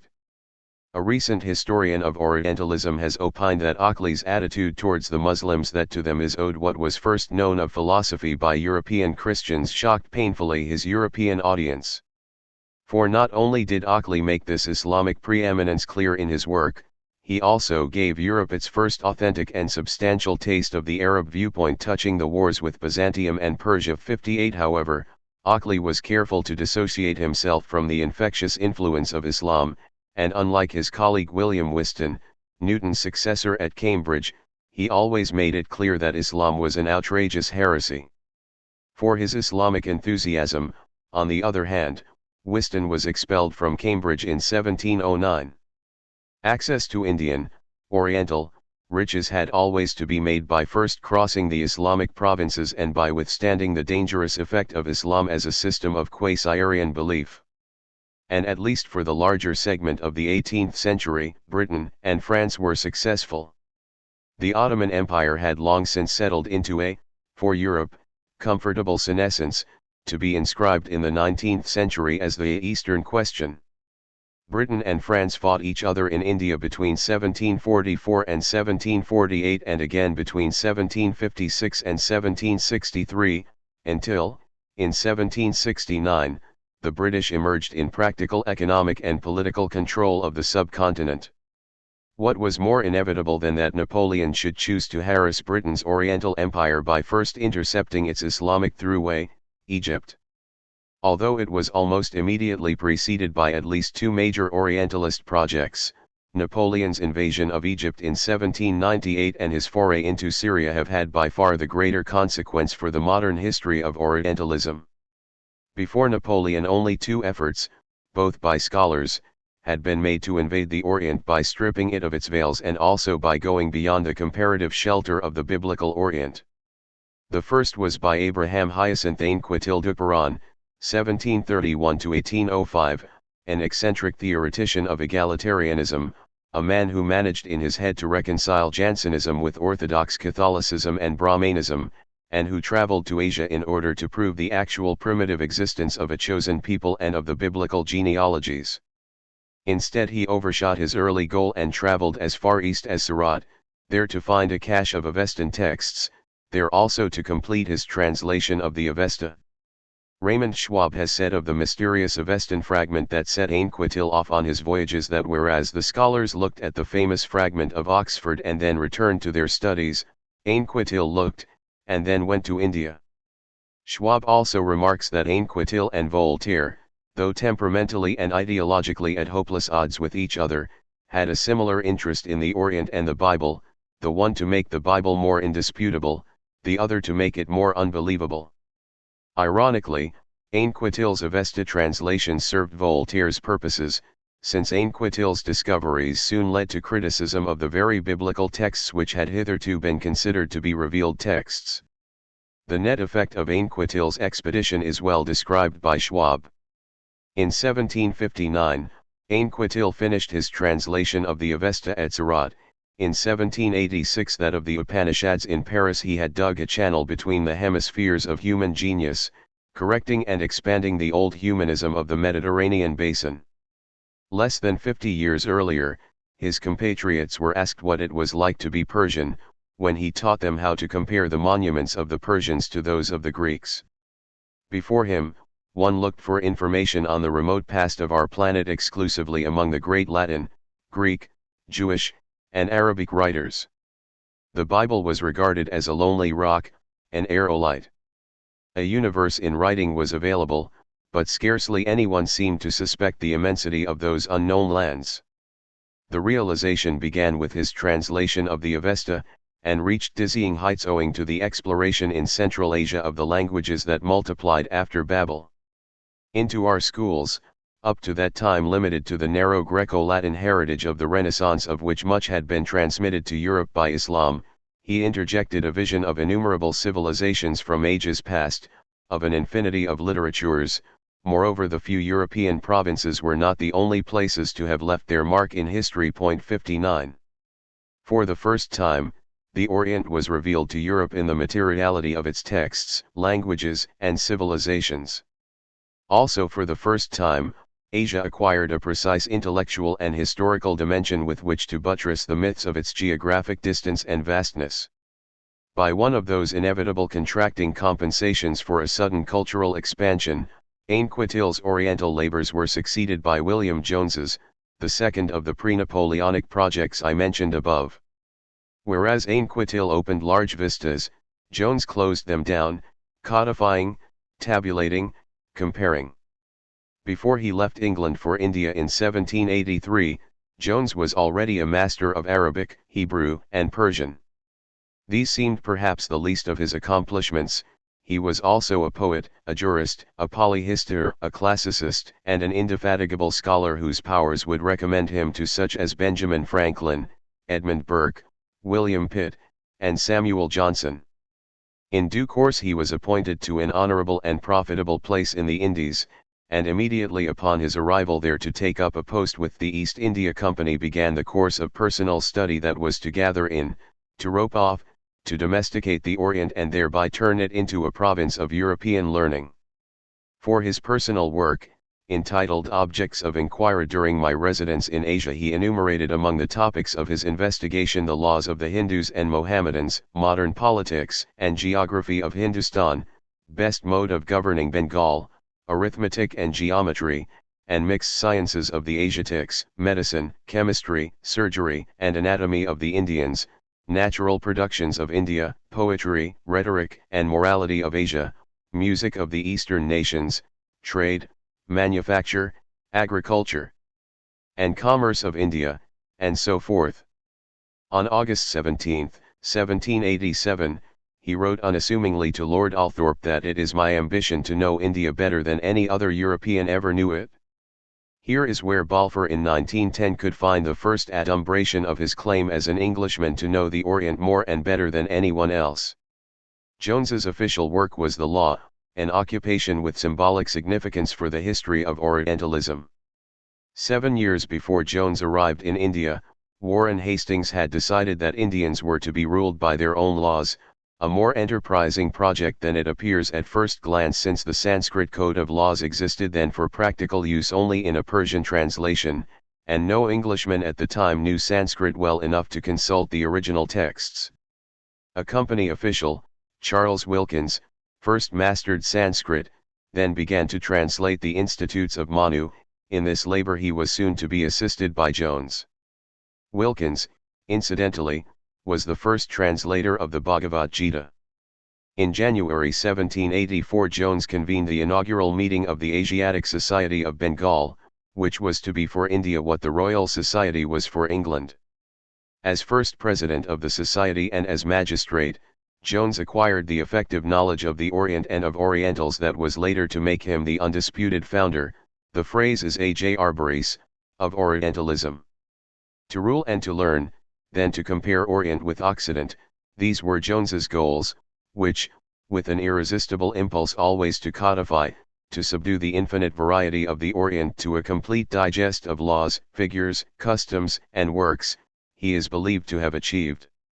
His most famous pronouncement indicates the extent to which modern Orientalism, even in its philosophical beginnings, was a comparative discipline having for its principal goal the grounding of the European languages in a distant, and harmless, Oriental source.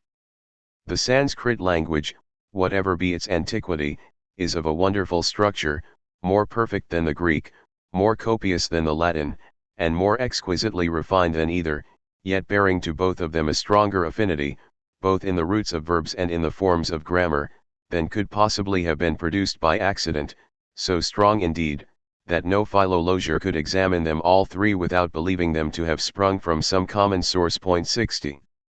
Many of the early English Orientalists in India were, like Jones, legal scholars, or else, interestingly enough, they were medical men with strong missionary leanings. So far as one can tell, most of them were imbued with the dual purpose of investigating the sciences and the arts of Asia, with the hope of facilitating ameliorations there and of advancing knowledge and improving the arts at home. 61. So the common Orientalist goal was stated in the centenary volume of the Royal Asiatic Society founded in 1823 by Henry Thomas Colebrook. In their dealings with the modern Orientals, the early professional Orientalists like Jones had only two roles to fulfill, yet we cannot today fault them for strictures placed on their humanity by the official Occidental character of their presence in the Orient. They were either judges or they were doctors. Even Edgar Quinet, writing more metaphysically than realistically, was dimly aware of this therapeutic relationship. Hélas, les prophets, he said in L'Hygiène de Religions, L'Europe Doctor 62 Proper knowledge of the Orient proceeded from a thorough study of the classical texts, and only after that to an application of those texts to the modern Orient. Faced with the obvious decrepitude and political impotence of the modern Oriental, the European Orientalist found it his duty to rescue some portion of a lost, past classical Oriental grandeur in order to facilitate ameliorations in the present Orient. What the European took from the classical Oriental past was a vision, and thousands of facts and artifacts, which only he could employ to the best advantage. To the modern Oriental he gave facilitation and amelioration and, too, the benefit of his judgment as to what was best for the modern Orient. It was characteristic of all Orientalist projects before Napoleon's that very little could be done in advance of the project to prepare for its success. Anquetil and Jones, for example, learned what they did about the Orient only after they got there. They were confronting, as it were, the whole Orient, and only after a while and after considerable improvising could they whittle it down to a smaller province. Napoleon, on the other hand, wanted nothing less than to take the whole of Egypt, and his advance preparations were of unparalleled magnitude and thoroughness. Even so, these preparations were almost fanatically schematic and, if I may use the word, textual, which are features that will bear some analysis here. Three things above all else seem to have been in Napoleon's mind as he readied himself while in Italy in 1797 for his next military move. First, aside from the still threatening power of England, his military successes that had culminated in the Treaty of Campo Formio left him no other place to turn for additional glory than the East. Moreover, Talleyrand had recently animadverted on les avantages au retirer de colonies nouvelles dans les circonstances présentes, and this notion, along with the appealing prospect of herding Britain, drew him eastwards. Secondly, Napoleon had been attracted to the Orient since his adolescence. His youthful manuscripts, for example, contain a summary he made of Marigny's Histoire des Arabes, and it is evident from all of his writing and conversation that he was steeped, as Jean Thierry has put it, in the memories and glories that were attached to Alexander's Orient generally and to Egypt in particular. 63 Thus the idea of reconquering Egypt as a new Alexander proposed itself to him, allied with the additional benefit of acquiring a new Islamic colony at England's expense.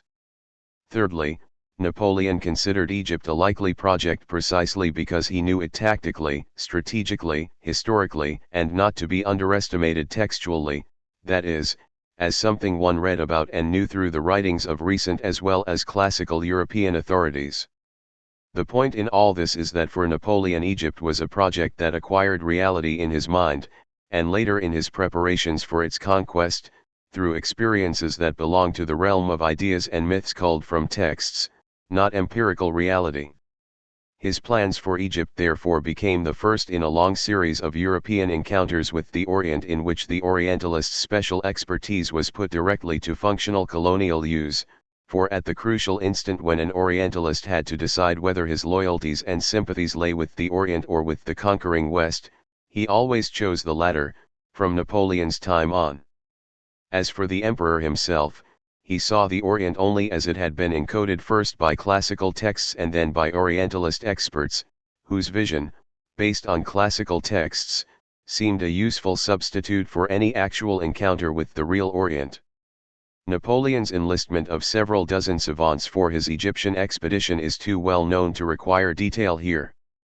His idea was to build a sort of living archive for the expedition, in the form of studies conducted on all topics by the members of the Institut d'Egypte, which he founded. What is perhaps less well known is Napoleon's prior reliance upon the work of the Comte de Volney, a French traveller whose Voyage en Egypte et en Syrie appeared in 2 volumes in 1787. Aside from a short personal preface informing the reader that the sudden acquisition of some money, his inheritance, made it possible for him to take the trip east in 1783, Volney's Voyage is an almost oppressively impersonal document. Volney evidently saw himself as a scientist, whose job it was always to record data of something he saw. The climax of the voyage occurs in the 2nd volume, An account of Islam as a religion. 64 Volney's views were canonically hostile to Islam as a religion and as a system of political institutions. Nevertheless, Napoleon found this work and Volney's Considerations sur la guerre actuelle des Turcs, 1788, of particular importance. For Volney after all was a canny Frenchman, and like Chateaubriand and Lamartine a quarter century after him he eyed the Near Orient as a likely place for the realization of French colonial ambition. What Napoleon profited from in Volney was the enumeration, in ascending order of difficulty, of the obstacles to be faced in the Orient by any French expeditionary force. Napoleon refers explicitly to Volney in his reflections on the Egyptian expedition, the Campagnes d'Égypte et de Syrie, 1798–1799, which he dictated to General Bertrand on St. Helena. Volney, he said, considered that there were three barriers to French hegemony in the Orient and that any French force would therefore have to fight three wars, one against England, a second against the Ottoman Porte, and a third, the most difficult, against the Muslims. 65 Volney's assessment was both shrewd and hard to fault, since it was clear to Napoleon, as it would be to anyone who read Volney, that his Voyage and the Considerations were effective texts to be used by any European wishing to win in the Orient. In other words, Volney's work constituted a handbook for attenuating the human shock a European might feel as he directly experienced the Orient. Read the books, seems to have been Volney's thesis, and far from being disoriented by the Orient, you will compel it to you. Napoleon took Volney almost literally, but in a characteristically subtle way. From the first moment that the Armée d'Égypte appeared on the Egyptian horizon, every effort was made to convince the Muslims that nous sommes les vrais musulmans, as Bonaparte's proclamation of July 2, 1798, put it to the people of Alexandria. 66 Equipped with a team of Orientalists, and sitting on board a flagship called the Orient, Napoleon used Egyptian enmity towards the Mamluks and appeals to the revolutionary idea of equal opportunity for all to wage a uniquely benign and selective war against Islam.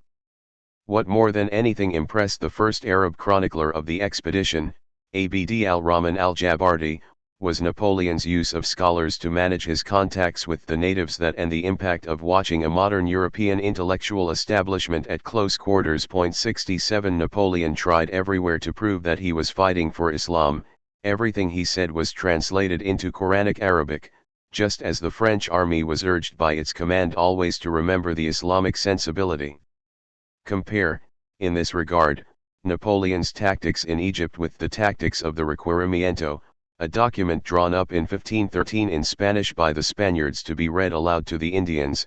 We shall take you and your wives and your children, and shall make slaves of them, and as such sell and dispose of them as their highnesses the King and Queen of Spain may command, and we shall take away your goods, and shall do you all the mischief and damage that we can, as to vassals who do not obey, etc.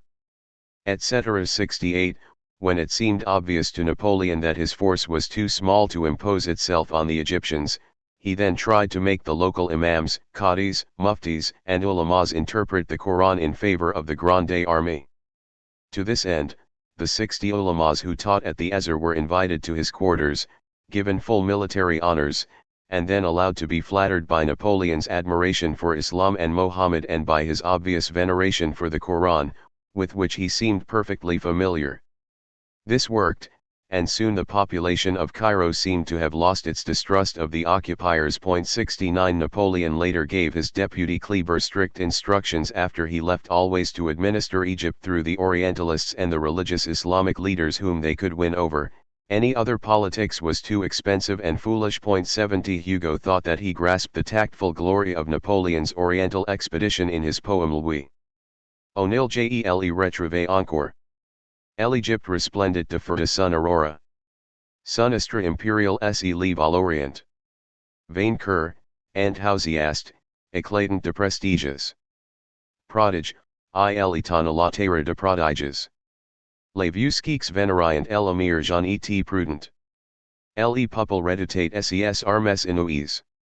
Sublime, il apparat auxiliary tribus éblouis. Comme un Mohammed d'Occident. 71. By the Nile, I find him once again. Egypt shines with the fires of his dawn. His imperial orb rises in the Orient. Victor, enthusiast, bursting with achievements. Prodigious, he stunned the land of prodigies. The old sheiks venerated the young and prudent emir. The people dreaded his unprecedented arms. Sublime, he appeared to the dazzled tribes. Like a Muhammad of the Occident. Such a triumph could only have been prepared before a military expedition, perhaps only by someone who had no prior experience of the Orient except what books and scholars told him. The idea of taking along a full-scale academy is very much an aspect of this textual attitude to the Orient. And this attitude in turn was bolstered by specific revolutionary decrees, particularly the one of 10 Germinal and 3 March 30, 1793 establishing an école publique in the Bibliothèque Nationale to teach Arabic, Turkish, and Persian, 72 whose object was the rationalist one of dispelling mystery and institutionalizing even the most recondite knowledge. Thus many of Napoleon's Orientalist translators were students of Sylvestre de Sacchi, who, beginning in June 1796, was the first and only teacher of Arabic at the École Publique de Langues Orientales. Sacchi later became the teacher of nearly every major Orientalist in Europe, where his students dominated the field for about 3/4 of a century. Many of them were politically useful, in the ways that several had been to Napoleon in Egypt. But dealings with the Muslims were only a part of Napoleon's project to dominate Egypt. The other part was to render it completely open, to make it totally accessible to European scrutiny. From being a land of obscurity and a part of the Orient hitherto known at second hand through the exploits of earlier travelers, scholars, and conquerors, Egypt was to become a department of French learning. Here too the textual and schematic attitudes are evident. The Institute, with its teams of chemists, historians, biologists, archaeologists, surgeons, and antiquarians, was the learned division of the army. Its job was no less aggressive, to put Egypt into modern French, and unlike the Abbé Le Mascrier's 1735 description de l'Egypte, Napoleon's was to be a universal undertaking. Almost from the first moments of the occupation Napoleon saw to it that the Institute began its meetings, its experiments, its fact-finding mission, as we would call it today. Most important, everything said, seen, and studied was to be recorded, and indeed was recorded in that great collective appropriation of one country by another, the Description de l'Egypte, published in 23 enormous volumes between 1809 and 1828.73. The description's uniqueness is not only in its size, or even in the intelligence of its contributors, but in its attitude to its subject matter, and it is this attitude that makes it of great interest for the study of modern Orientalist projects. The first few pages of its Préface historique, written by Jean-Baptiste Joseph Fourier, the Institute's secretary, make it clear that in doing Egypt the scholars were also grappling directly with a kind of unadulterated cultural, geographical, and historical significance. Egypt was the focal point of the relationships between Africa and Asia, between Europe and the East, between memory and actuality. Placed between Africa and Asia, and communicating easily with Europe, Egypt occupies the center of the ancient continent. This country presents only great memories, it is the homeland of the arts and conserves innumerable monuments, its principal temples and the palaces inhabited by its kings still exist, even though its least ancient edifices had already been built by the time of the Trojan War. Homer, Lycurgus, Solon, Pythagoras, and Plato all went to Egypt to study the sciences, religion, and the laws. Alexander founded an opulent city there, which for a long time enjoyed commercial supremacy and which witnessed Pompey, Caesar, Mark Antony, and Augustus deciding between them the fate of Rome and that of the entire world. It is therefore proper for this country to attract the attention of illustrious princes who rule the destiny of nations. No considerable power was ever amassed by any nation, whether in the West or in Asia, that did not also turn that nation toward Egypt, which was regarded in some measure as its natural lot. 74. Because Egypt was saturated with meaning for the arts, sciences, and government, its role was to be the stage on which actions of a world historical importance would take place. By taking Egypt, then, a modern power would naturally demonstrate its strength and justify history. Egypt's own destiny was to be annexed, to Europe preferably. In addition, this power would also enter a history whose common element was defined by figures no less great than Homer, Alexander, Caesar, Plato, Solon, and Pythagoras, who graced the Orient with their prior presence there. The Orient, in short, existed as a set of values attached, not to its modern realities, but to a series of valorized contacts it had had with a distant European past. This is a pure example of the textual, schematic attitude I have been referring to. Fourier continues similarly for over 100 pages. Each page, incidentally, is a square meter in size, as if the project and the size of the page had been thought of as possessing comparable scale. Out of the free-floating past, however, he must justify the Napoleonic expedition as something that needed to be undertaken when it happened. The dramatic perspective is never abandoned. Conscious of his European audience and of the Oriental figures he was manipulating, he writes. One remembers the impression made on the whole of Europe by the astounding news that the French were in the Orient. This great project was meditated in silence, and was prepared with such activity and secrecy that the worried vigilance of our enemies was deceived. Only at the moment that it happened did they learn that it had been conceived, undertaken, and carried out successfully. So dramatic a coup de theatre had its advantages for the Orient as well. This country, which has transmitted its knowledge to so many nations, is today plunged into barbarism. Only a hero could bring all these factors together, which is what Fourier now describes. Napoleon appreciated the influence that this event would have on the relations between Europe, the Orient, and Africa, on Mediterranean shipping, and on Asia's destiny. Napoleon wanted to offer a useful European example to the Orient, and finally also to make the inhabitants' lives more pleasant, as well as to procure for them all the advantages of a perfected civilization. None of this would be possible without a continuous application to the project of the arts and sciences. 75. To restore a region from its present barbarism to its former classical greatness, to instruct, for its own benefit, the Orient in the ways of the modern West, to subordinate or underplay military power in order to aggrandize the project of glorious knowledge acquired in the process of political domination of the Orient, to formulate the Orient, to give it shape, identity, definition with full recognition of its place in memory, its importance to imperial strategy, and its natural role as an appendage to Europe, to dignify all the knowledge collected during colonial occupation with the title Contribution to Modern Learning when the natives had neither been consulted nor treated as anything except as pretexts for a text whose usefulness was not to the natives, to feel oneself as a European in command, almost at will, of Oriental history, time, and geography, to institute new areas of specialization, to establish new disciplines, to divide, deploy, schematize, tabulate, index, and record everything in sight, and out of sight, to make out of every observable detail a generalization and out of every generalization an immutable law about the Oriental nature, temperament, mentality, custom, or type, and, above all, to transmute living reality into the stuff of texts, to possess, or think one possesses, actuality mainly because nothing in the Orient seems to resist one's powers.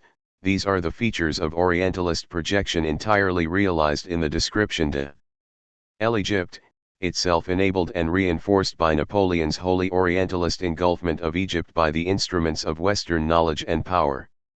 Thus Fourier concludes his preface by announcing that history will remember how Egypte fut le théâtre de sa Napoléon's gloire, et préserve de l'oubli toutes les circonstances de cet événement extraordinaire. 76. The description thereby displaces Egyptian or Oriental history as a history possessing its own coherence, identity, and sense. Instead, history as recorded in the description supplants Egyptian or Oriental history by identifying itself directly and immediately with world history, a euphemism for European history. To save an event from oblivion is in the Orientalist's mind the equivalent of turning the Orient into a theater for his representations of the Orient. This is almost exactly what Fourier says. Moreover, the sheer power of having described the Orient in modern Occidental terms lifts the Orient from the realms of silent obscurity where it has lain neglected, except for the inchoate murmurings of a vast but undefined sense of its own past, into the clarity of modern European science. There this new Orient figures as, for instance, in Geoffroy Saint-Hilaire's biological theses, in the description the confirmation of laws of zoological specialization formulated by Buffon. 77, or it serves as a contract ast frappe anti avec les habitudes des nations européennes, 78, in which the bizarre jouissances of Orientals serve to highlight the sobriety and rationality of Occidental habits. Or, to cite one more use for the Orient, equivalents of those Oriental physiological characteristics that made possible the successful embalming of bodies are sought for in European bodies, so that chevaliers fallen on the field of honor can be preserved as lifelike relics of Napoleon's great Oriental campaign. 79. Yet the military failure of Napoleon's occupation of Egypt did not also destroy the fertility of its overall projection for Egypt or the rest of the Orient. Quite literally, the occupation gave birth to the entire modern experience of the Orient as interpreted from within the universe of discourse founded by Napoleon in Egypt, whose agencies of domination and dissemination included the institute and the description. The idea, as it has been characterized by Charles Roux, was that Egypt restored to prosperity, regenerated by wise and enlightened administration, would shed its civilizing rays upon all its Oriental neighbors. True, the other European powers would seek to compete in this mission, none more than England. But what would happen as a continuing legacy of the common Occidental mission to the Orient despite inter-European squabbling, indecent competition, or outright war would be the creation of new projects, new visions, new enterprises combining additional parts of the old Orient with the conquering European spirit. After Napoleon, then, the very language of Orientalism changed radically. Its descriptive realism was upgraded and became not merely a style of representation but a language, indeed a means of creation. Along with the langues-mères, as those forgotten dormant sources for the modern European demotics were entitled by Antoine Fabre d'Olivet, the Orient was reconstructed, reassembled, crafted, in short, born out of the Orientalists' efforts. The description became the master type of all further efforts to bring the Orient closer to Europe, thereafter to absorb it entirely and centrally important to cancel, or at least subdue and reduce, its strangeness and, in the case of Islam, its hostility.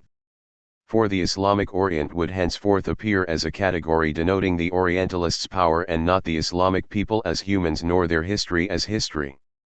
Thus out of the Napoleonic expedition there issued a whole series of textual children, from Chateaubriand's Itinéraire to Lamartine's Voyage en Orient to Flaubert's Salammbô, and in the same tradition, Lane's Manners and Customs of the Modern Egyptians and Richard Burton's personal narrative of a pilgrimage to Al-Medina and Mecca. What binds them together is not only their common background in Oriental legend and experience but also their learned reliance on the Orient as a kind of womb out of which they were brought forth.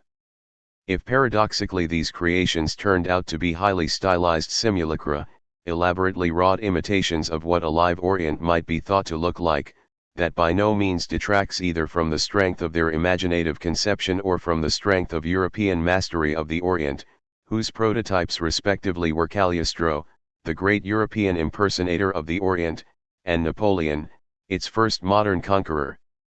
Artistic or textual work was not the only product of the Napoleonic expedition. There were, in addition and certainly more influential, the scientific project, whose chief instance is Ernest Renan's Système compare et histoire générale de langues sémitiques, completed in 1848 for neatly enough the Prix Volney, and the geopolitical project, of which Ferdinand de Lesseps' Suez Canal and England's occupation of Egypt in 1882 are prime instances. The difference between the two is not only in manifest scale but also in quality of Orientalist conviction. Renan truly believed that he had recreated the Orient, as it really was, in his work. De Lesseps, on the other hand, always was somewhat awed by the newness his project had released out of the old Orient, and this sense communicated itself to everyone for whom the opening of the canal in 1869 was no ordinary event. In his excursionist and tourist advertiser for July 1, 1869, Thomas Cook's enthusiasm carries on to Lesseps'. On November the 17th, the greatest engineering feat of the present century is to have its success celebrated by a magnificent inauguration fete, at which nearly every European royal family will have its special representative. Truly the occasion will be an exceptional one. The formation of a line of water communication between Europe and the East, has been the thought of centuries, occupying in turn the minds of Greeks, Roman, Saxon, and Gaul, but it was not until within the last few years that modern civilization began seriously to set about emulating the labors of the ancient pharaohs, who, many centuries since, constructed a canal between the two seas, traces of which remain to this day. Everything connected with the modern works are on the most gigantic scale, and a perusal of a little pamphlet, descriptive of the undertaking, from the pen of the Chevalier de Saint-Stoès, impresses us most forcibly with the genius of the great mastermind M. Ferdinand de Lesseps, to whose perseverance, calm daring, and foresight, the dream of ages has at last become a real and tangible fact, the project for bringing more closely together the countries of the West and the East, and thus uniting the civilizations of different epochs. 81.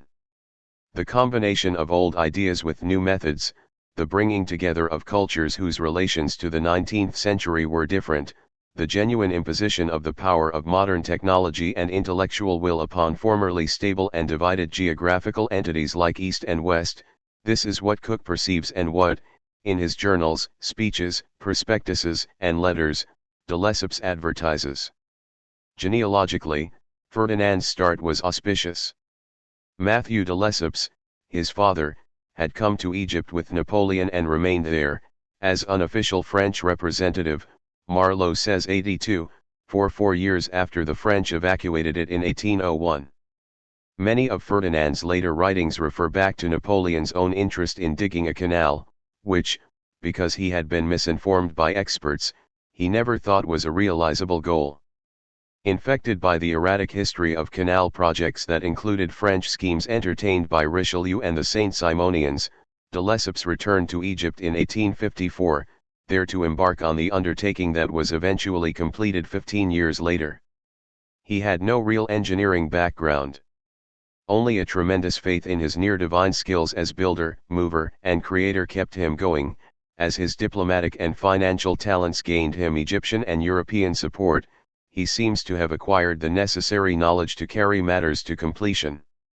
More useful, perhaps, he learned how to plant his potential contributors in the world historical theater and make them see what his pensée morale, as he called his project, really meant. Vous envisages, he told them in 1860, les immenses services que le rapprochement de l'Occident et de l'Orient doit rendre à la civilisation et au développement de la richesse générale. Le monde attend de vous un grand progrès et vous voulez répondre à l'attente du monde. 83. In accordance with such notions, the name of the investment company formed by de Lesseps in 1858 was a charged one and reflected the grandiose plans he cherished, the Compagnie Universelle. In 1862 the Académie Française offered a prize for an epic on the canal. Bornier, the winner, delivered himself of such hyperbole as the following, none of it fundamentally contradicting de Lesseps's picture of what he was up to. Au travail. Ouvriers que notre France envoyé. Traces, pour l'univers, cette nouvelle voie. Vos Paris, les héros, sont venus jusqu'ici. Soyez firm comme auxiliary intrépides. Comme yeux vous combattez auxiliary pieds de pyramides. Et leurs 4000 ans vous contemplant aussi. Oui, c'est pour l'univers. Pour l'Asie et l'Europe. Pour ces climats lointains que la nuit enveloppe. Pour l'Échin perfide et l'Indien demi-nu.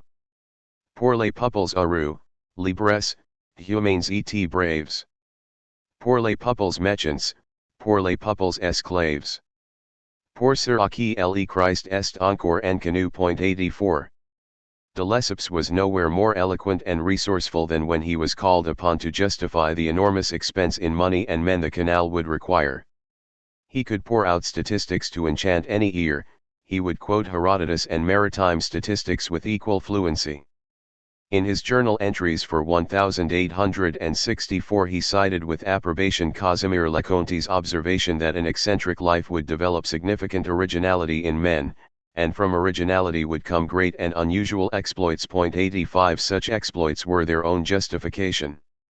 Despite its immemorial pedigree of failures, its outrageous cost, its astounding ambitions for altering the way Europe would handle the Orient, the canal was worth the effort. It was a project uniquely able to override the objections of those who were consulted and, in improving the Orient as a whole, to do what scheming Egyptians, perfidious Chinese, and half-naked Indians could never have done for themselves. The opening ceremonies in November 1869 were an occasion which, no less than the whole history of de Lesseps's machinations, perfectly embodied his ideas. For years his speeches, letters, and pamphlets were laden with a vividly energetic and theatrical vocabulary. In the pursuit of success, he could be found saying of himself, always in the first person plural, "We created, fought, disposed, achieved, acted, recognized, persevered, advanced, nothing," he repeated on many occasions, "could stop us, nothing was impossible, nothing mattered finally except the realization of le resultat final, le grand but, which he had conceived, defined, and finally executed." As the papal envoy to the ceremonies spoke on November 16 to the assembled dignitaries, his speech strove desperately to match the intellectual and imaginative spectacle offered by de Lesseps's canal.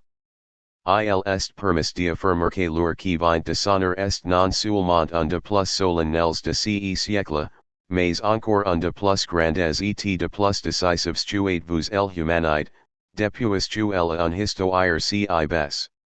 Ce lu, you confinant sens désormais y toucher l'Afrique et l'Asie, cette grande fête du genre humain, cette assistance augusta et cosmopolite, toutes les races du globe, tous les drapiers, tous les pavilions, flottant joyeusement sous ce ciel radios et immense, la croix about et respecte de tout en face du croissant, que de merveilles, que de contrastes saisissants, que de rêves reputes chimériques devenus de palpables réalités. Et, dans cet assemblage de tant de prodiges, que de sujets de réflexions pour les penseurs, que de joies dans leur presenti et, dans les perspectives de l'avenir, que de glorieuses espérances. Les deux extrémités du globe se rapprochent, en se rapprochant, elles se reconnaissent, en se reconnaissant, tous les hommes, enfants d'un seul et même Dieu, éprouvant les tressaillements joyeux de leur mutuelle fraternité. Ô Occident! Ô Orient! Rapprochez, regardez, reconnaissez, saluez, étreignez-vous. Mais derrière les phénomènes matériels, le regard du penseur découvre de horizons plus vastes que les espaces mesurables, les horizons sans bornes où mouvant les plus hautes destinies, les plus glorieuses conquêtes, les plus immortelles certitudes du genre humain. Dieu que votre souffle divin plain sur ces. Tu il passe et repasse, de l'Occident à l'Orient, de l'Orient à l'Occident. Ô Dieu! Servez-vous de cette voie pour rapprocher les hommes les uns de autres. 86. The whole world seemed crowded in to render homage to a scheme that God could only bless and make use of himself. Old distinctions and inhibitions were dissolved, the cross faced down the crescent, the West had come to the Orient never to leave it, until, in July 1956, Gamal Abdel Nasser would activate Egypt's taking over of the canal by pronouncing the name of de Lesseps. In the Suez Canal idea we see the logical conclusion of Orientalist thought and, more interesting, of Orientalist effort. To the West, Asia had once represented silent distance and alienation, Islam was militant hostility to European Christianity. To overcome such redoubtable constants the Orient needed first to be known, then invaded and possessed, then recreated by scholars, soldiers, and judges who disinterred forgotten languages, histories, races, and cultures in order to posit them beyond the modern Orientals ken as the true classical Orient that could be used to judge and rule the modern Orient. The obscurity fated to be replaced by hothouse entities, The Orient was a scholar's word, signifying what modern Europe had recently made of the still peculiar East. De Lesseps and his canal finally destroyed the Orient's distance, its cloistered intimacy away from the West, its perdurable exoticism.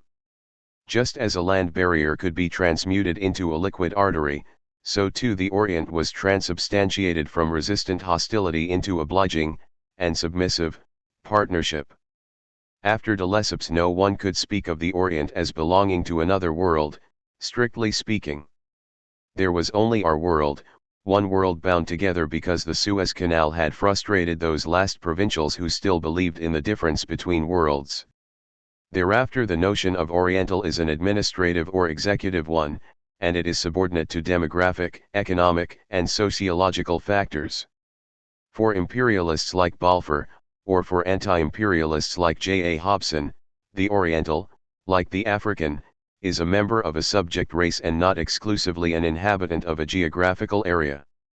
De Lesseps had melted away the Orient's geographical identity by, almost literally, dragging the Orient into the West and finally dispelling the threat of Islam. New categories and experiences, including the imperialist ones, would emerge, and in time Orientalism would adapt itself to them, but not without some difficulty. 4. Crisis. It may appear strange to speak about something or someone as holding a textual attitude, but a student of literature will understand the phrase more easily if he will recall the kind of view attacked by Voltaire in Candide, or even the attitude to reality satirized by Cervantes in Don Quixote. What seems unexceptionable good sense to these writers is that it is a fallacy to assume that the swarming, unpredictable, and problematic mess in which human beings live can be understood on the basis of what books' texts say.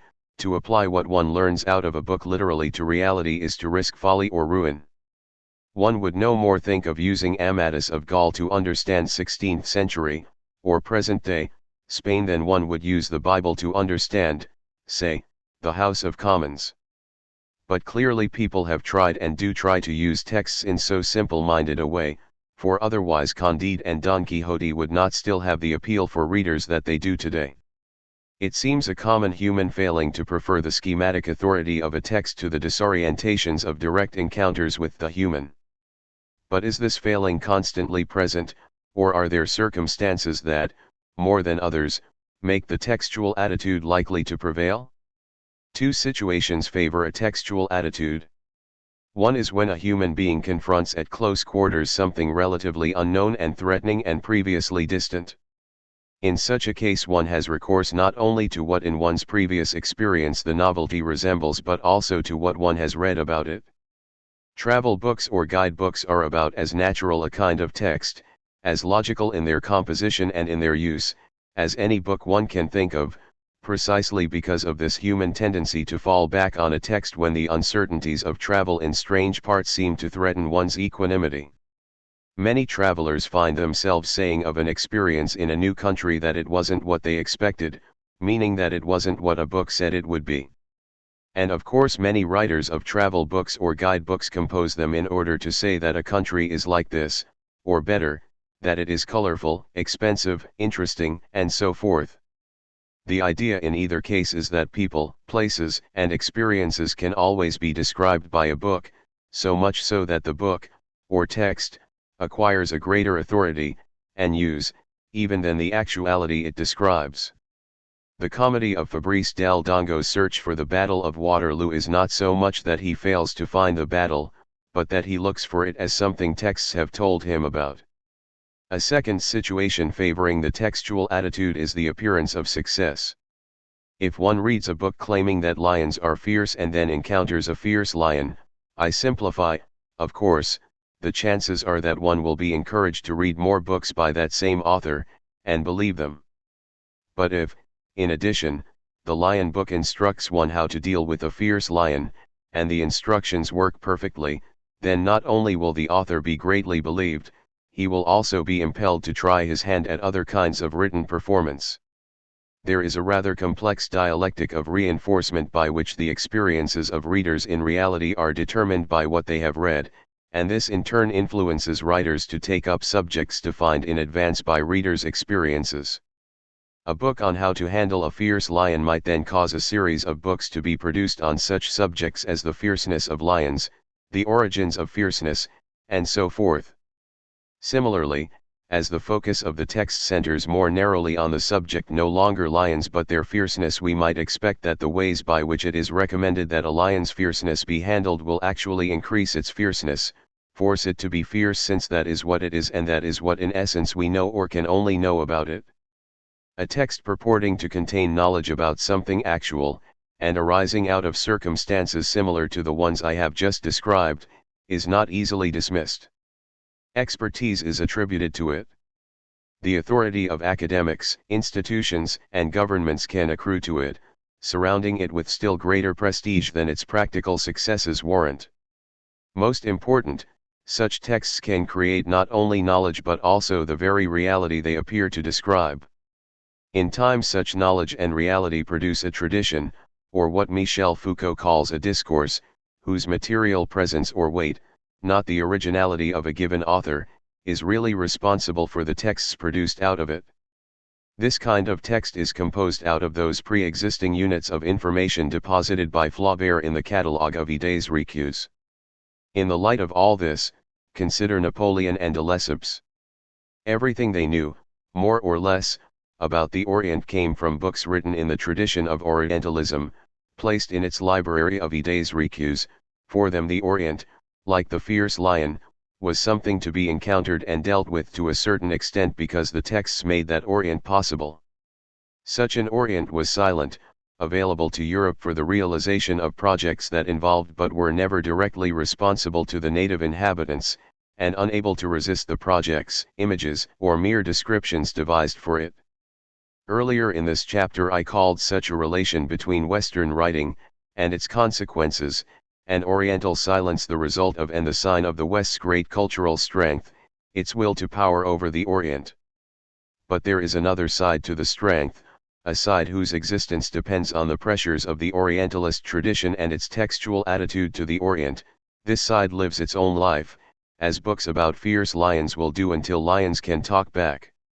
The perspective rarely drawn on Napoleon and de Lesseps to take two among the many projectors who hatched plans for the Orient is the one that sees them carrying on in the dimensionless silence of the Orient, mainly because the discourse of Orientalism, over and above the Orient's powerlessness to do anything about them, suffused their activity with meaning, intelligibility, and reality. The discourse of Orientalism and what made it possible in Napoleon's case, a West far more powerful militarily than the Orient, gave them Orientals who could be described in such works as the Description de l'Egypte and an Orient that could be cut across as de Lesseps cut across Suez. Moreover, Orientalism gave them their success, at least from their point of view, which had nothing to do with that of the Oriental. Success, in other words, had all the actual human interchange between Oriental and Westerner of the judges, said I to myself, said I in trial by jury. Once we begin to think of Orientalism as a kind of Western projection onto and will to govern over the Orient, we will encounter few surprises. For if it is true that historians like Michelet, Ranke, Tocqueville, and Burckhardt implot their narratives as a story of a particular kind, 87 the same is also true of Orientalists who plotted Oriental history, character, and destiny for hundreds of years. During the 19th and 20th centuries the Orientalists became a more serious quantity, because by then the reaches of imaginative and actual geography had shrunk, because the Oriental-European relationship was determined by an unstoppable European expansion in search of markets, resources, and colonies, and finally, because Orientalism had accomplished its self-metamorphosis from a scholarly discourse to an imperial institution. Evidence of this metamorphosis is already apparent in what I have said of Napoleon, de Lesseps, Balfour, and Cromer. Their projects in the Orient are understandable on only the most rudimentary level as the efforts of men of vision and genius, heroes in Carlyle's sense. In fact, Napoleon, de Lesseps, Cromer, and Balfour are far more regular, far less unusual, if we recall the schemata of D'Herbolis and Dante and add to them both a modernized, efficient engine, like the 19th-century European empire, and a positive twist, since one cannot ontologically obliterate the Orient, as D'Herbolis and Dante perhaps realized, one does have the means to capture it, treat it, describe it, improve it, radically alter it. The point I am trying to make here is that the transition from a merely textual apprehension, formulation, or definition of the Orient to the putting of all this into practice in the Orient did take place, and that Orientalism had much to do with that, if I may use the word in a literal sense, preposterous transition. So far as its strictly scholarly work was concerned, and I find the idea of strictly scholarly work as disinterested and abstract hard to understand, still, we can allow it intellectually. Orientalism did a great many things. During its great age in the 19th century, it produced scholars, it increased the number of languages taught in the West and the quantity of manuscripts edited, translated, and commented on. In many cases, it provided the Orient with sympathetic European students, genuinely interested in such matters as Sanskrit grammar, Phoenician numismatics, and Arabic poetry. Yet, and here we must be very clear, Orientalism overrode the Orient. As a system of thought about the Orient, it always rose from the specifically human detail to the general transhuman one. An observation about a 10th century Arab poet multiplied itself into a policy towards, and about, the Oriental mentality in Egypt, Iraq, or Arabia. Similarly, a verse from the Quran would be considered the best evidence of an ineradicable Muslim sensuality. Orientalism assumed an unchanging Orient, absolutely different.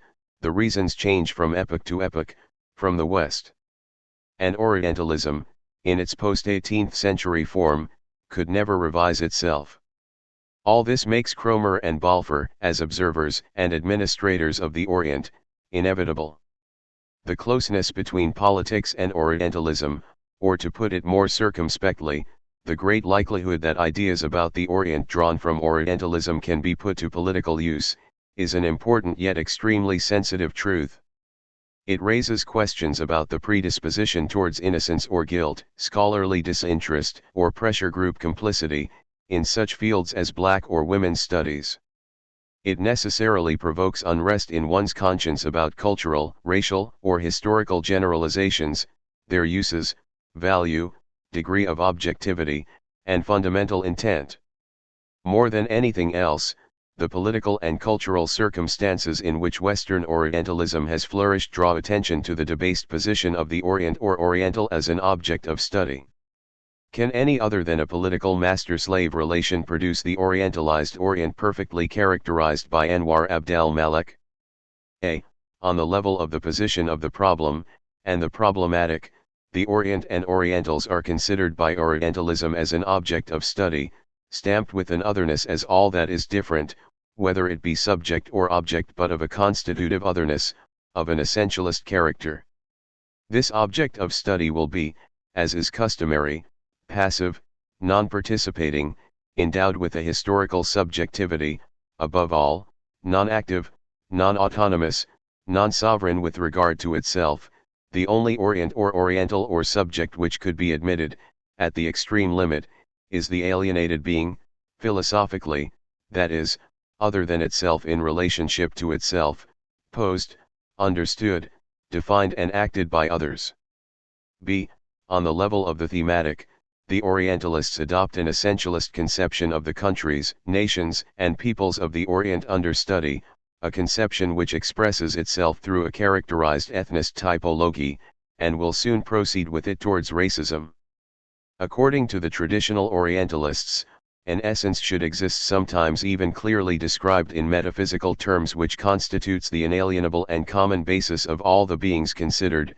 This essence is both historical, since it goes back to the dawn of history, and fundamentally ahistorical, since it transfixes the being, the object of study, within its inalienable and non-evolutive specificity, instead of defining it as all other beings, states, nations, peoples, and cultures as a product, a resultant of the vection of the forces operating in the field of historical evolution.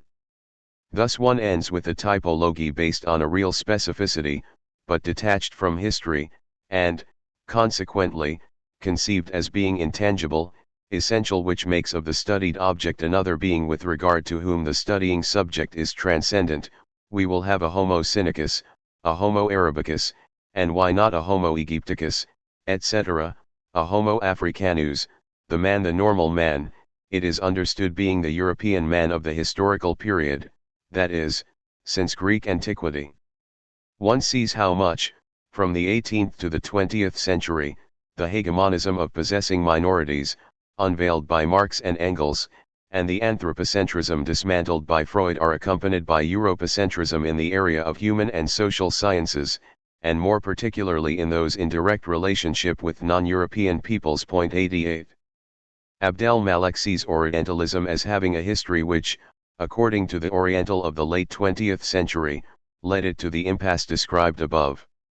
Let us now briefly outline that history as it proceeded through the 19th century to accumulate weight and power, the hegemonism of possessing minorities, and anthropocentrism in alliance with Europocentrism.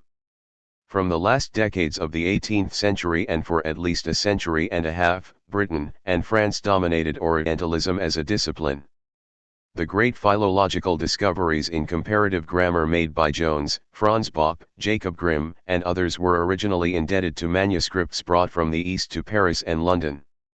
Almost without exception, every Orientalist began his career as a philologist, and the revolution in philology that produced Bopp, Sacchi, Bernouillet, and their students was a comparative science based on the premise that languages belong to families, of which the Indo-European and the Semitic are two great instances. From the outset, then, Orientalism carried forward two traits: 1.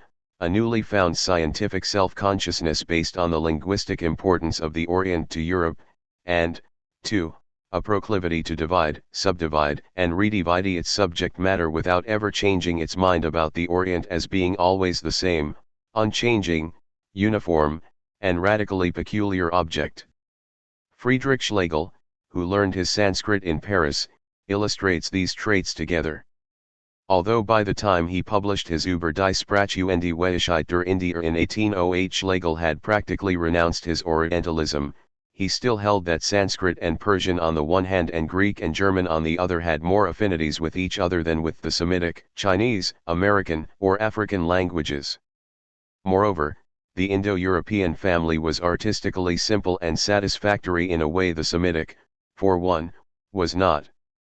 Such abstractions as this did not trouble Schlegel, for whom nations, races, minds, and peoples as things one could talk about passionately in the ever-narrowing perspective of populism first adumbrated by Herder held a lifelong fascination. Yet nowhere does Schlegel talk about the living, contemporary Orient. When he said in 1800, "It is in the Orient that we must search for the highest romanticism," he meant the Orient of the Sakuntala, the Zendavesta, and the Upanishads. As for the Semites, whose language was agglutinative, unesthetic, and mechanical, they were different, inferior, backward. Schlegel's lectures on language and on life, history, and literature are full of these discriminations, which he made without the slightest qualification. Hebrew, he said, was made for prophetic utterance and divination. The Muslims, however, espoused a dead empty theism, a merely negative Unitarian faith. 89. Much of the racism in Schlegel's strictures upon the Semites and other Low Orientals was widely diffused in European culture. But nowhere else, unless it be later in the 19th century among Darwinian anthropologists and phrenologists, was it made the basis of a scientific subject matter as it was in comparative linguistics or philology. Language and race seemed inextricably tied, and the good Orient was invariably a classical period somewhere in a long-gone India, whereas the bad Orient lingered in present-day Asia, parts of North Africa, and Islam everywhere. Aryans were confined to Europe and the ancient Orient, as Leon Poliakov has shown, without once remarking, however, that Semites were not only the Jews but the Muslims as well. 90. The Aryan myth dominated historical and cultural anthropology at the expense of the lesser peoples. The official intellectual genealogy of Orientalism would certainly include Gobineau, Renan, Humboldt, Steinthal, Bernouillet, Remusat, Palmer, Weil, Dozy, Muir, to mention a few famous names almost at random from the 19th century. It would also include the diffusive capacity of learned societies, the Société Asiatique, founded in 1822, the Royal Asiatic Society, founded in 1823, the American Oriental Society, founded in 1842, and so on. But it might perforce neglect the great contribution of imaginative and travel literature, which strengthened the divisions established by Orientalists between the various geographical, temporal, and racial departments of the Orient. Such neglect would be incorrect, since for the Islamic Orient this literature is especially rich and makes a significant contribution to building the Orientalist discourse. It includes work by Goethe, Hugo, Lamartine, Chateaubriand, Kinglake, Nerval, Flaubert, Lane, Burton, Scott, Byron, Vigny, Disraeli, George Eliot, Gautier. Later, in the late 19th and early 20th centuries, we could add Doughty, Bars, Lodi, T.E. Lawrence, Forster. All these writers give a bolder outline to Disraeli's great Asiatic mystery. In this enterprise there is considerable support not only from the unearthing of dead Oriental civilizations, by European excavators, in Mesopotamia, Egypt, Syria, and Turkey, but also from major geographical surveys done all through the Orient. By the end of the 19th century these achievements were materially abetted by the European occupation of the entire Near Orient, with the exception of parts of the Ottoman Empire, which was swallowed up after 1918. The principal colonial powers once again were Britain and France, although Russia and Germany played some role as well. 91 To colonize meant at first the identification, indeed, the creation of interests. These could be commercial, communicational, religious, military, cultural. With regard to Islam and the Islamic territories, for example, Britain felt that it had legitimate interests, as a Christian power, to safeguard. A complex apparatus for tending these interests developed. Such early organizations as the Society for Promoting Christian Knowledge, 1698, and the Society for the Propagation of the Gospel in Foreign Parts, 1701, were succeeded and later abetted by the Baptist Missionary Society, 1792, the Church Missionary Society, 1799, the British and Foreign Bible Society, 1804, the London Society for Promoting Christianity Among the Jews, 1808. These missions openly joined the expansion of Europe. 92 Add to these the trading societies, learned societies, geographical exploration funds, translation funds, the implantation in the Orient of schools, missions, consular offices, factories, and sometimes large European communities, and the notion of an interest will acquire a good deal of sense.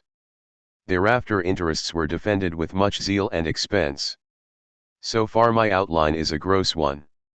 What of the typical experiences and emotions that accompany both the scholarly advances of Orientalism and the political conquests aided by Orientalism?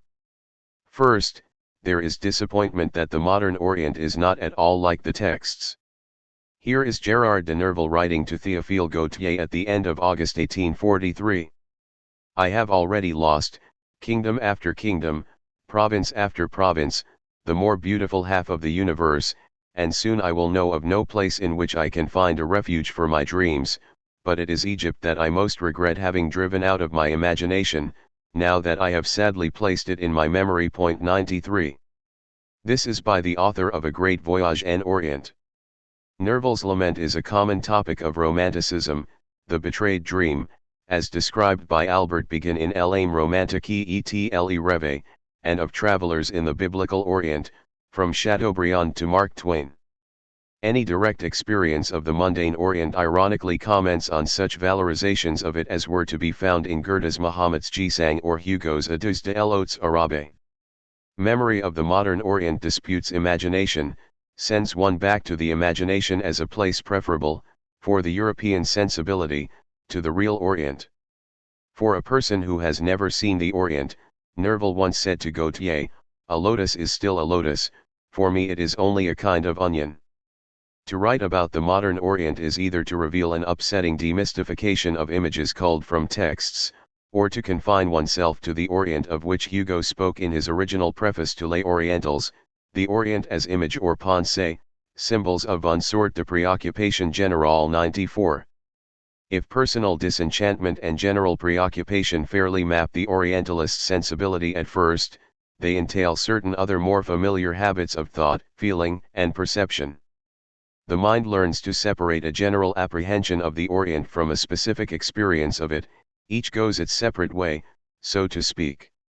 In Scott's novel The Talisman, 1825, Sir Kenneth, of the Crouching Leopard, battles a single Saracen to a standoff somewhere in the Palestinian desert, as the Crusader and his opponent, who is Saladin in disguise, later engage in conversation. The Christian discovers his Muslim antagonist to be not so bad a fellow after all. Yet he remarks, "I well thought, that your blinded race had their descent from the foul fiend, without whose aid you would never have been able to maintain this blessed land of Palestine against so many valiant soldiers of God. I speak not thus of thee in particular, Saracen, but generally of thy people and religion. Strange is it to me, however, not that you should have the descent from the evil one, but that you should boast of it. 95. For indeed the Saracen does boast of tracing his race's line back to Ebli, the Muslim Lucifer. But what is truly curious is not the feeble historicism by which Scott makes the scene medieval, letting Christian attack Muslim theologically in a way 19th century Europeans would not. They would, though, rather, it is the airy condescension of damning a whole people generally while mitigating the offense with a cool "I don't mean you" in particular. Scott, however, was no expert on Islam, although Har Gibb, who was, praised The Talisman for its insight into Islam and Saladin 96, and he was taking enormous liberties with Eblia's role by turning him into a hero for the faithful. Scott's knowledge probably came from Byron and Beckford, but it is enough for us here to note how strongly the general character ascribed to things Oriental could withstand both the rhetorical and the existential force of obvious exceptions. It is as if, on the one hand, a bin called Oriental existed into which all the authoritative, anonymous, and traditional Western attitudes to the East were dumped unthinkingly, while on the other, true to the anecdotal tradition of storytelling, one could nevertheless tell of experiences with or in the Orient that had little to do with the generally serviceable bin. But the very structure of Scott's prose shows a closer intertwining of the two than that. For the general category in advance offers the specific instance a limited terrain in which to operate, no matter how deep the specific exception, no matter how much a single Oriental can escape the fences placed around him. He is first an Oriental, second a human being, and last again an Oriental. So general a category as Oriental is capable of quite interesting variations.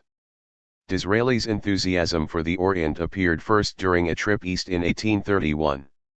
In Cairo he wrote, "My eyes and mind yet ache with a grandeur so little in unison with our own likeness." 97 General grandeur and passion inspired a transcendent sense of things and little patience for actual reality. His novel Tancred is steeped in racial and geographical platitudes. Everything is a matter of race, Sidonia states, so much so that salvation can only be found in the Orient and amongst its races. There, as a case in point, Druzes, Christians, Muslims, and Jews hobnob easily because someone quips Arabs are simply Jews on horseback, and all are Orientals at heart. The unisons are made between general categories, not between categories and what they contain. An Oriental lives in the Orient, he lives a life of Orientalese, in a state of Oriental despotism and sensuality, imbued with a feeling of Oriental fatalism. Writers as different as Marx, Disraeli, Burton, and Nerval could carry on a lengthy discussion between themselves, as it were, using all those generalities unquestioningly and yet intelligibly. With disenchantment and a generalized, not to say schizophrenic view of the Orient, there is usually another peculiarity. Because it is made into a general object, the whole Orient can be made to serve as an illustration of a particular form of eccentricity. Although the individual Oriental cannot shake or disturb the general categories that make sense of his oddness can nevertheless be enjoyed for its own sake. Here, for example, is Flaubert describing the spectacle of the Orient. To amuse the crowd, Muhammad Ali's jester took a woman in a Cairo bazaar one day, set her on the counter of a shop, and coupled with her publicly while the shopkeeper calmly smoked his pipe. On the road from Cairo to Shubra some time ago, a young fellow had himself publicly buggered by a large monkey, as in the story above, to create a good opinion of himself and make people laugh. A marabout died a while ago, an idiot who had long passed as a saint marked by God. All the Muslim women came to see him and masturbated him. In the end he died of exhaustion from morning to night. It was a perpetual jacking off. Quintessence of the following fact: some time ago a santon, ascetic priest, used to walk through the streets of Cairo completely naked except for a cap on his head and another on his prick. To piss he would doff the prick cap, and sterile women who wanted children would run up, put themselves under the parabola of his urine and rub themselves with it. 98. Flaubert frankly acknowledges that this is grotesquerie of a special kind. All the old comic business, by which Flaubert meant the well-known conventions of the cudgelled slave, the coarse trafficker in women, the thieving merchant, acquire a new, fresh, genuine and charming meaning in the Orient. This meaning cannot be reproduced, it can only be enjoyed on the spot and brought back very approximately. The Orient is watched, since its almost, but never quite, offensive behavior issues out of a reservoir of infinite peculiarity. The European, whose sensibility tours the Orient, is a watcher, never involved, always detached, always ready for new examples of what the description de l'Egypte called bizarre jouissance. The Orient becomes a living tableau of queerness. And this tableau quite logically becomes a special topic for texts. Thus the circle is completed. From being exposed as what texts do not prepare one for, the Orient can return as something one writes about in a disciplined way. Its foreignness can be translated, its meanings decoded, its hostility tamed, yet the generality assigned to the Orient, the disenchantment that one feels after encountering it, the unresolved eccentricity it displays, are all redistributed in what is said or written about it. Islam, for example, was typically Oriental for Orientalists of the late 19th and early 20th centuries. Karl Becker argued that although Islam, note the vast generality, inherited the Hellenic tradition, it could neither grasp nor employ the Greek, humanistic tradition. Moreover, to understand Islam one needed above all else to see it, not as an original religion, but as a sort of failed Oriental attempt to employ Greek philosophy without the creative inspiration that we find in Renaissance Europe. 99 For Louis Massignon, perhaps the most renowned and influential of modern French Orientalists, Islam was a systematic rejection of the Christian incarnation, and its greatest hero was not Mohammed or Averroes but Al-Hallaj, a Muslim saint who was crucified by the Orthodox Muslims for having dared to personalize Islam. 100 What Becker and Massignon explicitly left out of their studies was the eccentricity of the Orient, which they backhandedly acknowledged by trying so hard to regularize it in Western terms. Mohammed was thrown out, but Al-Hallaj was made prominent because he took himself to be a Christ figure. As a judge of the Orient, the modern Orientalist does not, as he believes and even says, stand apart from it objectively. His human detachment, whose sign is the absence of sympathy covered by professional knowledge, is weighted heavily with all the orthodox attitudes, perspectives, and moods of Orientalism that I have been describing. His Orient is not the Orient as it is, but the Orient as it has been Orientalized. An unbroken arc of knowledge and power connects the European or Western statesman and the Western Orientalists.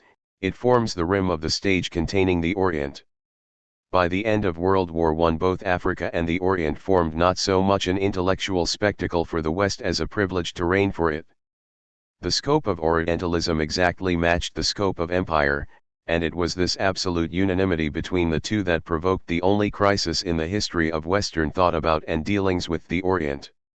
And this crisis continues now. Beginning in the 20s, and from one end of the Third World to the other, the response to empire and imperialism has been dialectical. By the time of the Bandung Conference in 1955, the entire Orient had gained its political independence from the Western empires and confronted a new configuration of imperial powers, the United States and the Soviet Union. Unable to recognize its Orient in the new Third World, Orientalism now faced a challenging and politically armed Orient. Two alternatives opened before Orientalism. One was to carry on as if nothing had happened. The second was to adapt the old ways to the new. But to the Orientalist, who believes the Orient never changes, the new is simply the old betrayed by new, misunderstanding disorientals, we can permit ourselves the neologism. A third, revisionist alternative, to dispense with Orientalism altogether, was considered by only a tiny minority. One index of the crisis, according to Abdel Malik, was not simply that national liberation movements in the ex-colonial Orient worked havoc with Orientalist conceptions of passive, fatalistic subject races, there was in addition the fact that specialists and the public at large became aware of the time lag, not only between Orientalist science and the material under study, but also, and this was to be determining, between the conceptions, the methods, and the instruments of work in the human and social sciences and those of Orientalism. 101 The Orientalists from Renan to Golgiher to MacDonald to von Grubaum, Gibb, and Bernard Lewis saw Islam, for example, as a cultural synthesis. The phrase is P.M. Holtz, that could be studied apart from the economics, sociology, and politics of the Islamic peoples. For Orientalism, Islam had a meaning which, if one were to look for its most succinct formulation, could be found in Renan's first treatise. In order best to be understood, Islam had to be reduced to tent and tribe. The impact of colonialism, of worldly circumstances, of historical development, all these were to Orientalists as flies to wanton boys, killed or disregarded for their sport, never taken seriously enough to complicate the essential Islam.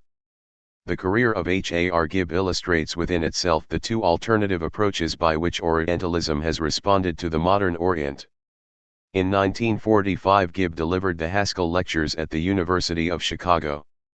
The world he surveyed was not the same one Balfour and Cromer knew before World War I. Several revolutions, 2 world wars, and innumerable economic, political, and social changes made the realities of 1945 an unmistakably, even cataclysmically, new object. Yet we find Gibb opening the lectures he called Modern Trends in Islam as follows. The student of Arabic civilization is constantly brought up against the striking contrast between the imaginative power displayed, for example, in certain branches of Arabic literature, and the literalism, the pedantry, displayed in reasoning and exposition, even when it is devoted to these same productions. It is true that there have been great philosophers among the Muslim peoples and that some of them were Arabs, but they were rare exceptions.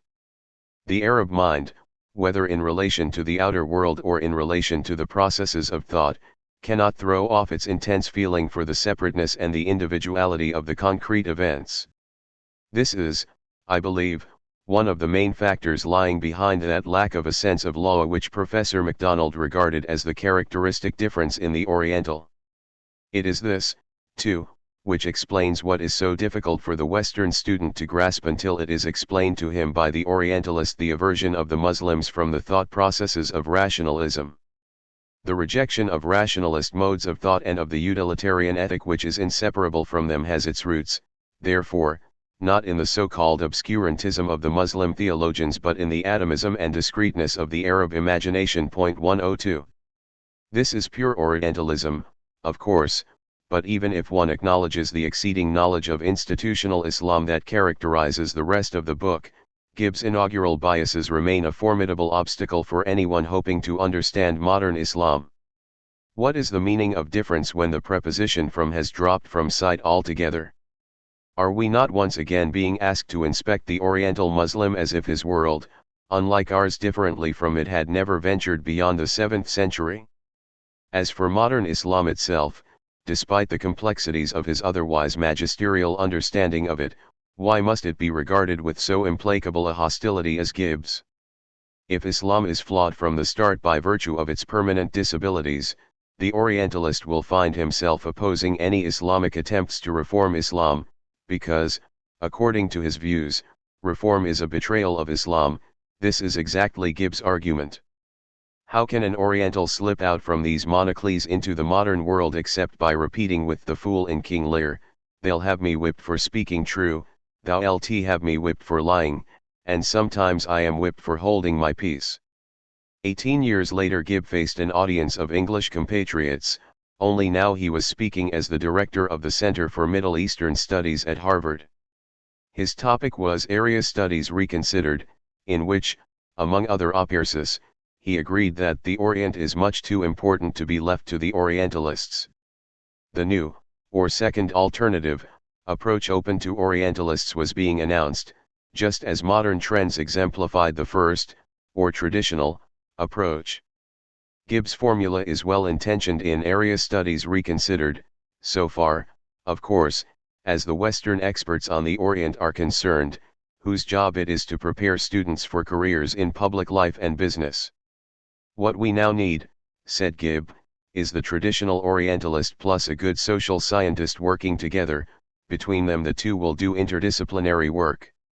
Yet the traditional Orientalist will not bring outdated knowledge to bear on the Orient, no, his expertise will serve to remind his uninitiated colleagues in area studies that to apply the psychology and mechanics of Western political institutions to Asian or Arab situations is pure Walt Disney 103.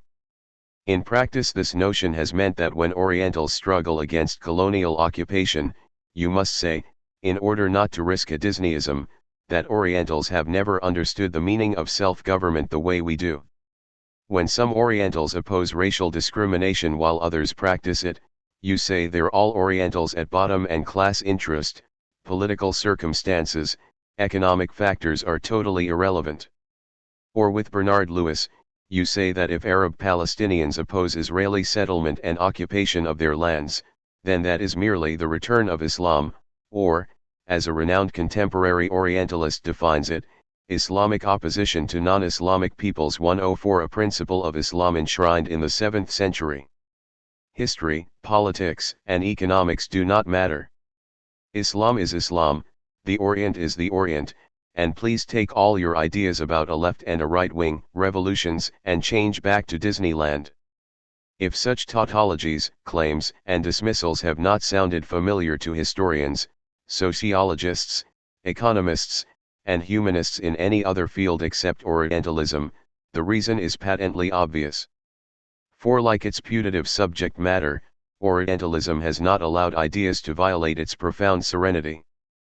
But modern Orientalists or area experts, to give them their new name, have not passively sequestered themselves in language departments. On the contrary, they have profited from Gibbs' advice. Most of them today are indistinguishable from other experts and advisors in what Harold Lasswell has called the policy sciences. 105 Thus the military, national security possibilities of an alliance, say, between a specialist in national character analysis and an expert in Islamic institutions were soon recognized, for expediency's sake if for nothing else.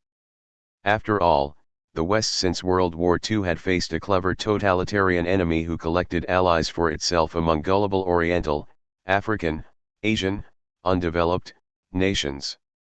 What better way of outflanking that enemy than by playing to the Oriental's illogical mind in ways only an Orientalist could devise?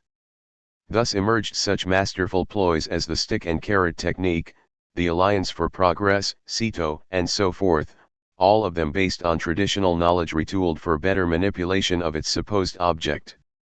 Thus as revolutionary turmoil grips the Islamic Orient, sociologists remind us that Arabs are addicted to oral functions, 106, while economists recycled Orientalists observe that for modern Islam neither capitalism nor socialism is an adequate rubric. 107 As anti-colonialism sweeps and indeed unifies the entire Oriental world, the Orientalist damns the whole business not only as a nuisance but as an insult to the Western democracies.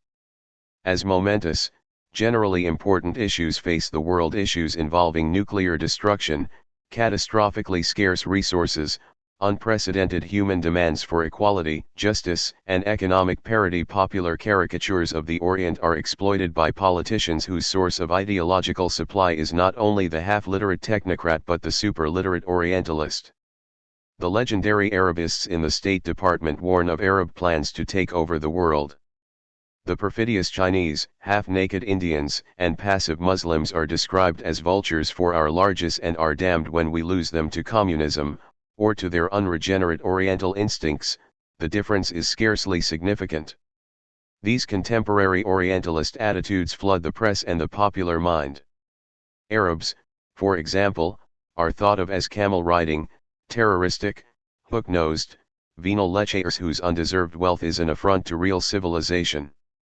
Always there lurks the assumption that although the Western consumer belongs to a numerical minority, he is entitled either to own or to expend, or both, the majority of the world resources.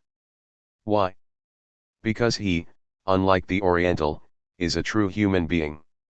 No better instance exists today of what Anwar Abdel Malik calls the hegemonism of possessing minorities and anthropocentrism allied with Europocentrism. A white middle-class Westerner believes it his human prerogative not only to manage the non-white world but also to own it, just because by definition it is not quite as human as we are. There is no purer example than this of dehumanized thought. In a sense, the limitations of Orientalism are, as I said earlier, the limitations that follow upon disregarding, essentializing, denuding the humanity of another culture, people, or geographical region. But Orientalism has taken a further step than that. It views the Orient as something whose existence is not only displayed but has remained fixed in time and place for the West. So impressive have the descriptive and textual successes of Orientalism been that entire periods of the Orient's cultural, political, and social history are considered mere responses to the West. The West is the actor, the Orient a passive reactor. The West is the spectator, the judge and jury, of every facet of Oriental behavior. Yet if history during the 20th century has provoked intrinsic change in and for the Orient, the Orientalist is stunned. He cannot realize that to some extent. The new Oriental leaders, intellectuals, or policy makers, have learned many lessons from the travail of their predecessors.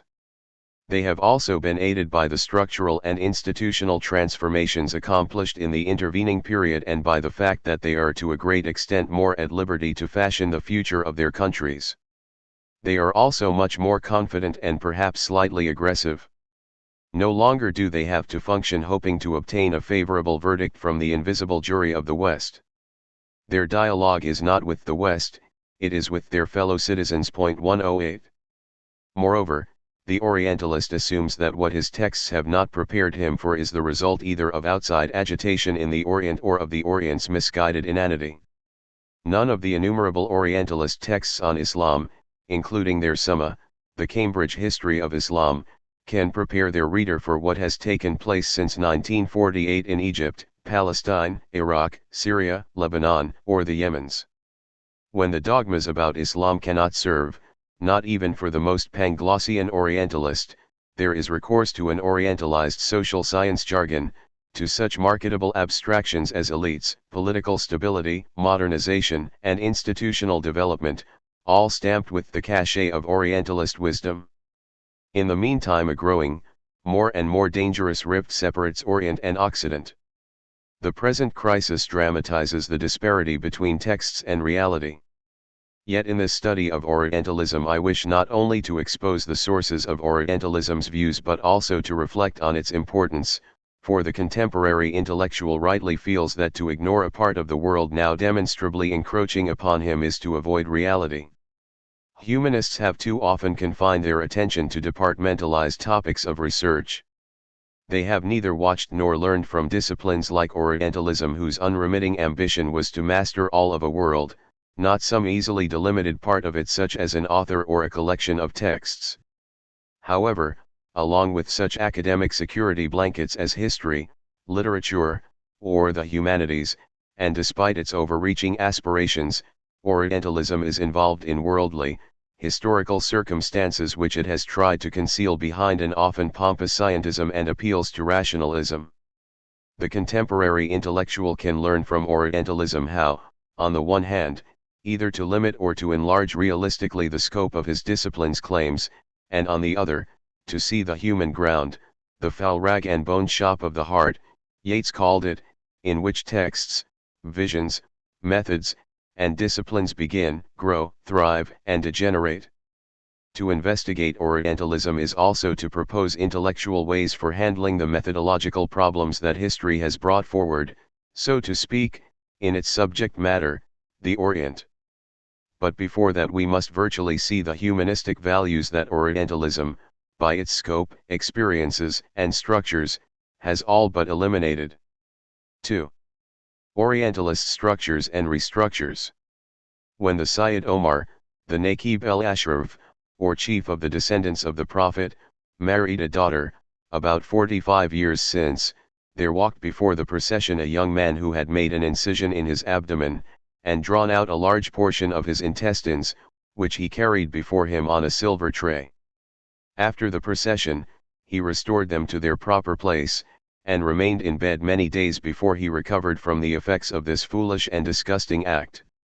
Edward William Lane, An Account of the Manners and Customs of the Modern Egyptians. Dans l'École de la chute de cet empire, soit par une révolution à Constantinople, soit par un démembrement successif, les puissances européennes prendront chacune, à titre de protectorat, la partie de l'empire qui lui sera assignée par les stipulations du Congrès, que ces protectorats, définis et limites, quant auxiliary territoires, selon les voisinages, la charte de frontières, l'analogie de religions, de mœurs et d'intérêts, en consacreront que la suzeraineté de puissances. Cette sorte de suzeraineté définie ainsi, et consacrée comme droit européen, consistera principalement dans le droit d'occuper telle partie du territoire ou de côtes, pour y fonder, soit de villes libres, soit de colonies européennes, soit de ports et d'échelles de commerce. Cens tu un total armée et civilisatrice que chaque puissance exercera sur son protectorat, elle garantira son existence et ses elements de nationalité, sous le drapeau d'une nationalité plus forte. Alphonse de Lamartine, Voyage en Orient. I. Redrawn frontiers, redefined issues, secularized religion. Gustave Flaubert died in 1880 without having finished Bavard et Picouchet, his comic encyclopedic novel on the degeneration of knowledge and the inanity of human effort. Nevertheless, the essential outlines of his vision are clear, and are clearly supported by the ample detail of his novel. The two clerks are members of the bourgeoisie who, because one of them is the unexpected beneficiary of a handsome will, retire from the city to spend their lives on a country estate doing what they please, nous ferons tout ce que nous plaira.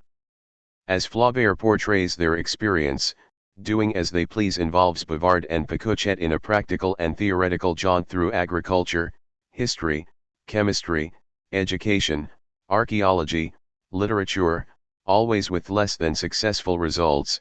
They move through fields of learning like travelers in time and knowledge, experiencing the disappointments, disasters, and letdowns of uninspired amateurs.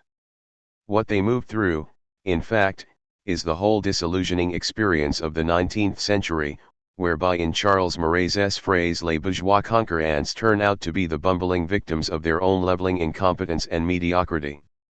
Every enthusiasm resolves itself into a boring cliché, and every discipline or type of knowledge changes from hope and power into disorder, ruin, and sorrow. Among Flaubert's sketches for the conclusion of this panorama of despair are two items of special interest to us here. The two men debate the future of mankind. Picouchet sees the future of humanity through a glass darkly, whereas Bavard sees it brightly. Modern man is progressing, Europe will be regenerated by Asia. The historical law that civilization moves from Orient to Occident, the two forms of humanity will at last be soldered together. Point 1. This obvious echo of Quinet represents the start of still another of the cycles of enthusiasm and disillusionment through which the two men will pass. Flaubert's notes indicate that like all his others, this anticipated project of Bavard's is rudely interrupted by reality, this time by the sudden appearance of gendarmes who accuse him of debauchery. A few lines later, however, the second item of interest turns up. The two men simultaneously confess to each other that their secret desire is once again to become copyists. They have a double desk made for them, they buy books, pencils, erasers, and as Flaubert concludes the sketch ILSSY mettant, they turn to. From trying to live through and apply knowledge more or less directly, Bavard and Picouchet are reduced finally to transcribing it uncritically from one text to another. Although Bavard's vision of Europe regenerated by Asia is not fully spelled out, it, and what it comes to on the copyist's desk, can be glossed in several important ways. Like many of the two men's other visions, this one is global and it is reconstructive. It represents what Flaubert felt to be the 19th century predilection for the rebuilding of the world according to an imaginative vision, sometimes accompanied by a special scientific technique. Among the visions Flaubert has in mind are the utopias of Saint-Simon and Fourier, the scientific regenerations of mankind envisioned by Comte, and all the technical or secular religions promoted by ideologues, positivists, eclectics, occultists, traditionalists, and idealists such as Destutt de Tracy, Cabanis, Michelet, Cousin, Proudhon, Cournot, Cabet, Janet, and Lamennais. Point 2. Throughout the novel, Bavard and Picouchet espouse the various causes of such figures, then, having ruined them, they move on looking for newer ones, but with no better results. The roots of such revisionist ambitions as these are romantic in a very specific way. We must remember the extent to which a major part of the spiritual and intellectual project of the late 18th century was a reconstituted theology, natural supernaturalism, as M. H. Abrams has called it. This type of thought is carried forward by the typical 19th century attitudes Flaubert satirizes in Bavard et Picouchet. The notion of regeneration therefore harks back to a conspicuous romantic tendency, after the rationalism and decorum of the Enlightenment, to revert to the stark drama and super-rational mysteries of the Christian story and doctrines, and to the violent conflicts and abrupt reversals of the Christian inner life, turning on the extremes of destruction and creation, hell and heaven, exile and reunion, death and rebirth, dejection and joy, paradise lost and paradise regained. But since they lived, inescapably, after the Enlightenment, Romantic writers revived these ancient matters with a difference. They undertook to save the overview of human history and destiny, the existential paradigms, and the cardinal values of their religious heritage, by reconstituting them in a way that would make them intellectually acceptable, as well as emotionally pertinent, for the time being. Point 3. What Bavard has in mind, the regeneration of Europe by Asia, was a very influential Romantic idea. Friedrich Schlegel and Novalis, for example, urged upon their countrymen, and upon Europeans in general, a detailed study of India because, they said, it was Indian culture and religion that could defeat the materialism and mechanism, and republicanism, of Occidental culture. And from this defeat would arise a new, revitalized Europe. The biblical imagery of death, rebirth, and redemption is evident in this prescription. Moreover, the Romantic Orientalist project was not merely a specific instance of a general tendency, it was a powerful shaper of the tendency itself, as Raymond Schwab has so convincingly argued in La Renaissance orientale. But what mattered was not Asia so much as Asia's use to modern Europe. Thus anyone who, like Schlegel or Franz Bopp, mastered an Oriental language was a spiritual hero, a knight-errant bringing back to Europe a sense of the holy mission it had now lost. It is precisely the sense that the later secular religions portrayed by Flaubert carry on in the 19th century. No less than Schlegel, Wordsworth, and Chateaubriand, Auguste Comte, like Bavard, was the adherent and proponent of a secular post-Enlightenment myth whose outlines are unmistakably Christian. In regularly allowing Bavard and Picouchet to go through revisionist notions from start to comically debased finish, Flaubert drew attention to the human flaw common to all projects. He saw perfectly well that underneath the idée reçue Europe regenerated by Asia lurked a very insidious hubris. Neither Europe nor Asia was anything without the visionaries' technique for turning vast geographical domains into treatable, and manageable, entities. At bottom, therefore, Europe and Asia were our Europe and our Asia our will and representation, as Schopenhauer had said. Historical laws were in reality historians' laws, just as the two forms of humanity drew attention less to actuality than to a European capacity for lending man-made distinctions an air of inevitability. As for the other half of the phrase will at last be soldered together, there Flaubert mocked the blithe indifference of science to actuality, a science which anatomized and melted human entities as if they were so much inert matter.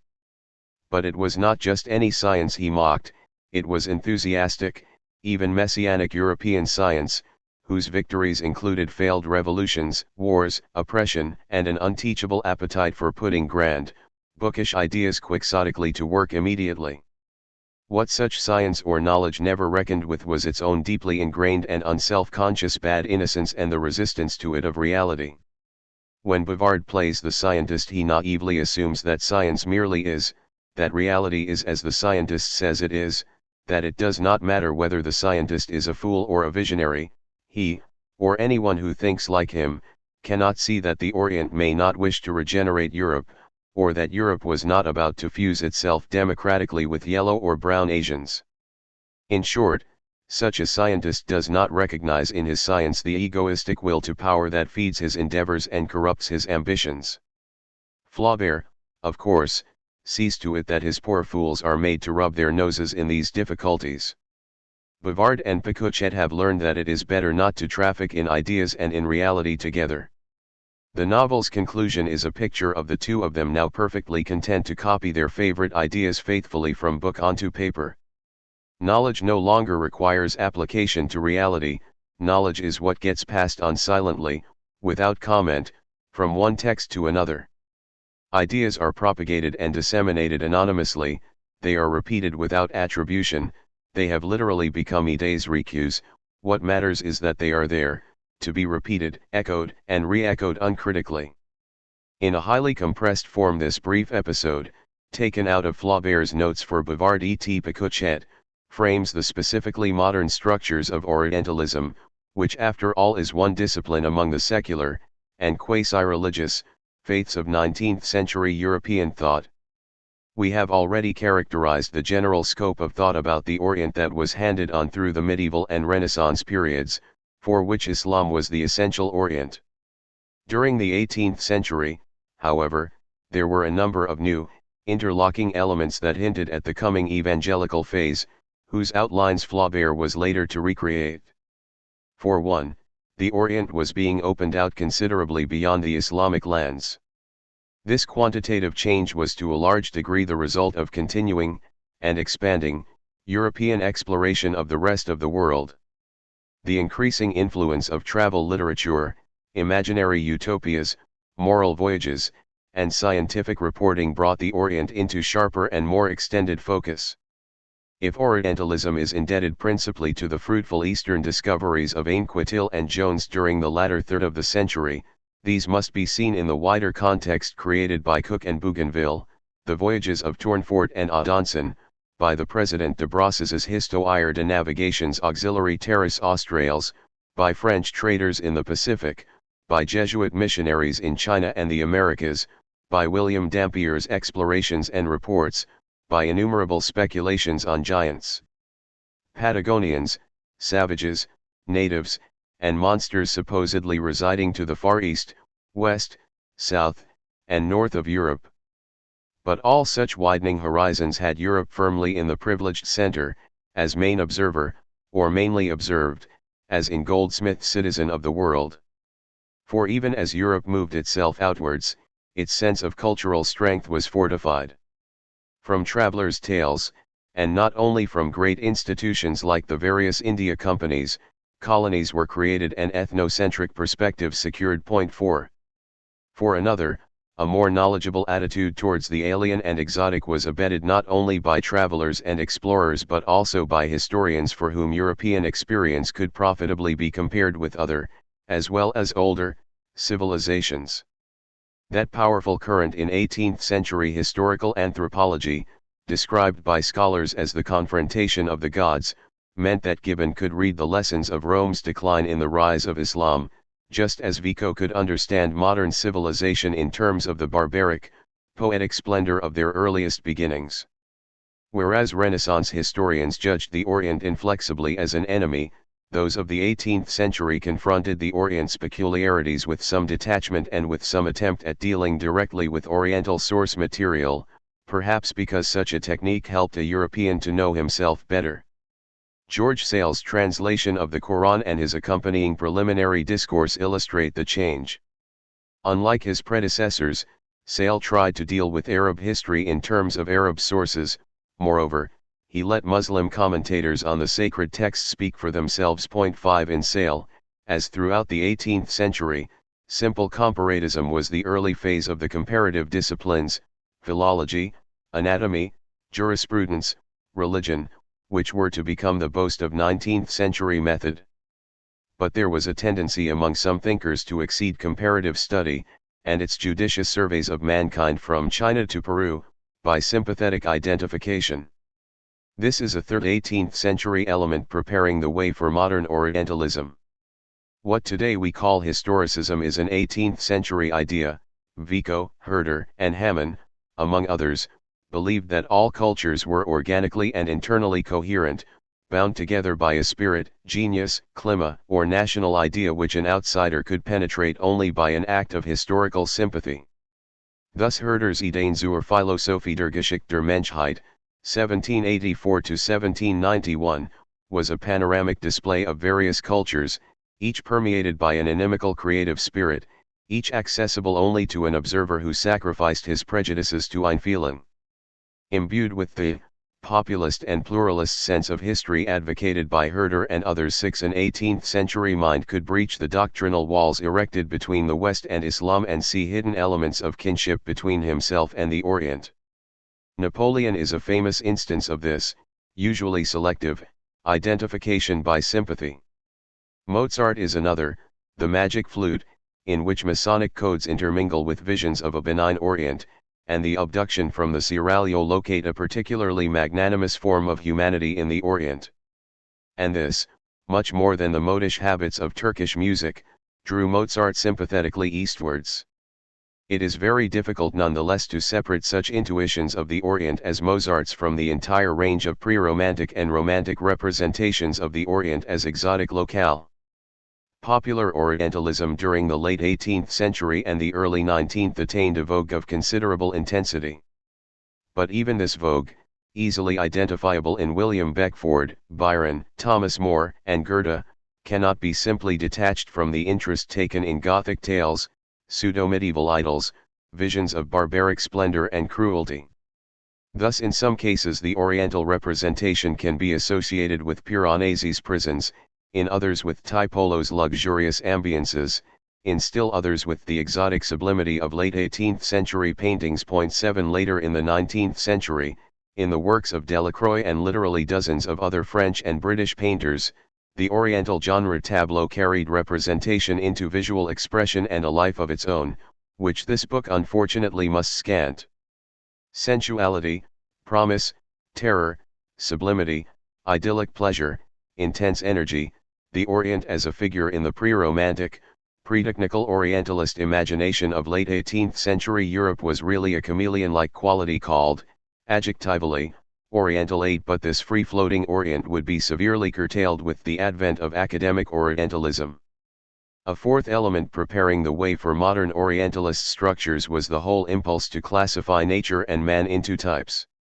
The greatest names are, of course, Linnaeus and Buffon, but the intellectual process by which bodily, and soon moral, intellectual, and spiritual, extension the typical materiality of an object could be transformed from mere spectacle to the precise measurement of characteristic elements was very widespread. Linnaeus said that every note made about a natural type should be a product of number, of form, of proportion, of situation, and indeed, if one looks in Kant or Diderot or Johnson, there is everywhere a similar penchant for dramatizing general features, for reducing vast numbers of objects to a smaller number of orderable and describable types. In natural history, in anthropology, in cultural generalization, a type had a particular character which provided the observer with a designation and, as Foucault says, a controlled derivation. These types and characters belong to a system, a network of related generalizations. Thus, all designation must be accomplished by means of a certain relation to all other possible designations. To know what properly appertains to one individual is to have before one the classification or the possibility of classifying all others. 9. In the writing of philosophers, historians, encyclopedists, and essayists we find character as designation appearing as physiological moral classification. There are, for example, the wild men, the Europeans, the Asiatics, and so forth.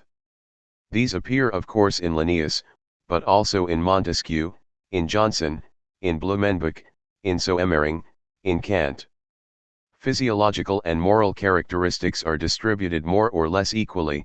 The American is red, choleric, erect; the Asiatic is yellow, melancholy, rigid; the African is black, phlegmatic, lax. 10 But such designations gather power when, later in the 19th century, they are allied with character as derivation, as genetic type. In Vico and Rousseau, for example, the force of moral generalization is enhanced by the precision with which dramatic, almost archetypal figures, primitive man, giants, heroes, are shown to be the genesis of current moral, philosophic, even linguistic issues. Thus when an Oriental was referred to, it was in terms of such genetic universals as his primitive state, his primary characteristics, his particular spiritual background. The four elements I have described: expansion, historical confrontation, sympathy, classification, are the currents in 18th century thought on whose presence the specific intellectual and institutional structures of modern Orientalism depend. Without them Orientalism, as we shall see presently, could not have occurred.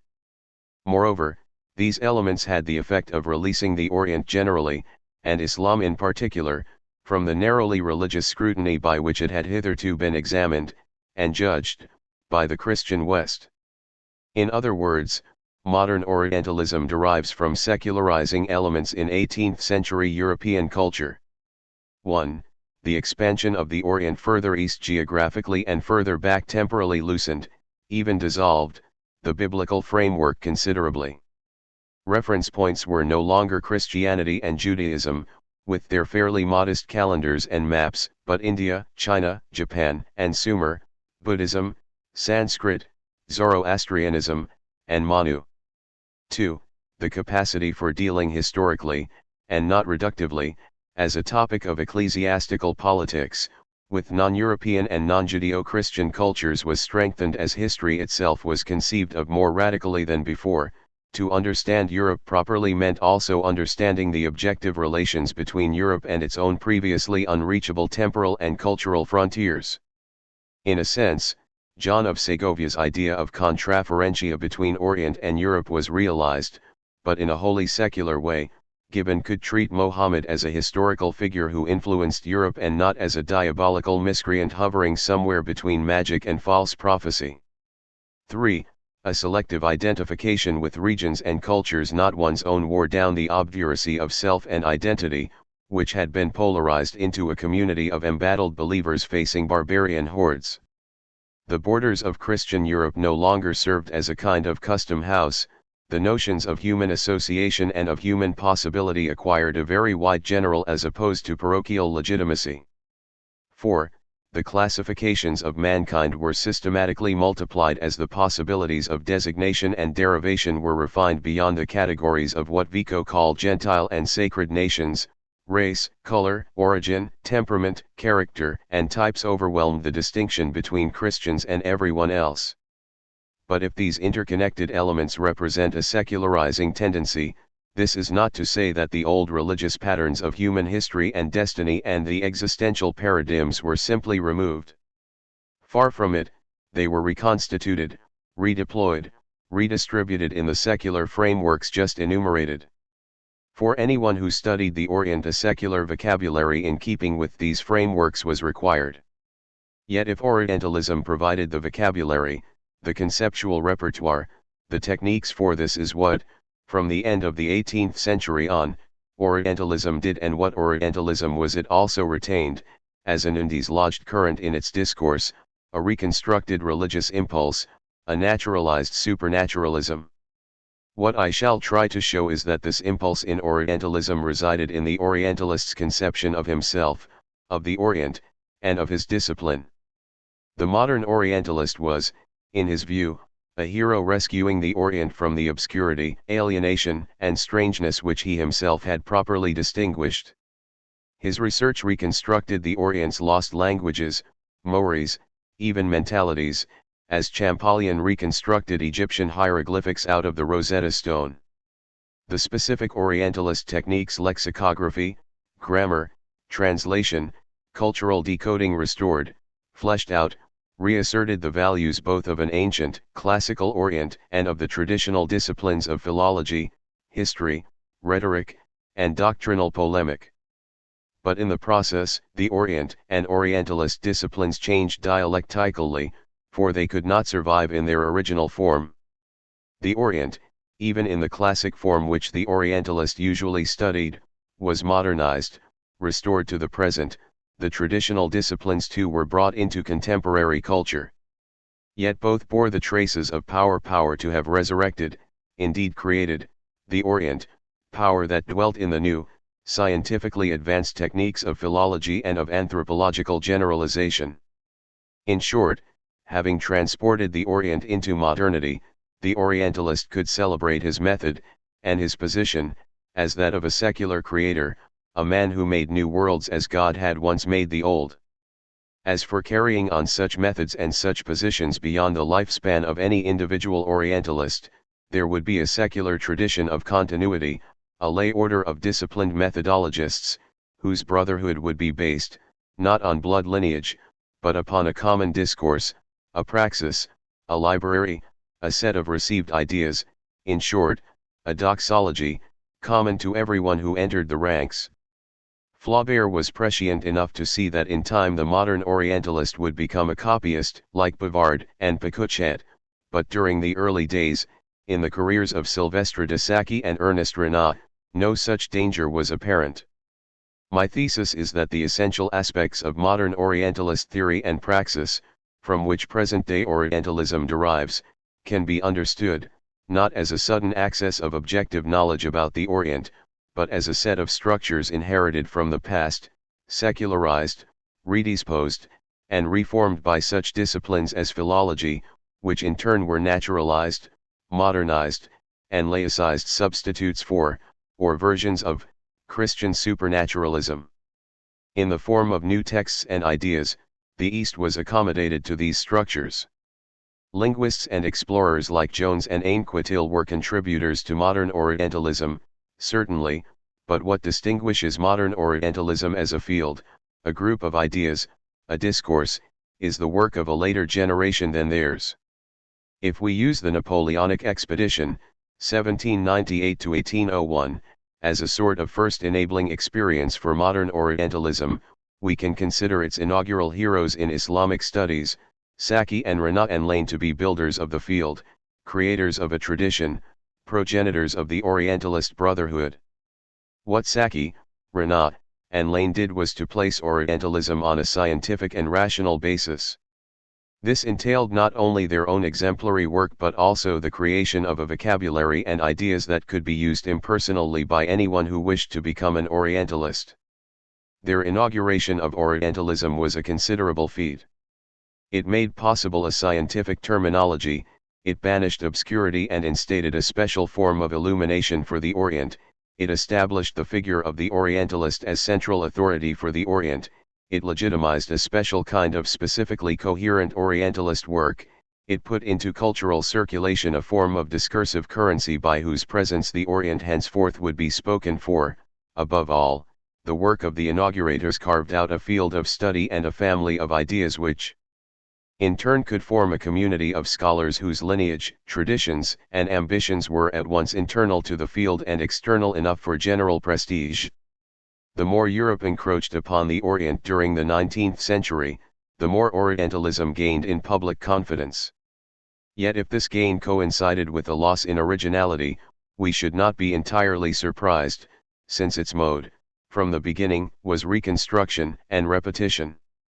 One final observation: the late 18th century and 19th century ideas, institutions, and figures I shall deal with in this chapter are an important part, a crucial elaboration, of the first phase of the greatest age of territorial acquisition ever known. By the end of World War I, Europe had colonized 85% of the earth. To say simply that modern Orientalism has been an aspect of both imperialism and colonialism is not to say anything very disputable. Yet it is not enough to say it, it needs to be worked through analytically and historically. I am interested in showing how modern Orientalism, unlike the pre-colonial awareness of Dante and D'Herbilis, embodies a systematic discipline of accumulation. And far from this being exclusively an intellectual or theoretical feature, it made Orientalism fatally tend towards the systematic accumulation of human beings and territories. To reconstruct a dead or lost Oriental language meant ultimately to reconstruct a dead or neglected Orient. It also meant that reconstructive precision, science, even imagination could prepare the way for what armies, administrations, and bureaucracies would later do on the ground, in the Orient. In a sense, the vindication of Orientalism was not only its intellectual or artistic successes but its later effectiveness, its usefulness, its authority. Surely it deserves serious attention on all those counts. 2. Sylvestre de Sacchi and Ernest Renan, Rational Anthropology and Philological Laboratory. The two great themes of Sylvestre de Sacchi's life are heroic effort and a dedicated sense of pedagogic and rational utility. Born in 1757 into a Jansenist family whose occupation was traditionally that of notaire, Antoine Isaac Sylvestre was privately tutored at a Benedictine abbey, first in Arabic, Syriac, and Chaldean, then in Hebrew. Arabic in particular was the language that opened the Orient to him, since it was in Arabic, according to Joseph Renaud, that Oriental material, both sacred and profane, was then to be found in its oldest and most instructive form. 11 Although a legitimist, in 1769 he was appointed the first teacher of Arabic at the newly created School of Langues Orientales Vivantes, of which he became director in 1824. In 1806 he was named professor at the Collège de France, although from 1805 on he was the resident Orientalist at the French Foreign Ministry. There his work, unpaid until 1811, at first was to translate the bulletins of the Grande Armée and Napoleon's Manifesto of 1806, in which it was hoped that Muslim fanaticism could be excited against Russian orthodoxy. But for many years thereafter Sacchi created interpreters for the French Oriental Dragomanate, as well as future scholars. When the French occupied Algiers in 1830, it was Sacchi who translated the proclamation to the Algerians. He was regularly consulted on all diplomatic matters relating to the Orient by the foreign minister, and on occasion by the minister of war. At the age of 75 he replaced Dacier as secretary of the Académie des Inscriptions, and also became curator of Oriental manuscripts at the Bibliothèque Royale. Throughout his long and distinguished career his name was rightly associated with the restructuring and reforming of education, particularly in Oriental studies, in post-revolutionary France. 12 With Cuvier, Sacchi in 1832 was made a new peer of France. It was not only because he was the first president of the Société Asiatique, founded in 1822, that Sacchi's name is associated with the beginning of modern Orientalism. It is because his work virtually put before the profession an entire systematic body of texts, a pedagogic practice, a scholarly tradition, and an important link between Oriental scholarship and public policy. In Sacchi's work, for the first time in Europe since the Council of Vienne, there was a self-conscious methodological principle at work as a coeval with scholarly discipline. No less important, Sacchi always felt himself to be a man standing at the beginning of an important revisionist project. He was a self-aware inaugurator, and more to the point of our general thesis, he acted in his writing like a secularized ecclesiastic for whom his Orient and his students were doctrine and parishioners respectively. The Duc de Broglie, an admiring contemporary, said of Sacchi's work that it reconciled the manner of a scientist with that of a biblical teacher, and that Sacchi was the one man able to reconcile the goals of Leibniz with the efforts of Bossuet. 13 Consequently everything he wrote was addressed specifically to students. In the case of his first work, his Principes de Grammaire Générale of 1799, the student was his own son, and presented, not as a novelty, but as a revised extract of the best that had already been done, said, or written. These two characteristics, the didactic presentation to students and the avowed intention of repeating by revision and extract, are crucial. Sacchi's writing always conveys the tone of a voice speaking. His prose is dotted with first-person pronouns, with personal qualifications, with rhetorical presence. Even at his most recondite, as in a scholarly note on 3rd century Sassanid numismatics, one senses not so much a pen writing as a voice pronouncing. The keynote of his work is contained in the opening lines of the dedication to his son of the Principes de Grammaire Générale, C'est à toi, mon cher fils, que ce petit ouvrage est entrepris, which is to say, I am writing, or speaking, to you because you need to know these things, and since they don't exist in any serviceable form, I have done the work myself for you. Direct address, utility, effort, immediate and beneficent rationality. For Saki believed that everything could be made clear and reasonable, no matter how difficult the task and how obscure the subject. Here are Bossuet's sternness and Leibniz's abstract humanism, as well as the tone of Rousseau, all together in the same style. The effect of Saki's tone is to form a circle sealing off him and his audience from the world at large, the way a teacher and his pupils together in a closed classroom also form a sealed space. Unlike the matter of physics, philosophy, or classical literature, the matter of Oriental studies is arcane. It is of import to people who already have an interest in the Orient but want to know the Orient better, in a more orderly way, and here the pedagogical discipline is more effective than it is attractive. The didactic speaker, therefore, displays his material to the disciples, whose role it is to receive what is given to them in the form of carefully selected and arranged topics. Since the Orient is old and distant, the teacher's display is a restoration, a revision of what has disappeared from the wider ken. And since also the vastly rich, in space, time, and cultures, Orient cannot be totally exposed, only its most representative parts need be. Thus Saki's focus is the anthology, the chrestomathy, the tableau, the survey of general principles, in which a relatively small set of powerful examples delivers the Orient to the student. Such examples are powerful for two reasons: 1, because they reflect Saki's powers as a Western authority deliberately taking from the Orient what its distance and eccentricity have hitherto kept hidden, and 2, because these examples have the semiotical power in them, or imparted to them by the Orientalist, to signify the Orient. All of Saki's work is essentially compilatory, it is thus ceremoniously didactic and painstakingly revisionist. Aside from the Principes de Grammaire Générale, he produced a Chrestomathy Arabe in 3 volumes, 1806 and 1827, an anthology of Arab grammatical writing, 1825, an Arabic grammar of 1810, el usage de élèves de l'école spéciale, treatises on Arabic prosody and the Druze religion, and numerous short works on Oriental numismatics, onomastics, epigraphy, geography, history, and weights and measures. He did a fair number of translations and 2 extended commentaries on Kalila and Dumna and the Makamat of al-Hariri. As editor, memorialist, and historian of modern learning, Saki was similarly energetic. There was very little of note in other related disciplines with which he was not au courant, although his own writing was single-minded and, in its non-Orientalist respects, of a narrow positivist range.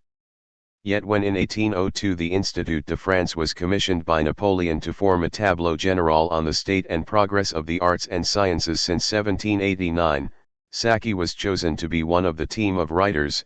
He was the most rigorous of specialists and the most historical-minded of generalists. Dacier's report, as it was known informally, embodied many of Saki's predilections as well as containing his contributions on the state of Oriental learning. Its title Tableau historique de l'érudition française announces the new historical, as opposed to sacred, consciousness. Such consciousness is dramatic. Learning can be arranged on a stage set, as it were, where its totality can be readily surveyed. Addressed to the king, Dacier's preface stated the theme perfectly. Such a survey as this made it possible to do something no other sovereign had attempted, namely to take in, with one coup d'œil, the whole of human knowledge. Had such a tableau historique been undertaken in former times, Dacier continued, we might today have possessed many masterpieces now either lost or destroyed. The interest and utility of the tableau were that it preserved knowledge and made it immediately accessible. Dacier intimated that such a task was simplified by Napoleon's Oriental expedition, one of whose results was to heighten the degree of modern geographical knowledge. Point 14.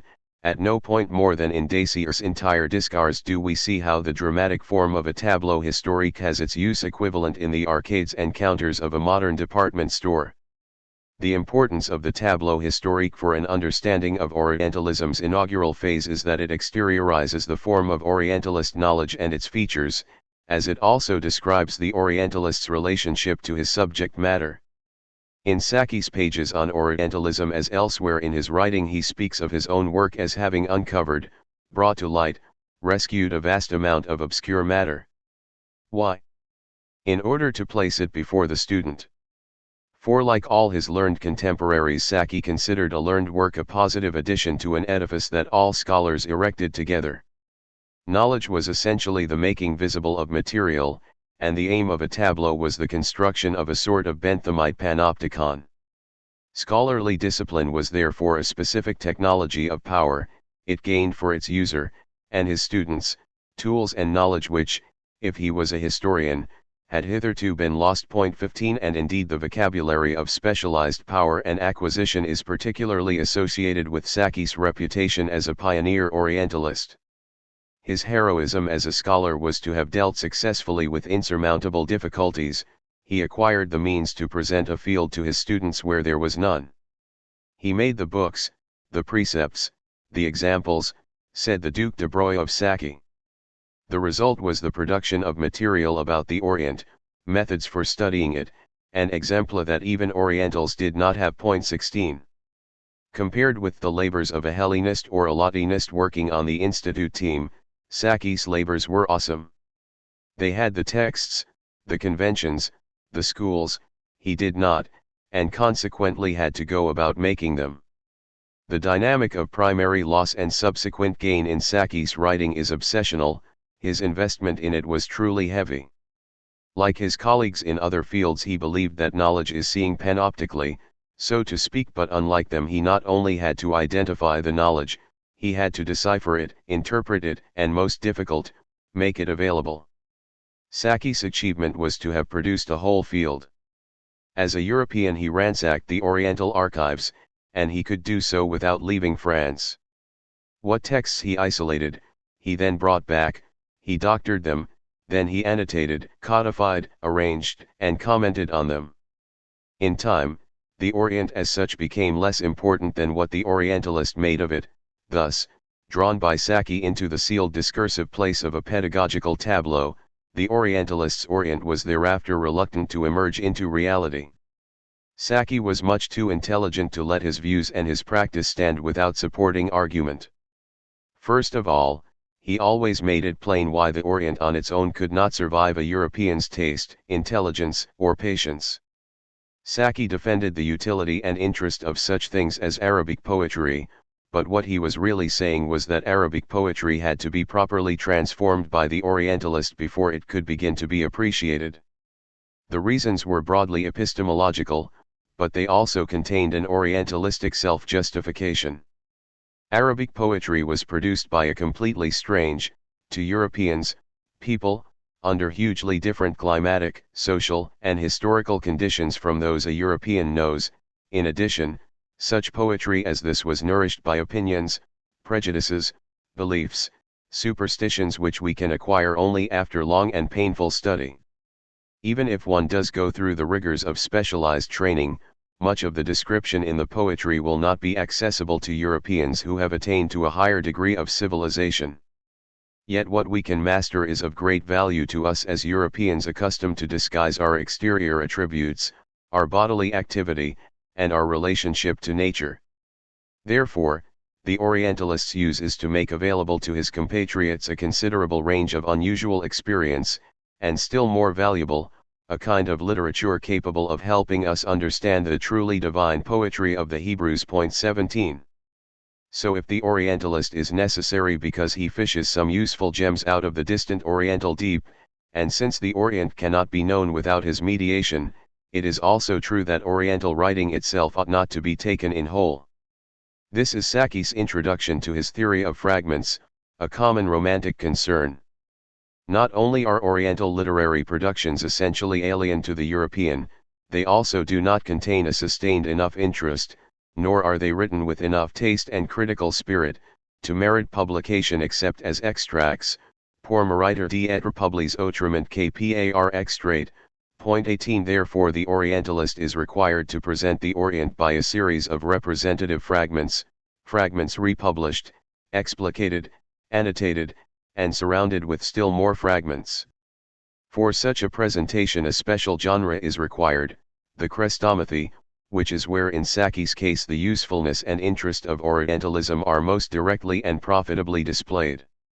Saki's most famous production was the 3-volume Chrestomathy Arabe, which was sealed at the outset, so to speak, with an internally rhyming Arabic couplet, Kitab al-Anis al-Mufid lil-Talib al-Mustafid /wa Gam-I al-Shathur min Manthum wa Manthur, a book pleasant and profitable for the studious pupil / it collects fragments of both poetry and prose.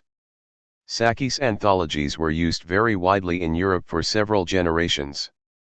Although what they contain was claimed as typical, they submerge and cover the censorship of the Orient exercised by the Orientalist.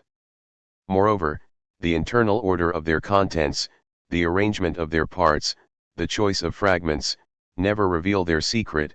One has the impression that if fragments were not chosen for their importance, or for their chronological development, or for their aesthetic beauty, as Saki's were not, they must nevertheless embody a certain Oriental naturalness, or typical inevitability. But this too is never said.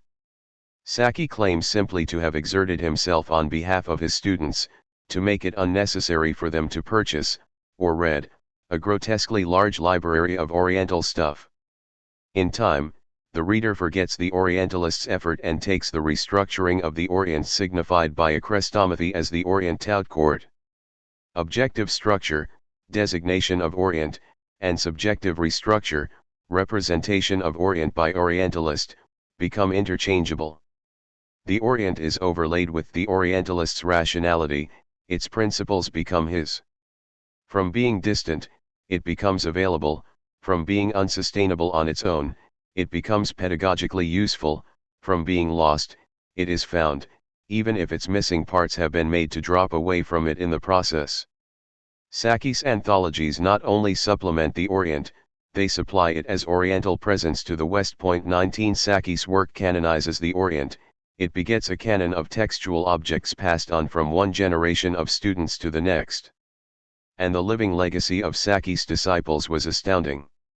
Every major Arabist in Europe during the 19th century traced his intellectual authority back to him. Universities and academies in France, Spain, Norway, Sweden, Denmark, and especially Germany were dotted with the students who formed themselves at his feet and through the anthological tableaus provided by his work. 20 As with all intellectual patrimonies, however, enrichments and restrictions were passed on simultaneously. Saki's genealogical originality was to have treated the Orient as something to be restored not only because of but also despite the modern Orient's disorderly and elusive presence. Saki placed the Arabs in the Orient, which was itself placed in the general tableau of modern learning. Orientalism belonged therefore to European scholarship, but its material had to be recreated by the Orientalist before it could enter the arcades alongside Latinism and Hellenism. Each Orientalist recreated his own Orient according to the fundamental epistemological rules of loss and gain first supplied and enacted by Saki. Just as he was the father of Orientalism, he was also the discipline's first sacrifice, for in translating new texts, fragments, and extracts subsequent Orientalists entirely displaced Saki's work by supplying their own restored Orient. Nevertheless, the process he started would continue, as philology in particular developed systematic and institutional powers Saki had never exploited. This was Renaud's accomplishment, to have associated the Orient with the most recent comparative disciplines, of which philology was one of the most eminent. The difference between Saki and Renaud is the difference between inauguration and continuity. Saki is the originator, whose work represents the field's emergence and its status as a 19th-century discipline with roots in revolutionary Romanticism. Renaud arrives from Orientalism's second generation. It was his task to solidify the official discourse of Orientalism, to systematize its insights, and to establish its intellectual and worldly institutions. For Saki, it was his personal efforts that launched and vitalized the field and its structures. For Renan, it was his adaptation of Orientalism to philology and both of them to the intellectual culture of his time that perpetuated the Orientalist structures intellectually and gave them greater visibility. Renan was a figure in his own right, neither of total originality nor of absolute derivativeness.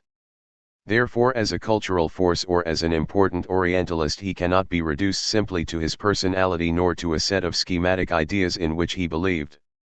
Rather, Renan is best grasped as a dynamic force whose opportunities were already created for him by pioneers like Saki, yet who brought their achievements into the culture as a kind of currency which he circulated and recirculated with, to force the image a little further, his own unmistakable recurrency.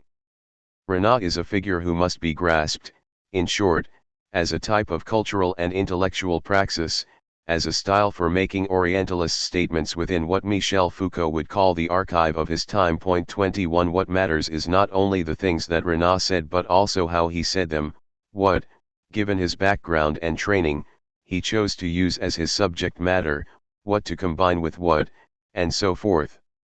Renan's relations with his Oriental subject matter, with his time and audience, even with his own work, can be described, then, without resorting to formulae that depend on an unexamined assumption of ontological stability, example the zeitgeist, the history of ideas, life and times. Instead, we are able to read Renan as a writer doing something describable, in a place defined temporally, spatially, and culturally, hence archivally, for an audience and, no less important, for the furtherance of his own position in the Orientalism of his era. Renan came to Orientalism from philology, and it is the extraordinarily rich and celebrated cultural position of that discipline that endowed Orientalism with its most important technical characteristics. For anyone to whom the word philology suggests dry as dust and inconsequential word study, however, Nietzsche's proclamation that along with the greatest minds of the 19th century he is a philologist will come as a surprise, though not if Balzac's Louis Lambert is recalled. What a marvelous book one would write by narrating the life and adventures of a word. Undoubtedly a word has received various impressions of the events for which it was used, depending on the places it was used. A word has awakened different kinds of impressions in different people, but is it not more grand still to consider a word in its triple aspect of soul, body, and movement? 22. What is the category, Nietzsche will ask later, that includes himself, Wagner, Schopenhauer, Leopardi, all as philologists? The term seems to include both a gift for exceptional spiritual insight into language and the ability to produce work whose articulation is of aesthetic and historical power. Although the profession of philology was born the day in 1777 when F.A. Wolf invented for himself the name of stud philol, Nietzsche is nevertheless at pains to show that professional students of the Greek and Roman classics are commonly incapable of understanding their discipline. They never reach the roots of the matter, they never adduce philology as a problem. For simply as knowledge of the ancient world, philology cannot, of course, last forever, its material is exhaustible. 23 It is this that the herd of philologists cannot understand. But what distinguishes the few exceptional spirits whom Nietzsche deems worthy of praise not unambiguously, and not in the cursory way that I am now describing, is their profound relation to modernity, a relation that is given them by their practice of philology. Philology problematizes itself, its practitioner, the present. It embodies a peculiar condition of being modern and European, since neither of those two categories has true meaning without being related to an earlier alien culture and time. What Nietzsche also sees is philology as something born, made in the Baconian sense as a sign of human enterprise, created as a category of human discovery, self-discovery, and originality. Philology is a way of historically setting oneself off, as great artists do, from one's time and an immediate past, even as, paradoxically and antinomically, one actually characterizes one's modernity by so doing. Between the Friedrich August Wolff of 1777 and the Friedrich Nietzsche of 1875 there is Ernest Renan, an Oriental philologist, also a man with a complex and interesting sense of the way philology and modern culture are involved in each other. In L'Avenir de la Science, written in 1848 but not published till 1890, he wrote that the founders of modern mind are philologists. And what is modern mind, he said in the preceding sentence, if not rationalism, criticism, liberalism, all of which were founded on the same day as philology. Philology, he goes on to say, is both a comparative discipline possessed only by moderns and a symbol of modern, and European, superiority. Every advance made by humanity since the 15th century can be attributed to minds we should call philological. The job of philology in modern culture, a culture Renan calls philological, is to continue to see reality and nature clearly, thus driving out supernaturalism, and to continue to keep pace with discoveries in the physical sciences. But more than all this, philology enables a general view of human life and of the system of things, me, being there at the center, inhaling the perfume of everything, judging, comparing, combining, inducing in this way I shall arrive at the very system of things. There is an unmistakable aura of power about the philologist. And Renan makes his point about philology and the natural sciences. To do philosophy is to know things, following Cuvier's nice phrase, philosophy is instructing the world in theory. Like Kant, I believe that every purely speculative demonstration has no more validity than a mathematical demonstration, and can teach us nothing about existing reality. Philology is the exact science of mental objects. La philologie est la science exacte des choses de l'esprit. It is to the sciences of humanity what physics and chemistry are to the philosophic sciences of bodies. Point 24. I shall return to Renan's citation from Cuvier, as well as to the constant references to natural science, a little later. For the time being, we should remark that the whole middle section of L'Avenir de la Science is taken up with Renan's admiring accounts of philology, a science he depicts as being at once the most difficult of all human endeavors to characterize and the most precise of all disciplines. In the aspirations of philology to a veritable science of humanity, Renan associates himself explicitly with Vico, Herder, Wolff, and Montesquieu, as well as with such philological near contemporaries as Wilhelm von Humboldt, Bopp, and the great Orientalist Eugene Burnouf, to whom the volume is dedicated. Renan locates philology centrally within what he everywhere refers to as the march of knowledge, and indeed the book itself is a manifesto of humanistic meliorism, which, considering its subtitle, Pensées d'1848, and other books of 1848 like Bavard et Picochet and the 18th Brumaire of Louis Bonaparte, is no mean irony. In a sense, then, the manifesto generally and Renan's accounts of philology particularly, he had by then already written the massive philological treatise on Semitic languages that had earned him the Prix Volney, were designed to place Renan as an intellectual in a clearly perceptible relationship to the great social issues raised by 1848. That he should choose to fashion such a relationship on the basis of the least immediate of all intellectual disciplines, philology, the one with the least degree of apparent popular relevance, the most conservative and the most traditional, suggests the extreme deliberateness of Renan's position. For he did not really speak as one man to all men, but rather as a reflective, specialized voice that took, as he put it in the 1890 preface, the inequality of races and the necessary domination of the many by the few for granted as an anti-democratic law of nature and society. Point 25. But how was it possible for Renan to hold himself and what he was saying in such a paradoxical position? For what was philology on the one hand if not a science of all humanity, a science premised on the unity of the human species and the worth of every human detail, and yet what was the philologist on the other hand if not, as Renan himself proved with his notorious race prejudice against the very Oriental Semites whose study had made his professional name, 26, a harsh divider of men into superior and inferior races, a liberal critic whose work harbored the most esoteric notions of temporality, origins, development, relationship, and human worth? Part of the answer to this question is that, as his early letters of philological intent to Victor Cousin, Michelet, and Alexander von Humboldt show, 27, Renan had a strong guild sense as a professional scholar, a professional Orientalist, In fact, a sense that put distance between himself and the masses. But more important, I think, is Renaud's own conception of his role as an Oriental philologist within philology's larger history, development, and objectives as he saw them. In other words, what may to us seem like paradox was the expected result of how Renaud perceived his dynastic position within philology, its history and inaugural discoveries, and what he, Renaud, did within it. Therefore Renaud should be characterized, not as speaking about philology, but rather as speaking philologically with all the force of an initiate using the encoded language of a new prestigious science, none of whose pronouncements about language itself could be construed either directly or naively.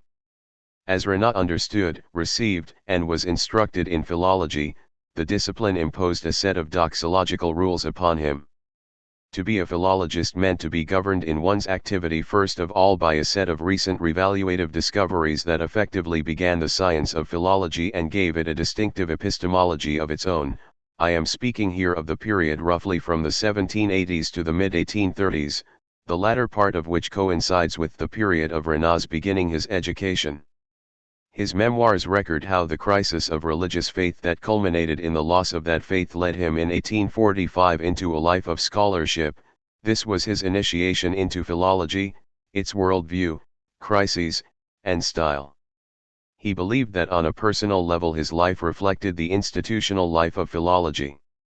In his life, however, he determined to be as Christian as he once was, only now without Christianity and with what he called la science lay science. Point 28.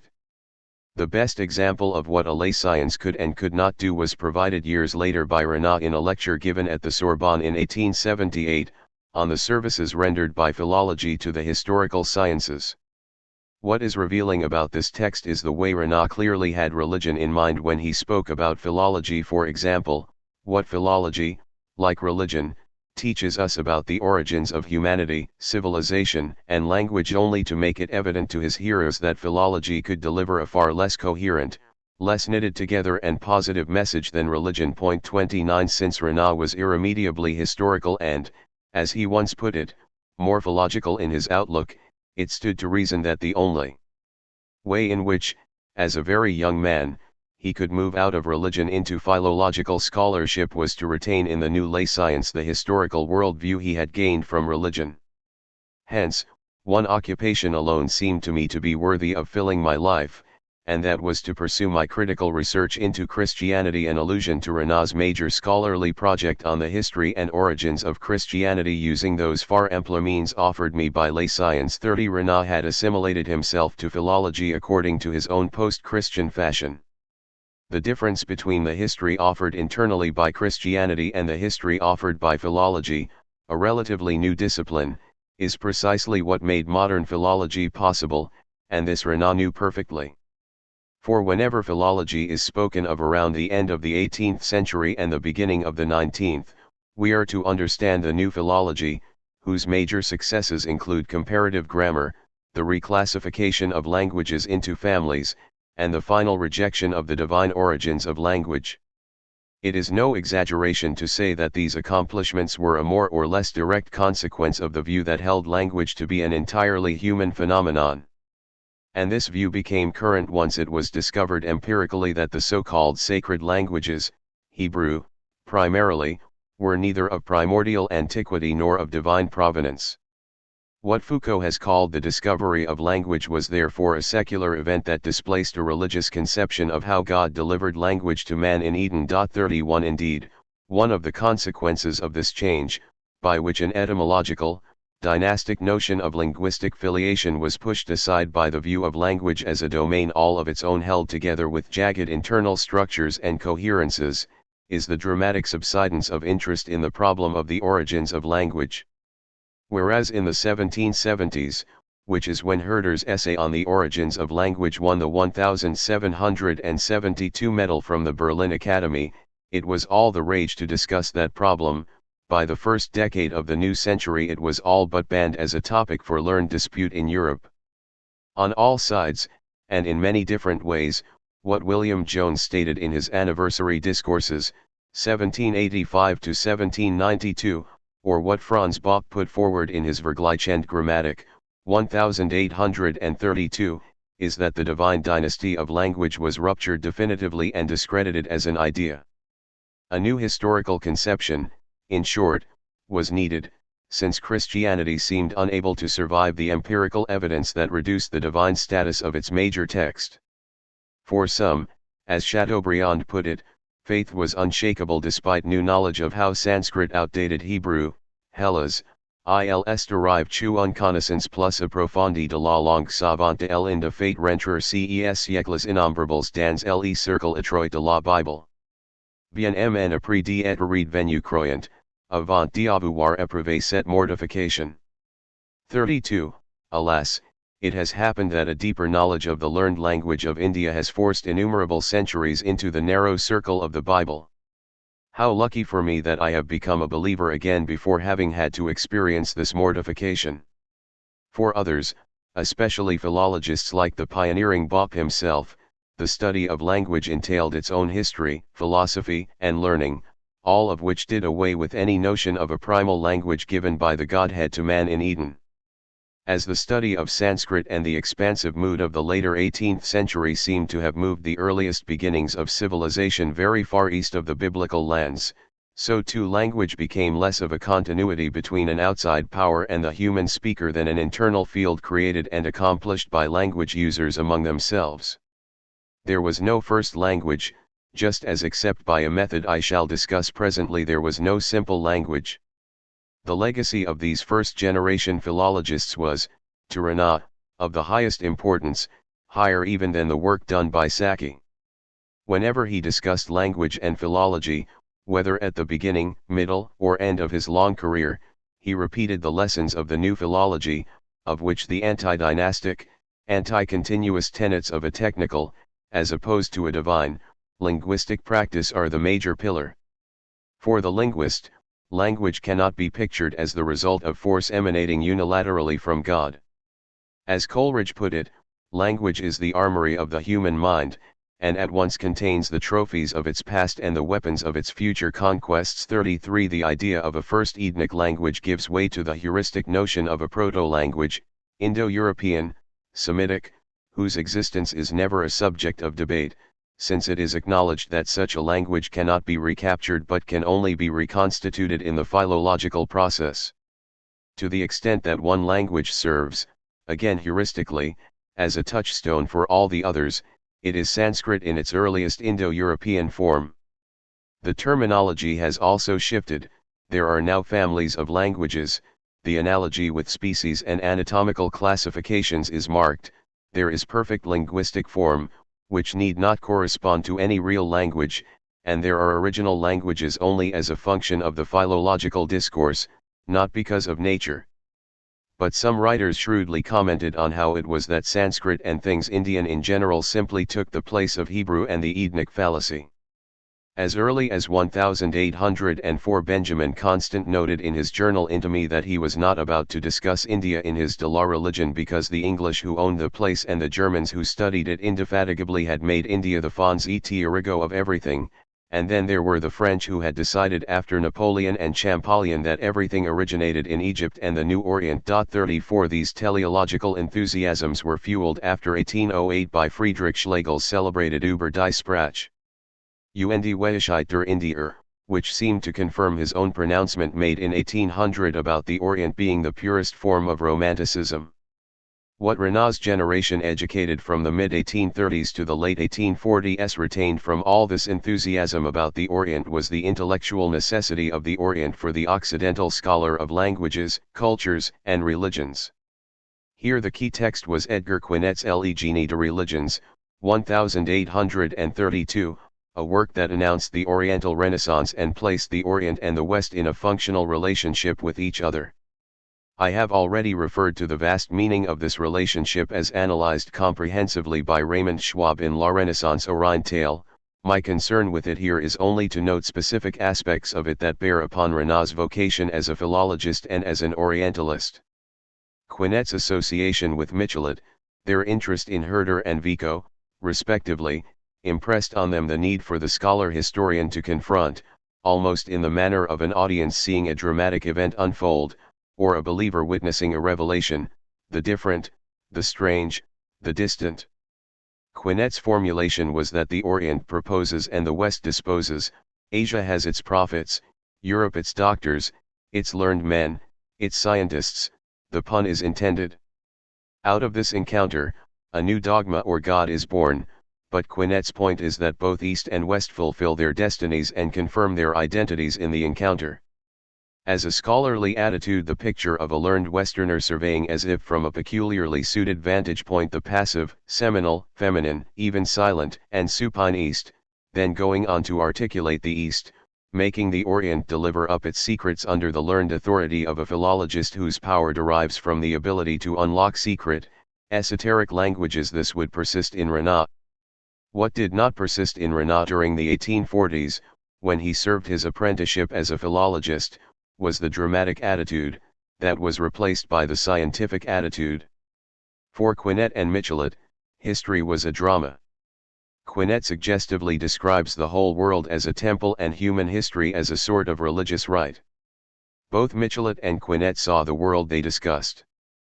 The origin of human history was something they could describe in the same splendid and impassioned and dramatic terms used by Vico and Rousseau to portray life on Earth in primitive times. For Michelet and Quinet there is no doubt that they belong to the communal European romantic undertaking, either in epic or some other major genre in drama, in prose romance, or in the visionary greater ode radically to recast into terms appropriate to the historical and intellectual circumstances of their own age, the Christian pattern of the fall, the redemption, and the emergence of a new earth which will constitute a restored paradise. 35 I think that for Quinet the idea of a new God being born was tantamount to the filling of the place left by the old God. For Renan, however, being a philologist meant the severance of any and all connections with the old Christian God, so that instead a new doctrine, probably science, would stand free and in a new place, as it were. Renan's whole career was devoted to the fleshing out of this progress. He put it very plainly at the end of his undistinguished essay on the origins of language: man is no longer an inventor, and the age of creation is definitely over. 36 There was a period, at which we can only guess, when man was literally transported from silence into words. After that there was language, and for the true scientist the task is to examine how language is, not how it came about.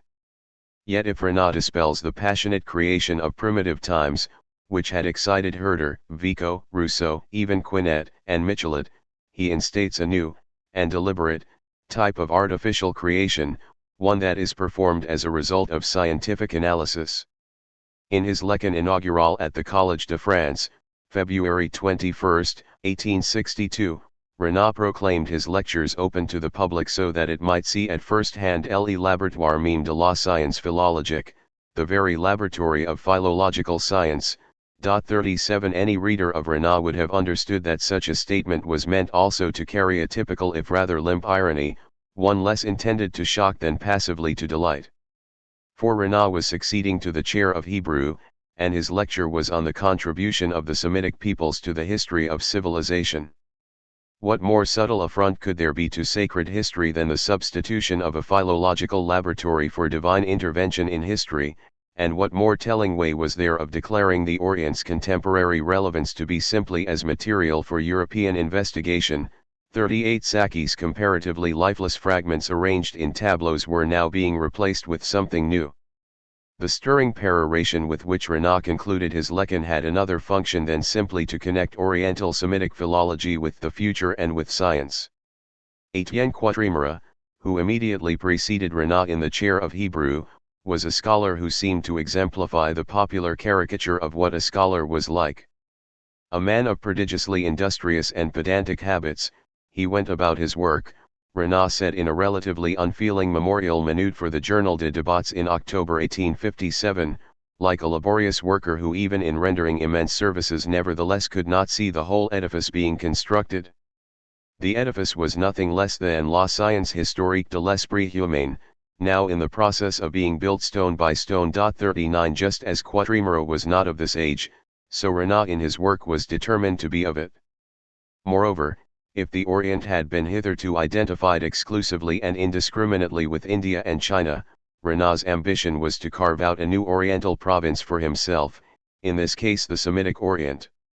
He had no doubt remarked the casual, and surely current, confusion of Arabic with Sanskrit, as in Balzac's La Peau de Chagrin, where the fateful talisman's Arabic script is described as Sanskrit, and he made it his job accordingly to do for the Semitic languages what Bach had done for the Indo-European.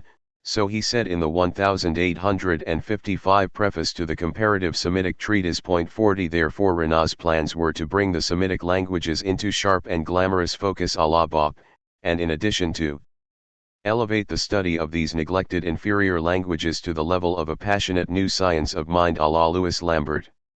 On more than one occasion Rena was quite explicit in his assertions that Semites and Semitic were creations of Orientalist philological study. 41 Since he was the man who did the study, there was meant to be little ambiguity about the centrality of his role in this new, artificial creation. But how did Rena mean the word creation in these instances? And how was this creation connected with either natural creation, or the creation ascribed by Rena and others to the laboratory and to the classificatory and natural sciences, principally what was called philosophical anatomy? Here we must speculate a little. Throughout his career Rena seemed to imagine the role of science in human life as, and I quote in translation as literally as I can, telling, speaking or articulating, definitively to man the word logos, of things. 42 Science gives speech to things, better yet, science brings out, causes to be pronounced, a potential speech within things.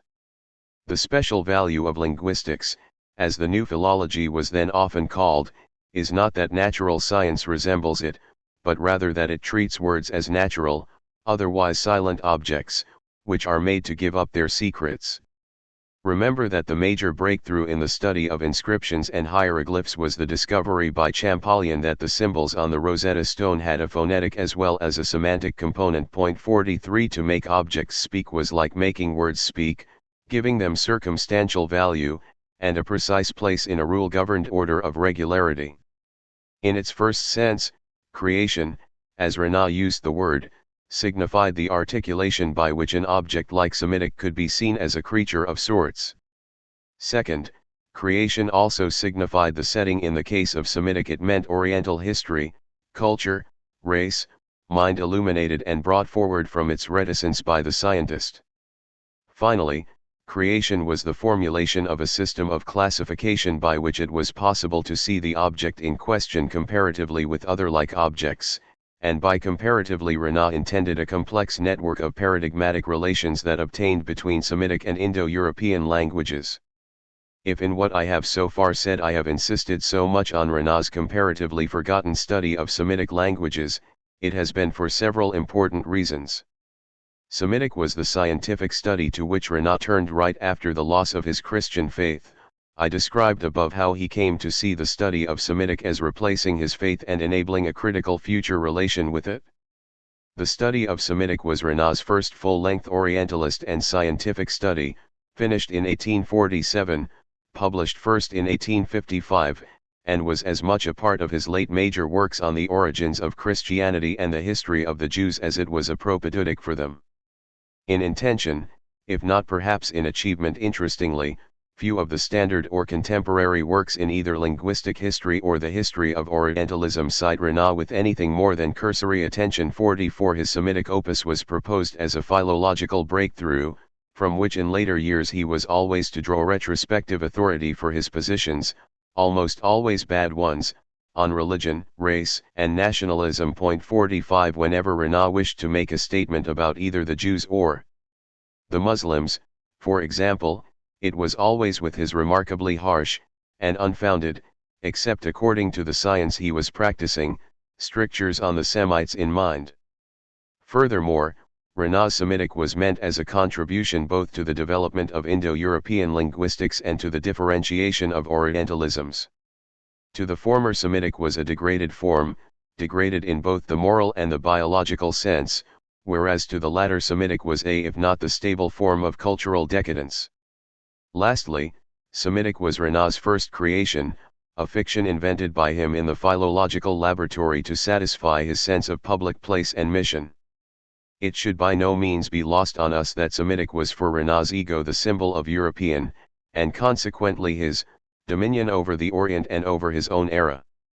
Therefore, as a branch of the Orient, Semitic was not fully a natural object like a species of monkey, for instance, nor fully an unnatural or a divine object, as it had once been considered. Rather, Semitic occupied a median position, legitimate in its oddities, regularity being defined by Indo-European, by an inverse relation to normal languages, comprehended as an eccentric, quasi-monstrous phenomenon partly because libraries, laboratories, and museums could serve as its place of exhibition and analysis. In his treatise, Renaud adopted a tone of voice and a method of exposition that drew the maximum from book learning and from natural observation as practiced by men like Cuvier and the Geoffroy Saint-Hilaire's Père et Fils. This is an important stylistic achievement, for it allowed Renaud consistently to avail himself of the library, rather than either primitivity or divine fiat, as a conceptual framework in which to understand language, together with the museum, which is where the results of laboratory observation are delivered for exhibition, study, and teaching. 46 Everywhere Renaud treats of normal human facts, language, history, culture, mind, imagination as transformed into something else, as something peculiarly deviant, because they are Semitic and Oriental, and because they end up for analysis in the laboratory. Thus the Semites are rabid monotheists who produced no mythology, no art, no commerce, no civilization. Their consciousness is a narrow and rigid one. All in all they represent une combinaison inférieure de la nature humaine. 47 At the same time Renaud wants it understood that he speaks of a prototype, not a real Semitic type with actual existence, although he violated this too by discussing present-day Jews and Muslims with less than scientific detachment in many places in his writings. 48 So, on the one hand we have the transformation of the human into the specimen, and on the other the comparative judgment rendered by which the specimen remains a specimen and a subject for philological, scientific study. Scattered throughout the Histoire générale et system compared to Langues Semitiques are reflections on the links between linguistics and anatomy, and for Renaud this is equally important remarks on how these links could be employed to do human history, les sciences historiques. But first we should consider the implicit links. I do not think it wrong or an exaggeration to say that a typical page of Renaud's Orientalist Histoire générale was constructed typographically and structurally with a page of comparative philosophical anatomy, in the style of Cuvier or Geoffroy Saint-Hilaire, kept in mind. Both linguists and anatomists purport to be speaking about matters not directly obtainable or observable in nature, a skeleton and a detailed line drawing of a muscle, as much as paradigms constituted by the linguists out of a purely hypothetical Proto-Semitic or Proto-Indo-European, are similarly products of the laboratory and of the library. The text of a linguistic or an anatomical work bears the same general relation to nature, or actuality, that a museum case exhibiting a specimen mammal or organ does. What is given on the page and in the museum case is a truncated exaggeration, like many of Saki's Oriental extracts, whose purpose is to exhibit a relationship between the science, or scientist, and the object, not one between the object and nature. Read almost any page by Renaud on Arabic, Hebrew, Aramaic, or Proto-Semitic and you read a fact of power, by which the Orientalist philologist's authority summons out of the library at will examples of man's speech, and ranges them there surrounded by a suave European prose that points out defects, virtues, barbarisms, and shortcomings in the language, the people, and the civilization. The tone and the tense of the exhibition are cast almost uniformly in the contemporary present, so that one is given an impression of a pedagogical demonstration during which the scholar-scientist stands before us on a lecture laboratory platform, creating, confining, and judging the material he discusses. This anxiety on Renaud's part to convey the sense of a demonstration actually taking place is heightened when he remarks explicitly that whereas anatomy employs stable and visible signs by which to consign objects to classes, linguistics does not. 49 Therefore the philologist must make a given linguistic fact correspond in some way to a historical period, hence the possibility of a classification. Yet, as Renan was often to say, linguistic temporality and history are full of lacunae, enormous discontinuities, hypothetical periods. Therefore linguistic events occur in a nonlinear and essentially discontinuous temporal dimension controlled by the linguist in a very particular way. That way, as Renan's whole treatise on the Semitic branch of the Oriental languages goes very far to show, is comparative. Indo-European is taken as the living, organic norm, and Semitic Oriental languages are seen comparatively to be inorganic. 50 Time is transformed into the space of comparative classification, which at bottom is based on a rigid binary opposition between organic and inorganic languages. So on the one hand there is the organic, biologically generative process represented by Indo-European, while on the other there is an inorganic, essentially unregenerative process, ossified into Semitic. Most important, Renan makes it absolutely clear that such an imperious judgment is made by the Oriental philologist in his laboratory, for distinctions of the kind he has been concerned with are neither possible nor available for anyone except the trained professional. Nous refusons don auxiliary langues Semitiques la faculté de regenérer, tout en reconnaissant qu'elles n'échappent pas plus que les autres œuvres de la conscience humaine à la nécessité du changement et de modifications successives. Therefore we refuse to allow that the Semitic languages have the capacity to regenerate themselves, even while recognizing that they do not escape any more than other products of human consciousness the necessity of change or of successive modifications. Point 51. Yet behind even this radical opposition, there is another one working in Renan's mind, and for several pages in the first chapter of Book 5 he exposes his position quite candidly to the reader. This occurs when he introduces Saint Hilaire's views on the degradation of types. 52 Although Renan does not specify which Saint Hilaire he refers to, the reference is clear enough. For both Etienne and his son Isidore were biological speculators of extraordinary fame and influence, particularly among literary intellectuals during the first half of the 19th century in France. Etienne, we recall, had been a member of the Napoleonic expedition, and Balzac dedicated an important section of the preface for La Comédie Humaine to him. There is also much evidence that Flaubert read both the father and the son and used their views in his work. 53 Not only were Etienne and Isidore legatees of the tradition of romantic biology, which included Goethe and Cuvier, with a strong interest in analogy, homology, and organic form among species, but they were also specialists in the philosophy and anatomy of monstrosity teratology, as Isidore called it, in which the most horrendous physiological aberrations were considered a result of internal degradation within the species life. 54 I cannot here go into the intricacies, as well as the macabre fascination, of teratology, though it is enough to mention that both Etienne and Isidore exploited the theoretical power of the linguistic paradigm to explain the deviations possible within a biological system.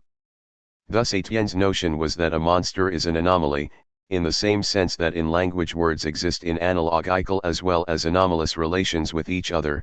In linguistics the idea is at least as old as Varro's De Lingua Latina. No anomaly can be considered simply as a gratuitous exception, rather anomalies confirm the regular structure binding together all members of the same class. Such a view is quite daring in anatomy. At one moment in the preliminary to his Philosophie anatomique Etienne says, and, indeed, such is the character of our epoch that it becomes impossible today to enclose oneself strictly within the framework of a simple monograph. Study an object in isolation and you will only be able to bring it back to itself, consequently you can never have perfect knowledge of it. But see it in the midst of beings who are connected with each other in many different ways, and which are isolated from each other in different ways, and you will discover for this object a wider scope of relationships. First of all, you will know it better, even in its specificity, but more important, by considering it in the very center of its own sphere of activity, you will know precisely how it behaves in its own exterior world, and you will also know how its own features are constituted in reaction to its surrounding milieu. 55. Not only is Saint Hilaire saying that it is the specific character of contemporary study, he was writing in 1822, to examine phenomena comparatively, he is also saying that for the scientist there is no such thing as a phenomenon, no matter how aberrant and exceptional, that cannot be explained with reference to other phenomena. Note also how Saint Hilaire employs the metaphor of centrality, le centre de sa sphère d'activité, used later by Renan in L'avenir de la science to describe the position occupied by any object in nature, including even the philologist, once the object is scientifically placed there by the examining scientist. Thereafter between the object and the scientist a bond of sympathy is established. Of course, this can only take place during the laboratory experience, and not elsewhere. The point being made is that a scientist has at his disposal a sort of leverage by which even the totally unusual occurrence can be seen naturally and known scientifically, which in this case means without recourse to the supernatural, and with recourse only to an enveloping environment constituted by the scientist. As a result, nature itself can be reperceived as continuous, harmoniously coherent, and fundamentally intelligible. Thus for Renan, Semitic is a phenomenon of arrested development in comparison with the mature languages and cultures of the Indo-European group, and even with the other Semitic Oriental languages. 56 The paradox that Renan sustains, however, is that even as he encourages us to see languages as in some way corresponding to êtres vivants de la nature, he is everywhere else proving that his Oriental languages, the Semitic languages, are inorganic, arrested, totally ossified, incapable of self-regeneration. In other words, he proves that Semitic is not a live language, and for that matter, neither are Semites live creatures. Moreover, Indo-European language and culture are alive and organic because of the laboratory, not despite it. But far from being a marginal issue in Renan's work, this paradox stands, I believe, at the very center of his entire work, his style, and his archival existence in the culture of his time, a culture to which as people so unlike each other as Matthew Arnold, Oscar Wilde, James Frazer, and Marcel Proust concurred, he was a very important contributor. To be able to sustain a vision that incorporates and holds together life and quasi-living creatures, Indo-European, European culture, as well as quasi-monstrous, parallel inorganic phenomena, Semitic, Oriental culture, is precisely the achievement of the European scientist in his laboratory. He constructs, and the very act of construction is a sign of imperial power over recalcitrant phenomena, as well as a confirmation of the dominating culture and its naturalization. Indeed, it is not too much to say that Renan's philological laboratory is the actual locale of his European ethnocentrism, but what needs emphasis here is that the philological laboratory has no existence outside the discourse, the writing by which it is constantly produced and experienced. Thus even the culture he calls organic and alive Europe's is also a creature being created in the laboratory and by philology. Renan's entire later career was European and cultural. Its accomplishments were varied and celebrated. Whatever authority his style possessed can, I think, be traced back to his technique for constructing the inorganic, or the missing, and for giving it the appearance of life. He was most famous, of course, for his Vie de Jesus, the work that inaugurated his monumental histories of Christianity and the Jewish people. Yet we must realize that the Vie was exactly the same type of feat that the Histoire Générale was, a construction enabled by the historian's capacity for skillfully crafting a dead for Renan in the double sense of a dead faith and a lost, hence dead, historical period, Oriental biography, and the paradox is immediately apparent as if it were the truthful narrative of a natural life. Whatever Renan said had first passed through the philological laboratory.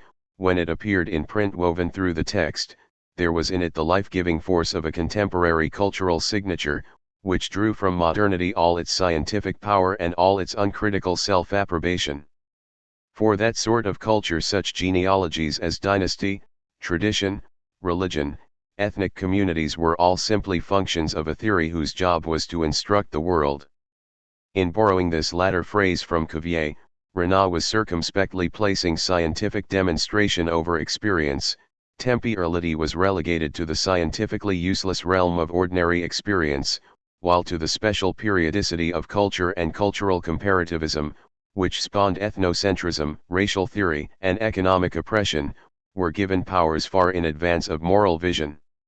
Renaud's style, his career as Orientalist and man of letters, the circumstances of the meaning he communicates, his peculiarly intimate relationship with the European scholarly and general culture of his time, liberal, exclusivist, imperious, anti-human except in a very conditional sense, all these are what I would call celibate and scientific. Generation for him is consigned to the realm of l'avenir, which in his famous manifesto he associated with science. Although as a historian of culture he belongs to the school of men like Turgot, Condorcet, Guizot, Cousin, Jouffroy and Ballanque, and in scholarship to the school of Sacchi, Caussin de Perceval, Ozanam, Friel, and Berneuve, Renaud's is a peculiarly ravaged, ragingly masculine world of history and learning.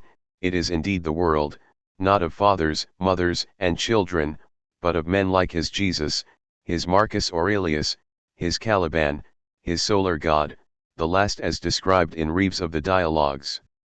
Philosophiques, point 57. He cherished the power of science and Orientalist philology particularly, he sought its insights and its techniques, he used it to intervene, often with considerable effectiveness, in the life of his epoch. And yet his ideal role was that of spectator. According to Renaud, a philologist ought to prefer bonheur to jouissance. The preference expresses a choice of elevated, if sterile, happiness over sexual pleasure. Words belong to the realm of bonheur, as does the study of words, ideally speaking. To my knowledge, there are very few moments in all of Renaud's public writing where a beneficent and instrumental role is assigned to women. One occurs when Renaud opines that foreign women, nurses, maids, must have instructed the conquering Norman's children, and hence we can account for the changes that take place in language. Note how productivity and dissemination are not the functions aided, but rather internal change, and a subsidiary one at that. Man, he says at the end of the same essay, belongs neither to his language nor to his race, he belongs to himself before all, since before all he is a free being and a moral one. 58. Man was free and moral, but enchained by race, history, and science as Renaud saw them, conditions imposed by the scholar on man. The study of Oriental languages took Renaud to the heart of these conditions, and philology made it concretely apparent that knowledge of man was, to paraphrase Ernst Cassirer, poetically transfiguring. 59. Only if it had been previously severed from raw actuality, as Sacchi had necessarily severed his Arabic fragments from their actuality, and then put into a doxological straitjacket. By becoming philology, the study of words as once practiced by Vico, Herder, Rousseau, Michelet, and Quinet lost its plot and its dramatic presentational quality, as Schelling once called it. Instead, philology became epistemologically complex. Sprachgefühl was no longer enough, since words themselves pertained less to the senses or the body, as they had for Vico, and more to a sightless, imageless, and abstract realm ruled over by such hothouse formulations as race, mind, culture, and nation. In that realm, which was discursively constructed and called the Orient, certain kinds of assertions could be made, all of them possessing the same powerful generality and cultural validity. For all of Renaud's effort was to deny Oriental culture the right to be generated, except artificially in the philological laboratory. A man was not a child of the culture, that dynastic conception had been too effectively challenged by philology. Philology taught one how culture is a construct, an articulation, in the sense that Dickens used the word for Mr. Venus's profession in Our Mutual Friend, even a creation, but not anything more than a quasi-organic structure. What is specially interesting in Renaud is how much he knew himself to be a creature of his time and of his ethnocentric culture. On the occasion of an academic response to a speech made by Ferdinand de Lesseps in 1885, Renaud averred as how it was so sad to be a wiser man than one's nation. One cannot feel bitterness towards one's homeland. Better to be mistaken along with the nation than to be too right with those who tell it hard truths. 60. The economy of such a statement is almost too perfect to be true. For does not the old Renaud say that the best relationship is one of parity with one's own culture, its morality, and its ethos during one's time, that and not a dynastic relation by which one is either the child of his times or their parent? And here we return to the laboratory, for it is there as Renan thought of it that filial and ultimately social responsibilities cease and scientific and orientalist ones take over. His laboratory was the platform from which as an orientalist he addressed the world, it mediated the statements he made, gave them confidence and general precision, as well as continuity.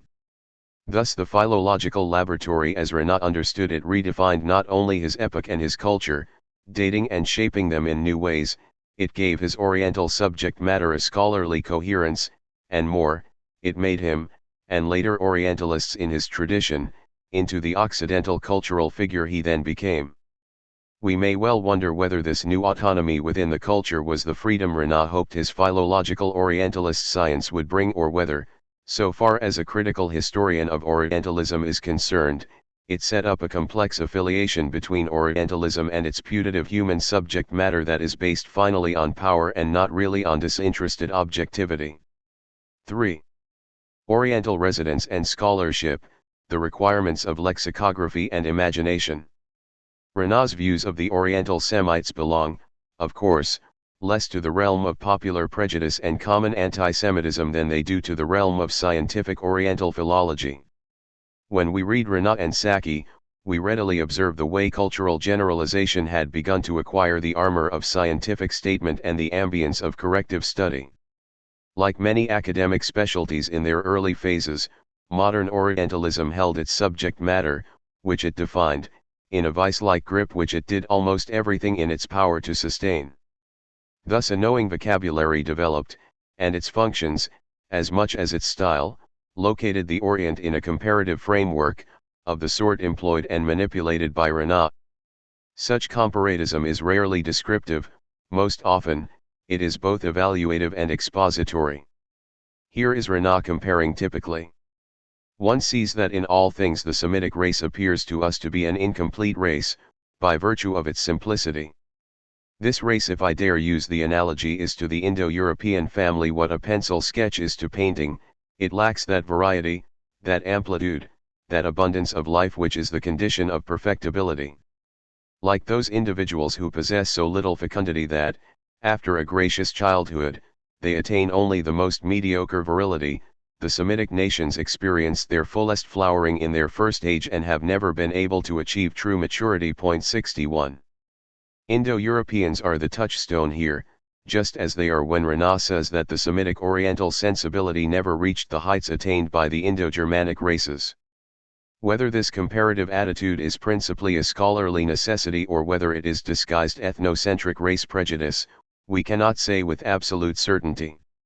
What we can say is that the two work together, in support of each other. What Renan and Saki tried to do was to reduce the Orient to a kind of human flatness, which exposed its characteristics easily to scrutiny and removed from it its complicating humanity. In Renan's case, the legitimacy of his efforts was provided by philology, whose ideological tenets encourage the reduction of a language to its roots. Thereafter, the philologist finds it possible to connect those linguistics roots, as Renan and others did, to race, mind, character, and temperament at their roots. The affinity between Renan and Gobineau, for example, was acknowledged by Renan to be a common philological and Orientalist perspective. 62 In subsequent editions of the Histoire Générale he incorporated some of Gobineau's work within his own. Thus did comparatism in the study of the Orient and Orientals come to be synonymous with the apparent ontological inequality of Occident and Orient. The main traits of this inequality are worth recapitulating briefly. I have already referred to Schlegel's enthusiasm for India, and then his subsequent revulsion from it and of course from Islam.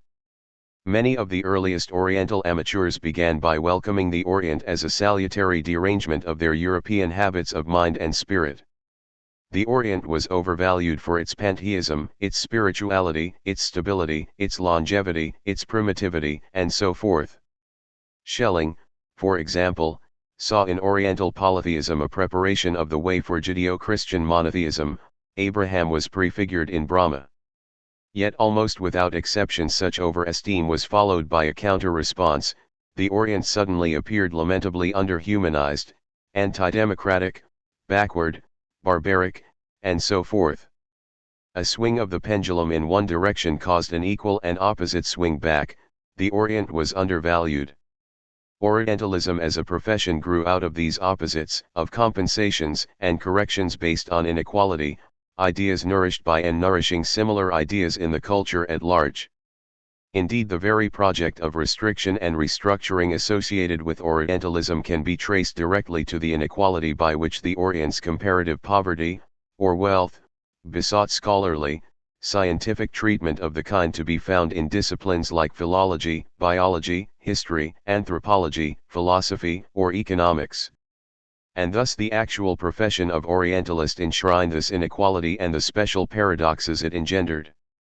Most often an individual entered the profession as a way of reckoning with the Orient's claim on him, yet most often too his Orientalist training opened his eyes, so to speak, and what he was left with was a sort of debunking project, by which the Orient was reduced to considerably less than the eminence once seen in it.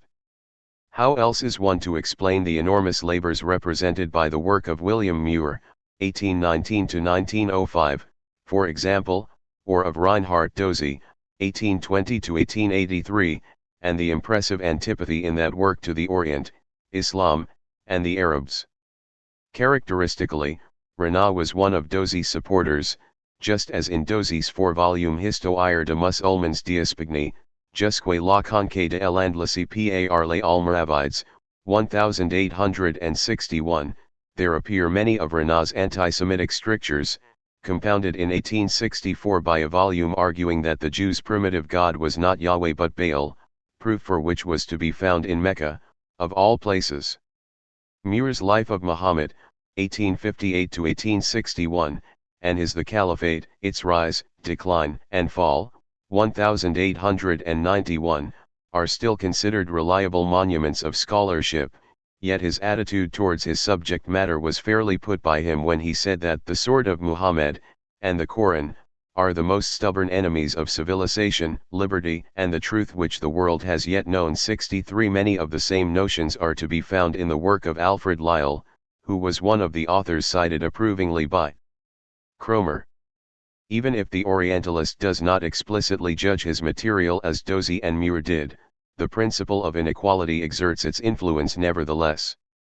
It remains the professional Orientalist's job to piece together a portrait, a restored picture as it were, of the Orient or the Oriental.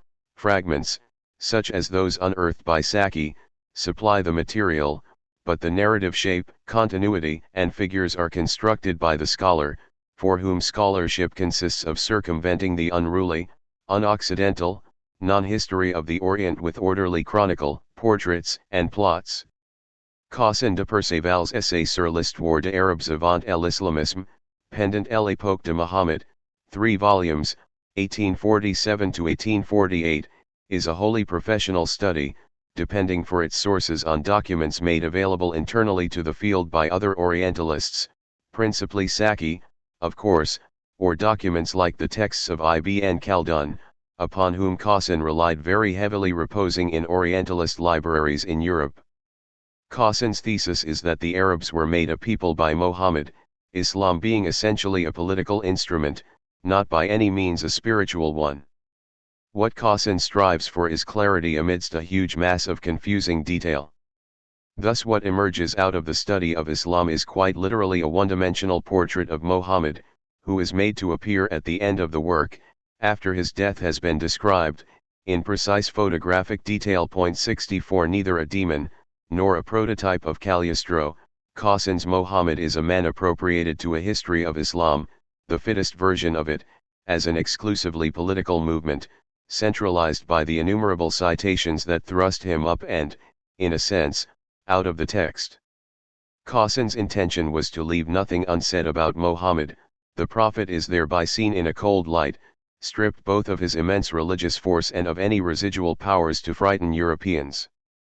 The point here is that as a figure for his own time and place Mohammed is effaced, in order for a very slight human miniature of him to be left standing. A non-professional analogue to Cassin's Mohammed is Carlyle's, a Mohammed forced to serve a thesis totally overlooking the historical and cultural circumstances of the prophet's own time and place. Although Carlyle quotes Sacchi, his essay is clearly the product of someone arguing for some general ideas on sincerity, heroism, and prophethood. His attitude is salutary. Mohammed is no legend, no shameful sensualist, no laughable petty sorcerer who trained pigeons to pick peas out of his ear.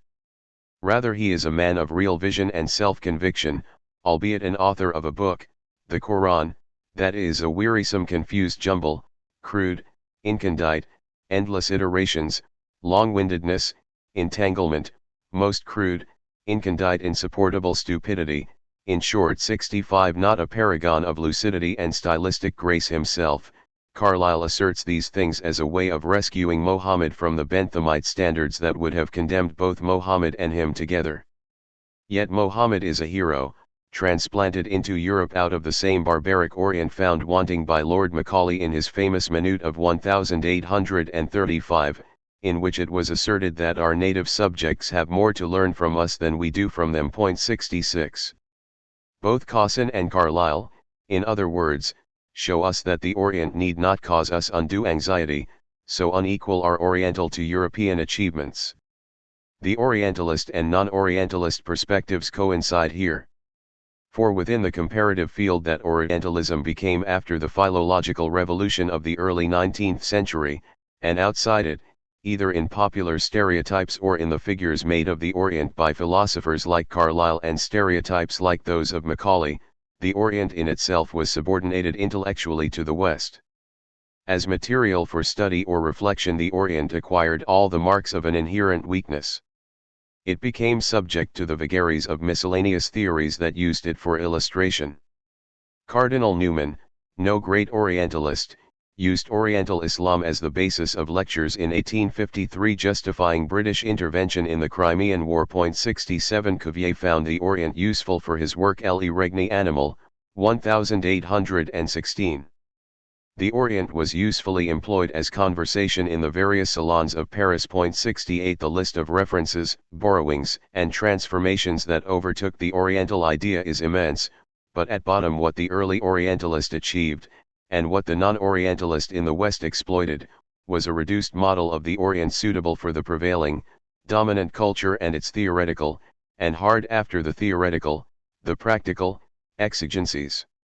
Occasionally one comes across exceptions, or if not exceptions then interesting complications, to this unequal partnership between East and West. Karl Marx identified the notion of an Asiatic economic system in his 1853 analyses of British rule in India, and then put beside that immediately the human depredation introduced into the system by English colonial interference, rapacity, and outright cruelty. In article after article he returned with increasing conviction to the idea that even in destroying Asia, Britain was making possible there a real social revolution. Marx's style pushes us right up against the difficulty of reconciling our natural repugnance as fellow creatures to the sufferings of Orientals while their society is being violently transformed with the historical necessity of these transformations. Now, sickening as it must be to human feeling to witness those myriads of industrious patriarchal and inoffensive social organizations disorganized and dissolved into their units, thrown into a sea of woes, and their individual members losing at the same time their ancient form of civilization and their hereditary means of subsistence, we must not forget that these idyllic village communities, inoffensive though they may appear, had always been the solid foundation of Oriental despotism, that they restrain the human mind within the smallest possible compass, making it the unresisting tool of superstition, enslaving it beneath the traditional rules, depriving it of all grandeur and historical energies. England, it is true, in causing a social revolution in Hindustan was actuated only by the vilest interests, and was stupid in her manner of enforcing them. But that is not the question. The question is, can mankind fulfill its destiny without a fundamental revolution in the social state of Asia? If not, whatever may have been the crimes of England, she was the unconscious tool of history in bringing about that revolution. Then, whatever bitterness the spectacle of the crumbling of an ancient world may have for our personal feelings, we have the right, in point of history, to exclaim with Goethe: Salt dies qual uns quillen. De sie unsere Lust vermehreit. Hat nicht Myriaden Seelen. Timur's Herrschaft aufgezeigt, 69. Should this torture then torment us? since it brings us greater pleasure? Were not through the rule of Timur souls devoured without measure. The quotation, which supports Marx's argument about torment producing pleasure, comes from the Westist Liker Divan and identifies the sources of Marx's conceptions about the Orient. These are romantic and even messianic. As human material, the Orient is less important than as an element in a romantic redemptive project. Marx's economic analyses are perfectly fitted thus to a standard Orientalist undertaking, even though Marx's humanity, his sympathy for the misery of people, are clearly engaged. Yet in the end it is the romantic Orientalist vision that wins out, as Marx's theoretical socio-economic views become submerged in this classically standard image. England has to fulfill a double mission in India, one destructive, the other regenerating the annihilation of the Asiatic society, and the laying of the material foundations of Western society in Asia. 70. The idea of regenerating a fundamentally lifeless Asia is a piece of pure romantic Orientalism, of course, but coming from the same writer who could not easily forget the human suffering involved, the statement is puzzling. It requires us first to ask how Marx's moral equation of Asiatic loss with the British colonial rule he condemned gets skewed back towards the old inequality between East and West we have so far remarked. Second, it requires us to ask where the human sympathy has gone, into what realm of thought it has disappeared while the Orientalist vision takes its place. We are immediately brought back to the realization that Orientalists, like many other early 19th century thinkers, conceive of humanity either in large collective terms or in abstract generalities. Orientalists are neither interested in nor capable of discussing individuals, instead artificial entities, perhaps with their roots in Herderian populism, predominate. There are Orientals, Asiatics, Semites, Muslims, Arabs, Jews, races, mentalities, nations, and the like, some of them the product of learned operations of the type found in Renaud's work. Similarly, the age-old distinction between Europe and Asia or Occident and Orient herds beneath very wide labels every possible variety of human plurality, reducing it in the process to one or two terminal, collective abstractions. Marx is no exception. The collective Orient was easier for him to use in illustration of a theory than existential human identities. For between Orient and Occident, as if in a self-fulfilling proclamation, only the vast anonymous collectivity mattered, or existed. No other type of exchange, severely constrained though it may have been, was at hand. That Marx was still able to sense some fellow feeling, to identify even a little with poor Asia, suggests that something happened before the labels took over, before he was dispatched to Goethe as a source of wisdom on the Orient.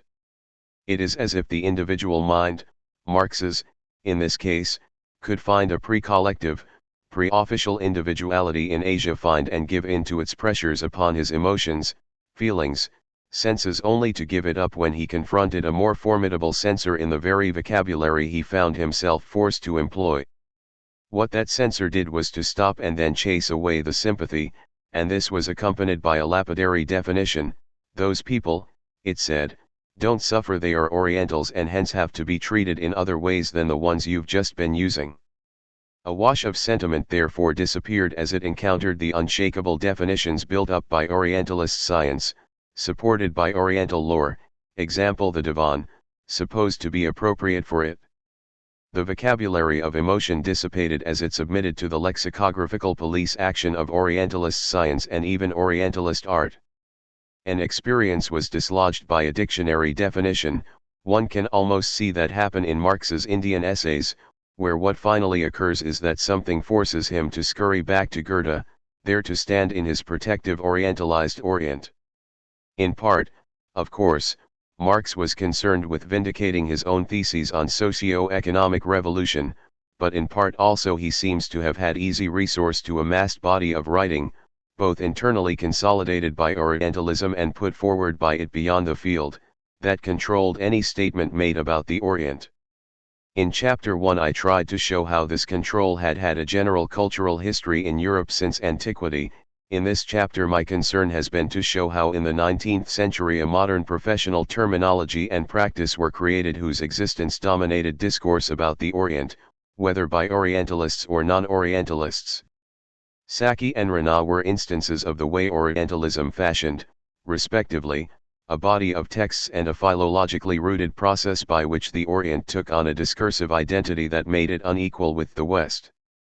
In using Marx as the case by which a non-Orientalist's human engagements were first dissolved, then usurped by Orientalist generalizations, we find ourselves having to consider the process of lexicographical and institutional consolidation peculiar to Orientalism.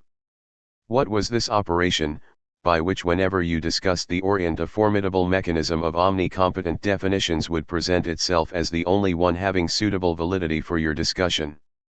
And since we must also show how this mechanism operated specifically, and effectively, upon personal human experiences that otherwise contradicted it, we must also show where they went and what forms they took, while they lasted.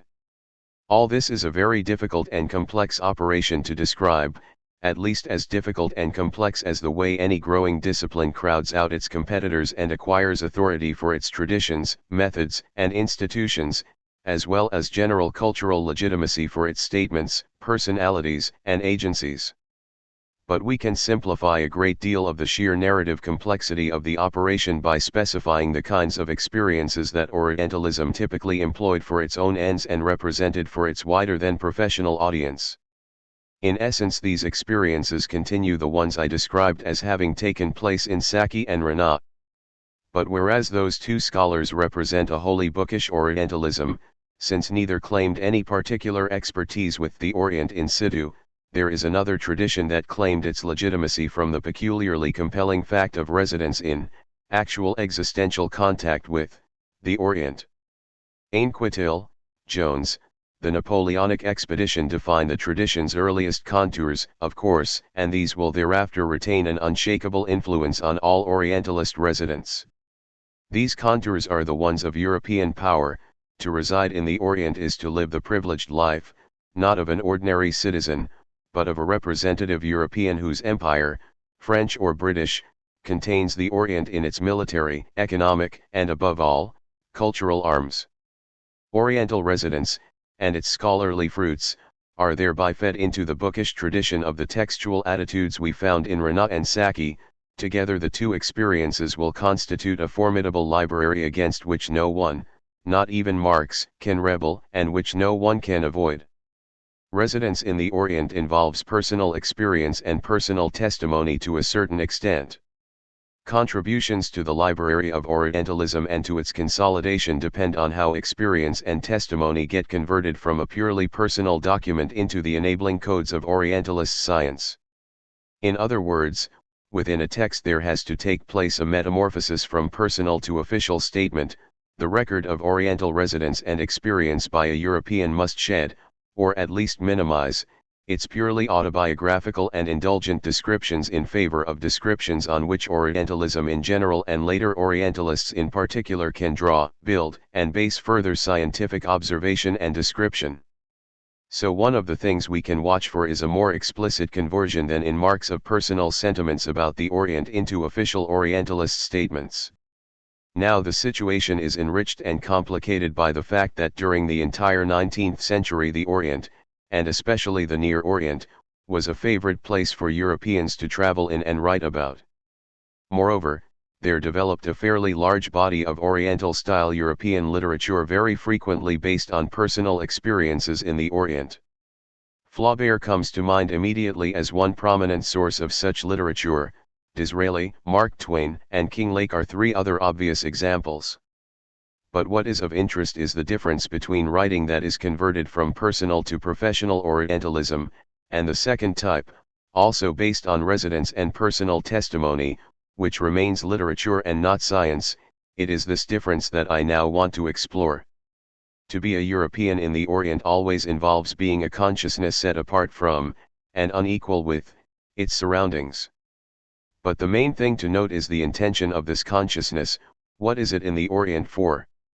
Why does it set itself there even if, as is the case with writers like Scott, Hugo, and Goethe, it travels to the Orient for a very concrete sort of experience without actually leaving Europe?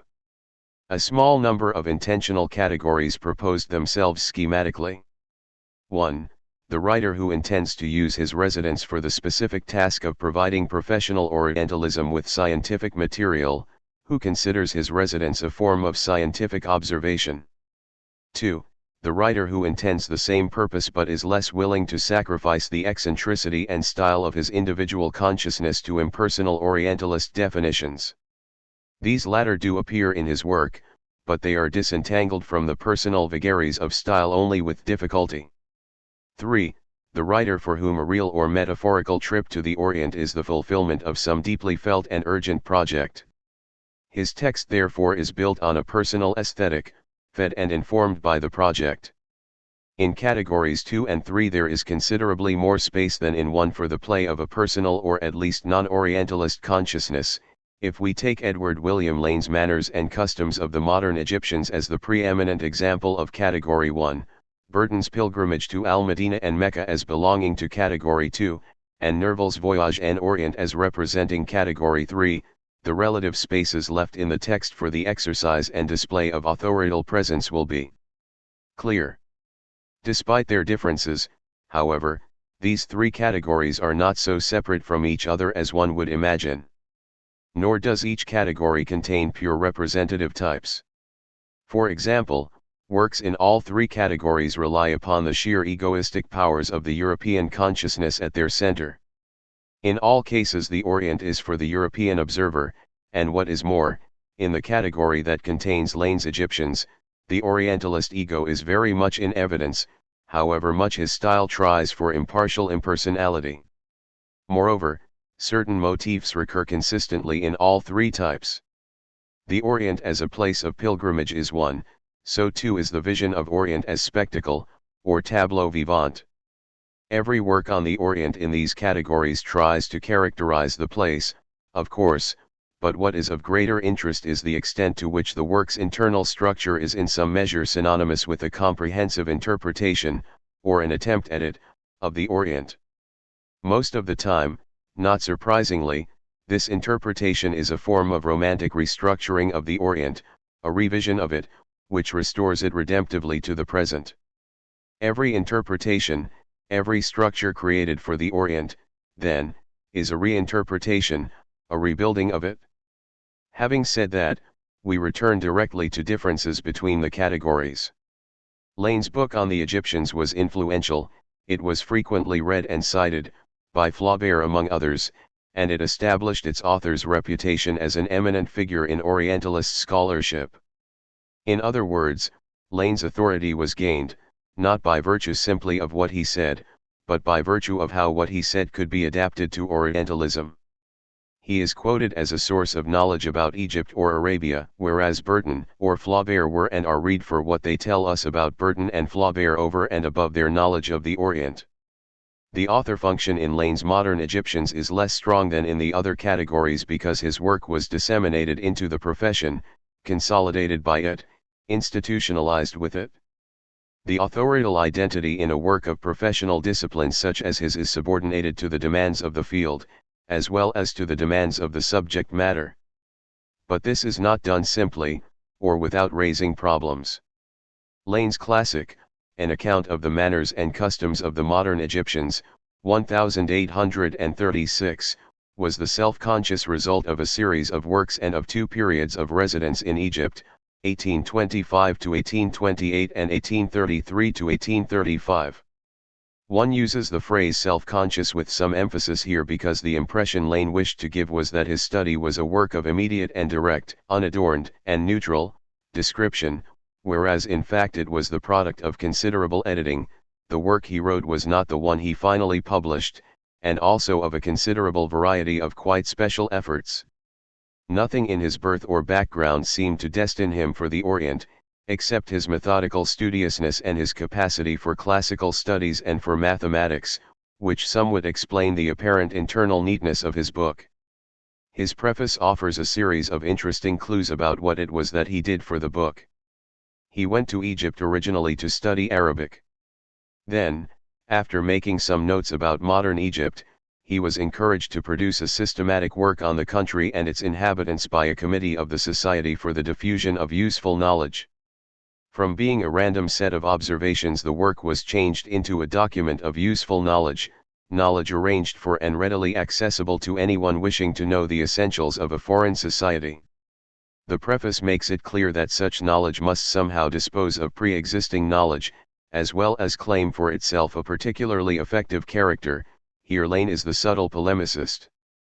He must show initially that he did what others before him either could not or did not do, and then, that he was able to acquire information both authentic and perfectly correct. And thus his peculiar authority begins to emerge. While Lane dallies in his preface with Dr. Russell's account of the people of Aleppo, a forgotten work, it is obvious that the description de l'Egypte is his main antecedent competition. But that work, confined by Lane to a long footnote, is mentioned in contemptuous quotation marks as the great French work on Egypt. That work was at once too philosophically general and too careless, Lane says, and Jacob Burckhardt's famous study was merely a collection of proverbial Egyptian wisdom, bad tests of the morality of a people. Unlike the French and Burckhardt, Lane was able to submerge himself amongst the natives, to live as they did, to conform to their habits, and to escape exciting, in strangers, any suspicion of being a person who had no right to intrude among them. Lest that imply Lane's having lost his objectivity, he goes on to say that he conformed only to the words, his italics, of the Quran, and that he was always aware of his difference from an essentially alien culture. 71 Thus while one portion of Lane's identity floats easily in the unsuspecting Muslim sea, a submerged part retains its secret European power, to comment on, acquire, possess everything around it. The Orientalist can imitate the Orient without the opposite being true. What he says about the Orient is therefore to be understood as description obtained in a one-way exchange, as they spoke and behaved, he observed and wrote down. His power was to have existed amongst them as a native speaker, as it were, and also as a secret writer. And what he wrote was intended as useful knowledge, not for them, but for Europe and its various disseminative institutions. For that is one thing that Lane's prose never lets us forget, that ego, the first-person pronoun moving through Egyptian customs, rituals, festivals, infancy, adulthood, and burial rites, is in reality both an Oriental masquerade and an Orientalist device for capturing and conveying valuable, otherwise inaccessible information. As narrator, Lane is both exhibit and exhibitor, winning two confidences at once, displaying two appetites for experience, the Oriental one for engaging companionship, or so it seems, and the Western one for authoritative, useful knowledge. Nothing illustrates this better than the last tripartite episode in the preface. Lane there describes his principal informant and friend, Sheikh Ahmed, as companion and as curiosity. Together the two pretend that Lane is a Muslim, yet only after Ahmed conquers his fear, inspired by Lane's audacious mimicry, can he go through the motions of praying by his side in a mosque.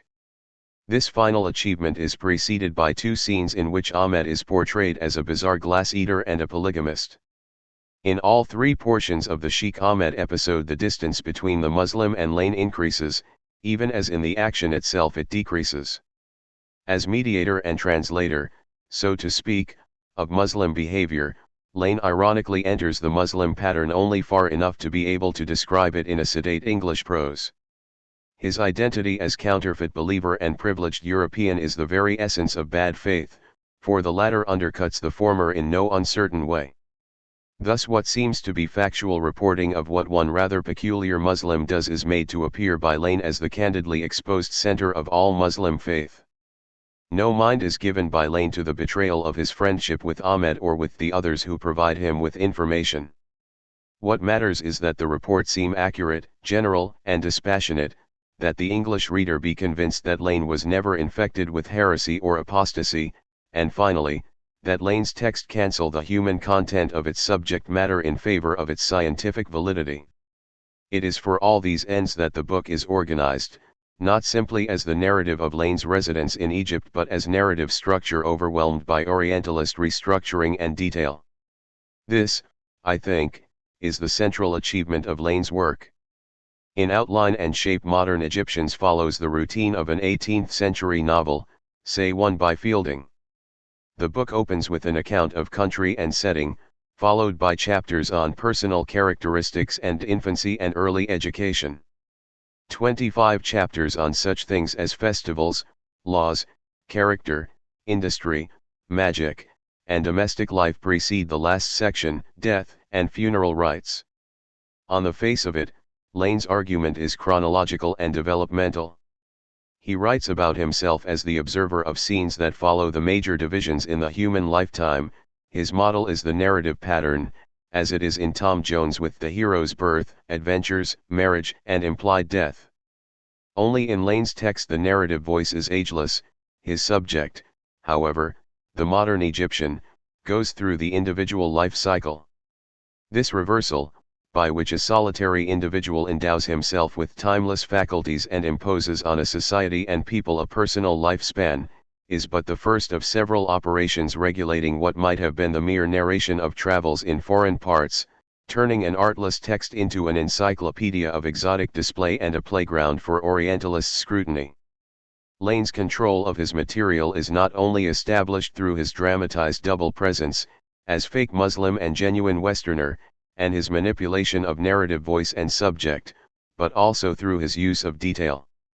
Each major section in each chapter is invariably introduced with some unsurprising general observation. For example, it is generally observed that many of the most remarkable peculiarities in the manners, customs, and character of a nation are attributable to the physical peculiarities of the country. 72 What follows confirms this easily: the Nile, Egypt's remarkably salubrious climate, the peasant's precise labor. Yet instead of this leading to the next episode in narrative order, the detail is added to, and consequently the narrative fulfillment expected on purely formal grounds is not given. In other words, although the gross outlines of Lane's text conform to the narrative and causal sequence of birth, life, death, the special detail introduced during the sequence itself foils narrative movement. From a general observation, to a delineation of some aspect of Egyptian character, to an account of Egyptian childhood, adolescence, maturity, and senescence, Lane is always there with great detail to prevent smooth transitions.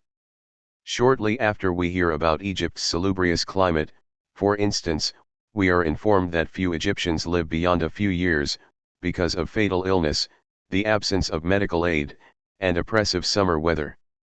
Thereafter we are told that the heat excites the Egyptian, an unqualified generalization to intemperance in sensual enjoyments, and soon are bogged down in descriptions, complete with charts and line drawings, of Cairene architecture, decoration, fountains, and locks. When a narrative strain re-emerges, it is clearly only as a formality. What prevents narrative order, at the very same time that narrative order is the dominating fiction of Lane's text, is sheer, overpowering, monumental description. Lane's objective is to make Egypt and the Egyptians totally visible, to keep nothing hidden from his reader, to deliver the Egyptians without depth, in swollen detail.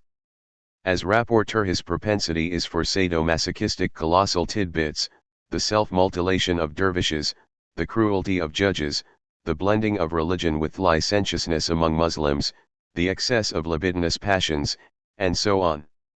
Yet no matter how odd and perverse the event and how lost we become in its dizzying detail, Lane is ubiquitous, his job being to reassemble the pieces and enable us to move on, albeit jerkily. To a certain extent he does this by just being a European who can discursively control the passions and excitements to which the Muslims are unhappily subject. But to an even greater extent, Lane's capacity to rein in his profuse subject matter with an unyielding bridle of discipline and detachment depends on his cold distance from Egyptian life and Egyptian productivity. The main symbolic moment occurs at the beginning of chapter 6, Domestic Life Continued. By now Lane has adopted the narrative convention of taking a walk through Egyptian life, and having reached the end of his tour of the public rooms and habits of an Egyptian household, the social and spatial worlds are mixed together by him. He begins to discuss the intimate side of home life. Immediately, he must give some account of marriage and the marriage ceremonies. As usual, the account begins with a general observation: to abstain from marriage when a man has attained a sufficient age, and when there is no just impediment, is esteemed by the Egyptians improper, and even disreputable. Without transition, this observation is applied by Lane to himself, and he is found guilty. For one long paragraph he then recounts the pressures placed on him to get married, which he unflinchingly refuses. Finally, after a native friend even offers to arrange a mariage de convenance, also refused by Lane, the whole sequence is abruptly terminated with a period and a dash. 73 He resumes his general discussion with another general observation. Not only do we have here a typical Lane-esque interruption of the main narrative with untidy detail, we have also a firm and literal disengagement of the author from the productive processes of Oriental society. The mini-narrative of his refusal to join the society he describes concludes with a dramatic hiatus. His story cannot continue, he seems to be saying, so long as he does not enter the intimacy of domestic life, and so he drops from sight as a candidate for it. He literally abolishes himself as a human subject by refusing to marry into human society. Thus he preserves his authoritative identity as a mock participant and bolsters the objectivity of his narrative. If we already knew that Lane was a non-Muslim, we now know too that in order for him to become an Orientalist instead of an Oriental he had to deny himself the sensual enjoyments of domestic life. Moreover, he had also to avoid dating himself by entering the human life cycle. Only in this negative way could he retain his timeless authority as observer.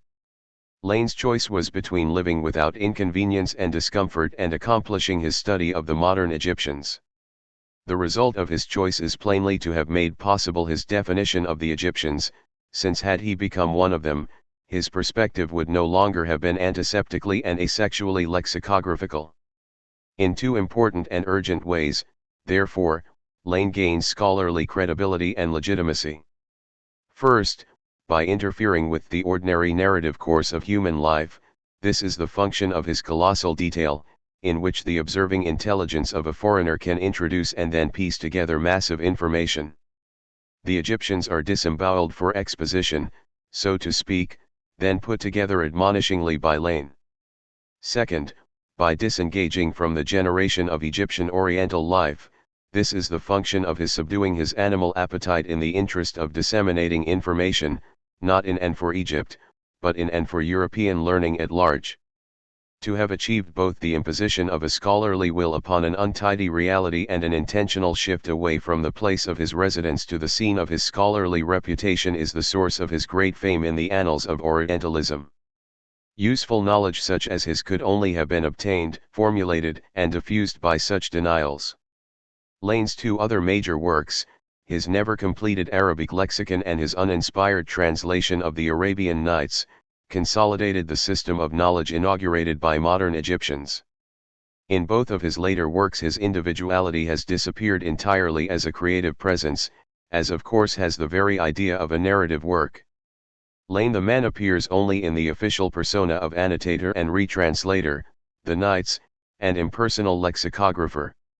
From being an author contemporary with his subject matter, Lane became as Orientalist scholar of classical Arabic and classical Islam its survivor. But it is the form of that survival which is of interest. For Lane's legacy as a scholar mattered not to the Orient, of course, but to the institutions and agencies of his European society. And these were either academic, the official Orientalist societies, institutions, and agencies, or they were extra-academic in very particular ways, figuring in the work of later Europeans resident in the Orient. If we read Lane's Modern Egyptians, not as a source of Oriental lore, but as a work directed towards the growing organization of academic Orientalism, we will find it illuminating. The subordination of genetic ego to scholarly authority in Lane corresponds exactly to the increased specialization and institutionalization of knowledge about the Orient represented by the various Oriental societies. The Royal Asiatic Society was founded a decade before Lane's book appeared, but its committee of correspondence, whose objects were to receive intelligence and inquiries relating to the arts, sciences, literature, history, and antiquities of the Orient 74, was the structural recipient of Lane's fund of information, processed and formulated as it was. As for the diffusion of such work as Lane's, there were not only the various societies of useful knowledge but also, In an age when the original Orientalist program of aiding commerce and trade with the Orient had become exhausted, the specialized learned societies whose products were works displaying the potential, if not actual, values of disinterested scholarship.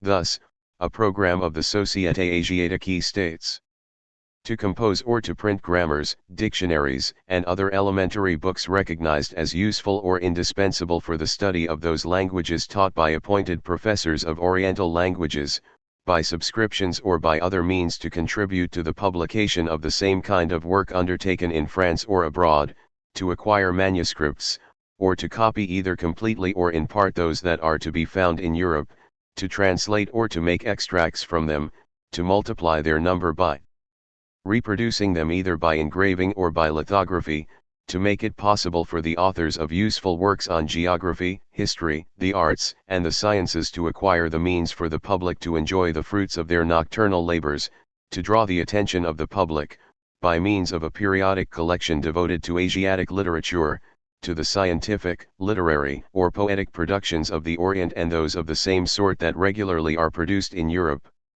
To those facts about the Orient that could be relevant to Europe, to those discoveries and works of all kinds of which the Oriental peoples could become the subject, these are the objectives proposed for and by the Société Asiatique. Orientalism organized itself systematically as the acquisition of Oriental material and its regulated dissemination as a form of specialized knowledge. One copied and printed works of grammar, one acquired original texts, one multiplied their number and diffused them widely, even dispensed knowledge in periodic form. It was into and for this system that Lane wrote his work, and sacrificed his ego. The mode in which his work persisted in the archives of Orientalism was provided for also. There was to be a museum, Saki said. A vast depot of objects of all kinds, of drawings, of original books, maps, accounts of voyages, all offered to those who wished to give themselves to the study of the Orient, in such a way that each of these students would be able to feel himself transported as if by enchantment into the midst of, say, a Mongolian tribe or of the Chinese race, whichever he might have made the object of his studies. It is possible to say, that after the publication of elementary books on the Oriental languages, nothing is more important than to lay the cornerstone of this museum, which I consider a living commentary upon and interpretation truchement of the dictionaries. 75. Truchement derives nicely from the Arabic terjemand, meaning interpreter, intermediary, or spokesman. On the one hand, Orientalism acquired the Orient as literally and as widely as possible, on the other, it domesticated this knowledge to the West, filtering it through regulatory codes, classifications, specimen cases, periodical reviews, dictionaries, grammars, commentaries, editions, translations, all of which together formed a simulacrum of the Orient and reproduced it materially in the West, for the West. The Orient, in short, would be converted from the personal, sometimes garbled testimony of intrepid voyagers and residents into impersonal definition by a whole array of scientific workers. It would be converted from the consecutive experience of individual research into a sort of imaginary museum without walls, where everything gathered from the huge distances and varieties of Oriental culture became categorically Oriental. It would be reconverted, restructured from the bundle of fragments brought back piecemeal by explorers, expeditions, commissions, armies, and merchants into lexicographical, bibliographical, departmentalized, and textualized Orientalist sense. By the middle of the 19th century the Orient had become, as Disraeli said, a career, one in which one could remake and restore not only the Orient but also oneself. 4. Pilgrims and pilgrimages, British and French. Every European traveler or resident in the Orient has had to protect himself from its unsettling influences. Someone like Lane ultimately rescheduled and resituated the Orient when he came to write about it. The eccentricities of Oriental life, with its odd calendars, its exotic spatial configurations, its hopelessly strange languages, its seemingly perverse morality, were reduced considerably when they appeared as a series of detailed items presented in a normative European prose style. It is correct to say that in orientalizing the Orient, Lane not only defined but edited it, he excised from it what, in addition to his own human sympathies, might have ruffled the European sensibility. In most cases, the Orient seemed to have offended sexual propriety.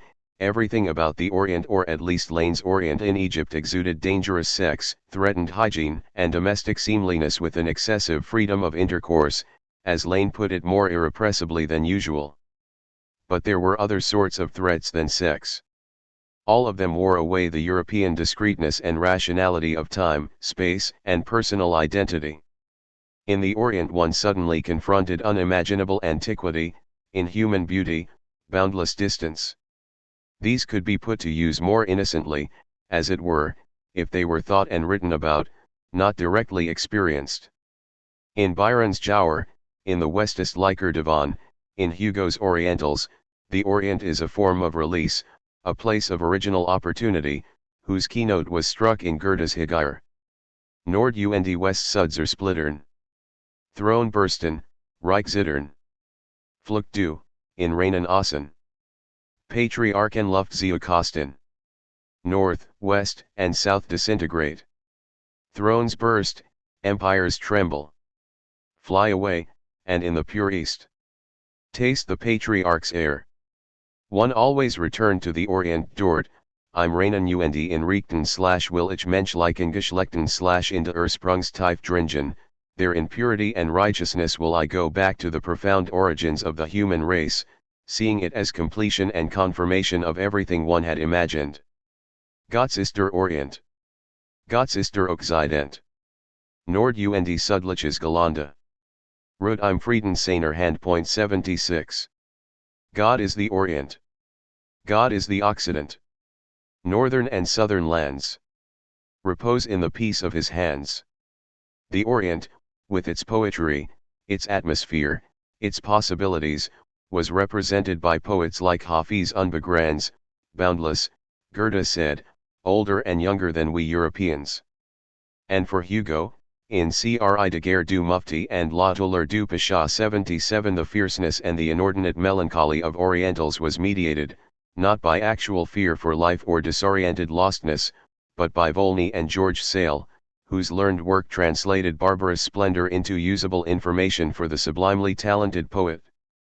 What Orientalists like Lane, Sacchi, Renat, Volney, Jones, not to mention the description de l'Egypte, and other pioneers made available, the literary crowd exploited. We must recall now our earlier discussion of the three types of work dealing with the Orient and based upon actual residence there. The rigorous exigencies of knowledge purged from Orientalist writing an authorial sensibility, hence Lane's self-excision, and hence also the first kind of work we enumerated. As for types 2 and 3, the self is there prominently, subservient to a voice whose job it is to dispense real knowledge, type 2, or dominating and mediating everything we are told about the Orient, type 3. Yet from one end of the 19th century to the other after Napoleon, that is, the Orient was a place of pilgrimage, and every major work belonging to a genuine if not always to an academic Orientalism took its form, style, and intention from the idea of pilgrimage there. In this idea, as in so many of the other forms of Orientalist writing we have been discussing, the romantic idea of restorative reconstruction, natural supernaturalism, is the principal source. Every pilgrim sees things his own way, but there are limits to what a pilgrimage can be for, to what shape and form it can take, to what truths it reveals. All pilgrimages to the Orient passed through, or had to pass through, the biblical lands. Most of them in fact were attempts either to relieve or to liberate from the large, incredibly fecund Orient some portion of Judeo-Christian/Greco-Roman actuality. For these pilgrims the Orientalized Orient, the Orient of Orientalist scholars, was a gauntlet to be run, just as the Bible, the Crusades, Islam, Napoleon, and Alexander were redoubtable predecessors to be reckoned with.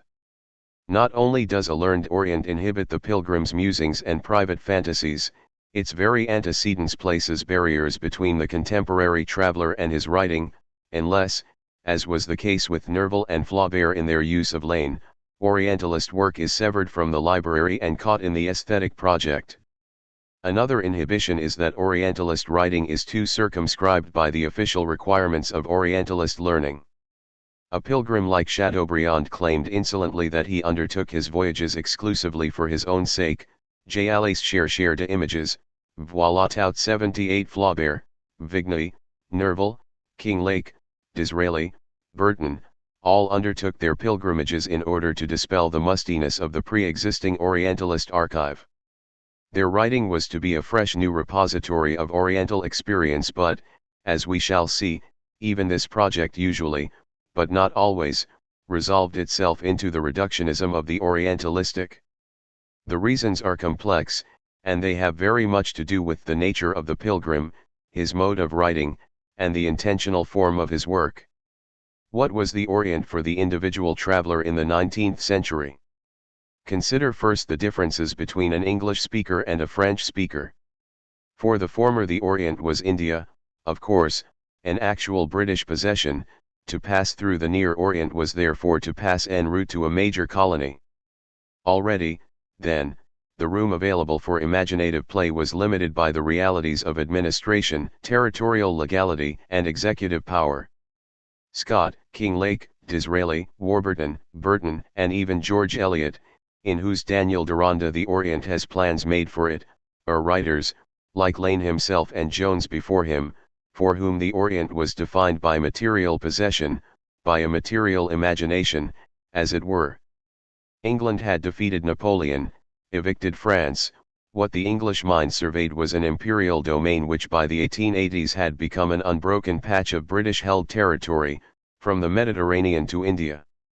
To write about Egypt, Syria, or Turkey, as much as traveling in them, was a matter of touring the realm of political will, political management, political definition.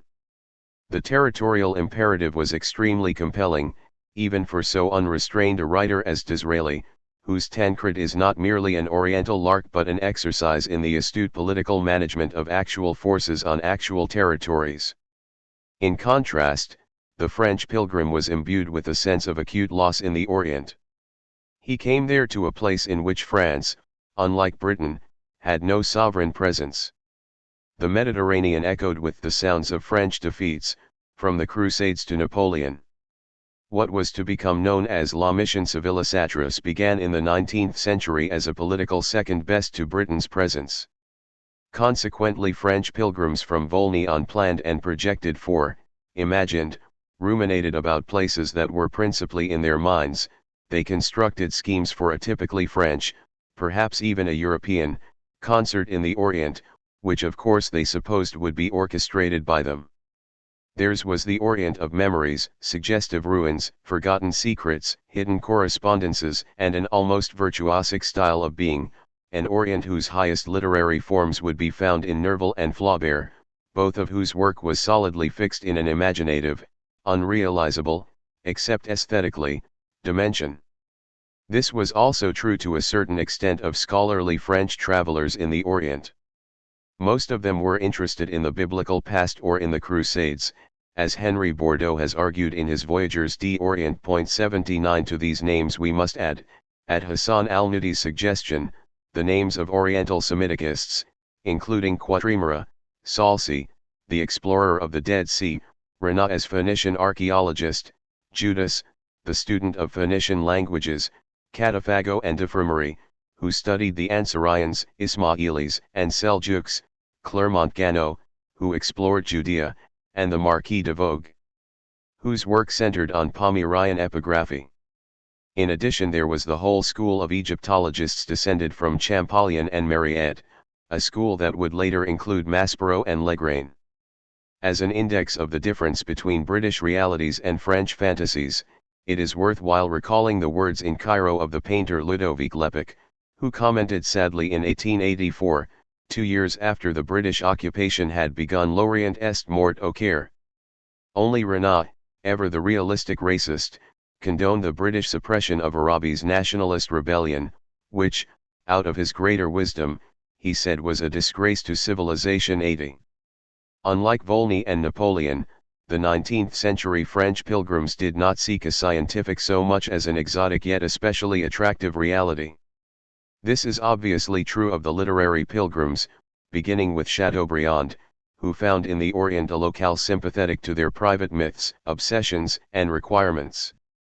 Here we notice how all the pilgrims, but especially the French ones, exploit the Orient in their work so as in some urgent way to justify their existential vocation. Only when there is some additional cognitive purpose in writing about the Orient does the outpouring of self seem more under control. Lamartine, for instance, writes about himself, and also about France as a power in the Orient, that second enterprise mutes and finally controls imperatives heaped upon his style by his soul, his memory, and his imagination. No pilgrim, French or English, could so ruthlessly dominate his self or his subject as Lane did. Even Burton and T.E. Lawrence, of whom the former fashioned a deliberately Muslim pilgrimage and the latter what he called a reverse pilgrimage away from Mecca, delivered masses of historical, political, and social Orientalism that were never as free of their egos as Lane's were of his.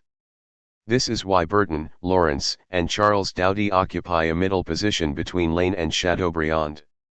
Chateaubriand's Itinéraire de Paris à Jerusalem, Et de Jerusalem à Paris, 1810–1811, records the details of a journey undertaken in 1805–1806, after he had traveled in North America. Its many hundreds of pages bear witness to its author's admission that J. E. par l'Éternel Montemoy, so much so that Stendhal,